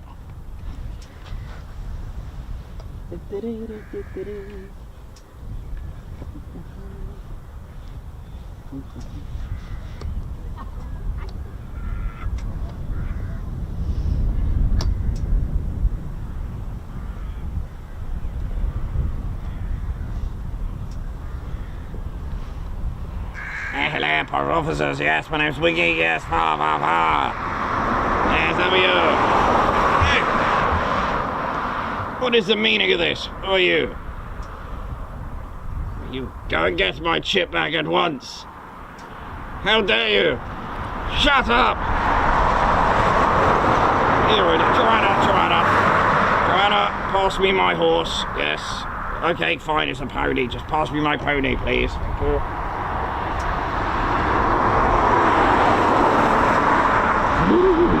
Ah, yes. Moss. Hi, old Silver. Yes, ha.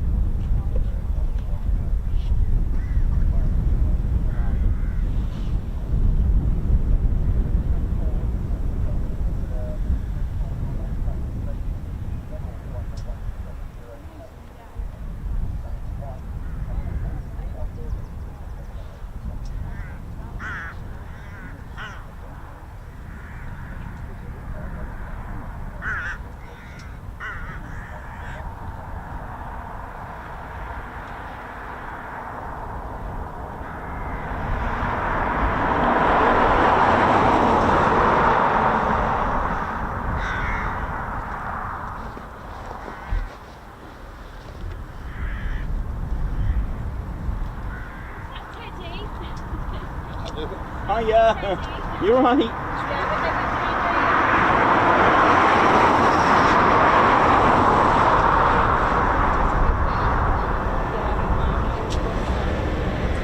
Oh, nice one. You're right. Oh, he does sometimes. Yay, now and again, yeah. Oh, yeah, that's fine. It's fine. I'm nearly done. But one more departure then. Oh, yes. Sorry. Are you? Yeah. Oh, nice one. Yeah, So you eat lots of chocolate. Oh, yes, indeed. Yeah, he's got the mush. I've literally just seen him watching with these. Yeah, the resemblance. RAF Reggie. And I was like, no way, I didn't expect you to pull him out. Oh, yes. Yeah. That's of course he would have seen. Yeah. Is that the last departure you just did? It is BA Systems. Yeah, I can see the resemblance, you see. I can see. Very similar. I have well, thank you for serving, by the way, sir. Thank you. You're welcome. I can see the resemblance, actually. You know, if you were to take a photo, I could like see twins. you'd probably, yeah.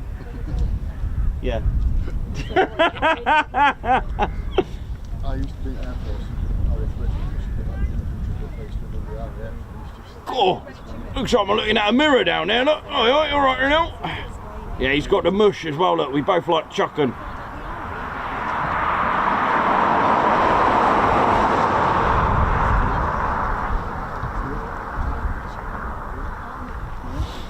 Well, we just got one more then. We'll finish it with BA Systems finishing off our day then. But of course, well, if it doesn't PTO, then it will be most spectacular. Although the climb rate of this is phenomenal. This is the Embraer ERJ145, and it will go to Lossiemouth and it will go back to Warton Aerodrome.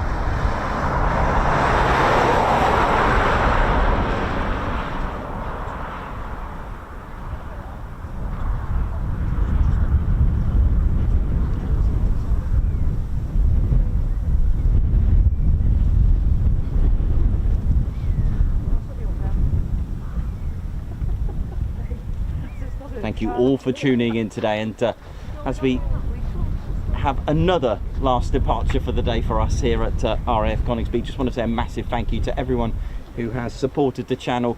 A great time over the weekend, right? Absolutely brilliant. We all had a great time, and if you love military aviation, this is your one-stop military aviation channel to choose from.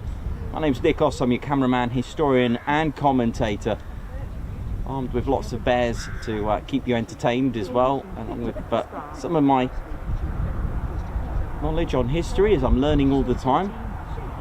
And it's a pleasure to give us for you to give us a thumbs up as well, and make sure you do subscribe to this very unique channel indeed.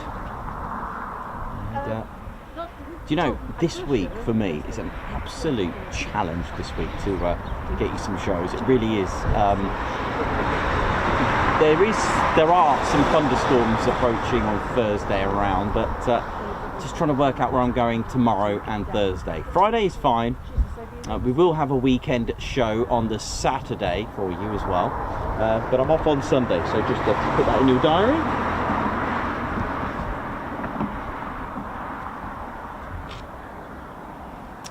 So, without further ado, it's time to end the show with this wonderful aircraft.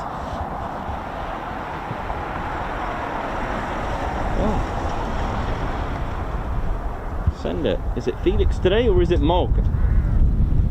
Cat related call signs, hence corporate air travel, abbreviated as Capt.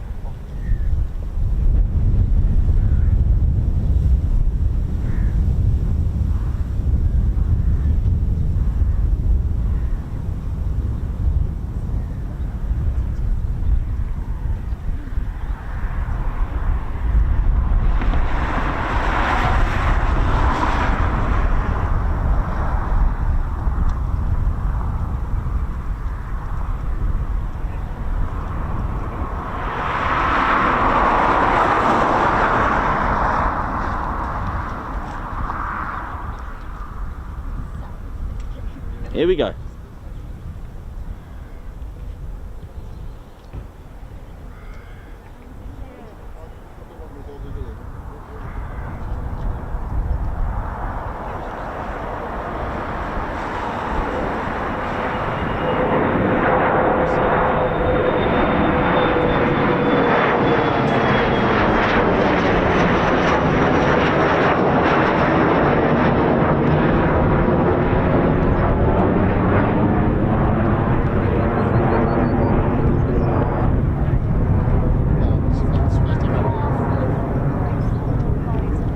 we go.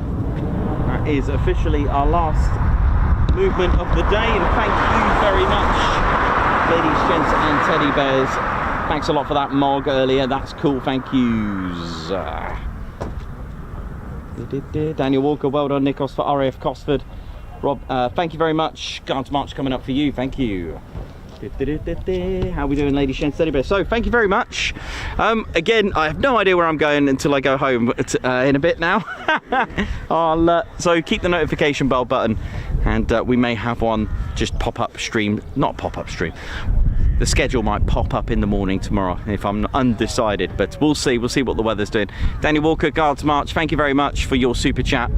Thank you very much for that, for the Cosford. Thank you very much. And yeah, I hope you enjoyed today. That was an excellent day here at RAF Coningsby.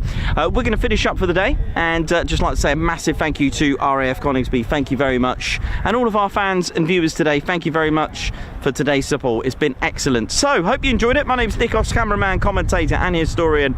This is our squadron leader, Ted Coningsby, and you've been watching the Ted Coningsby channel live here at Ted's home, RAF Coningsby. So, for the last time for today, see you soon. Wish you well.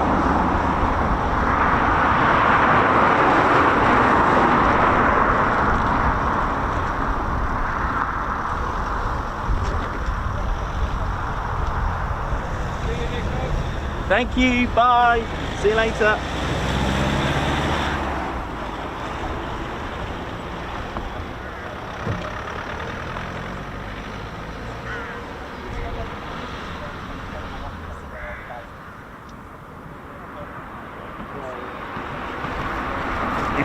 Oh yeah, ladies, sheds and teddy bears, welcome to the Ted Coningsby channel membership.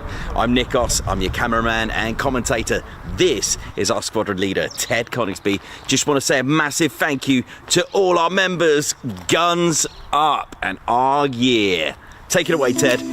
Ladies, sheds and teddy bears, we want to say a massive thank you to all of our subscribers for getting us to where we are today. We have gone all over the country, from as far as Lossiemouth to Bryce Norton, and military areas such as air weapons ranges, low flying areas, heritage centres and special flights for TED 2. We cannot do this without your support, and your support will be rewarded. You can now join the Ted Coningsby Squadron and help fund the channel to get us around the country and provide us with the funds for equipment to bring you better content too. We have 3 exciting membership levels with awesome YouTube perks to reward you back for your support. Our first level of membership is the Ted Coningsby Squadron. You'll get a loyalty badge on YouTube, unique TCS emojis that you can use on comments and live streams, members only videos which include behind the scenes, deleted scenes, sneak previews and also music videos that Ted likes to play the electric guitar on. You'll also get access to members only Discord server and discount on all of our Ted Coningsby merchandise. All of this for just $1.99 a month. Oh yeah. Our second level of membership is the Posh Officers Club. This includes all of the squadron perks, private Posh Officers Discord chat room, Posh Officers discounts on all of our Ted Coningsby merchandise, and the poshness of supporting the TCS even more. This is just £4.99 a month. Our third level was inspired by many of our fans who have been supporting the channel massively. So we'd love to reward you back with this, and our third level of membership is the Ted Coningsby Fighter Squadron. This gives you a more personal experience with me and Ted, with exclusive live streams and content. You'll get a free Ted Coningsby Fighter Squadron patch, a private Ted Coningsby Fighter Squadron Discord chat room, a gold colour Discord username, and a higher discount on all of our Ted Coningsby merchandise. All this for just $25.99 a month. Ladies, gents and teddy bears, the Ted Coningsby channel cannot thank you enough for all your support. And it's this support that keeps the dream, keeps the stream. Thank you so much. Aw, yeah.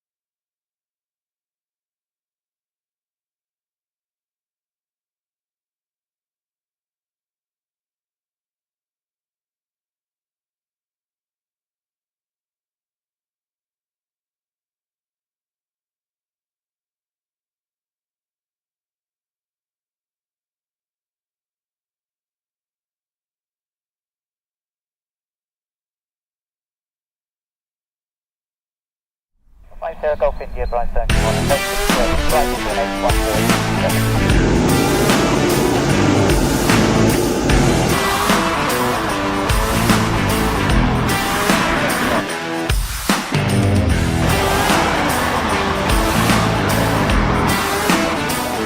Well,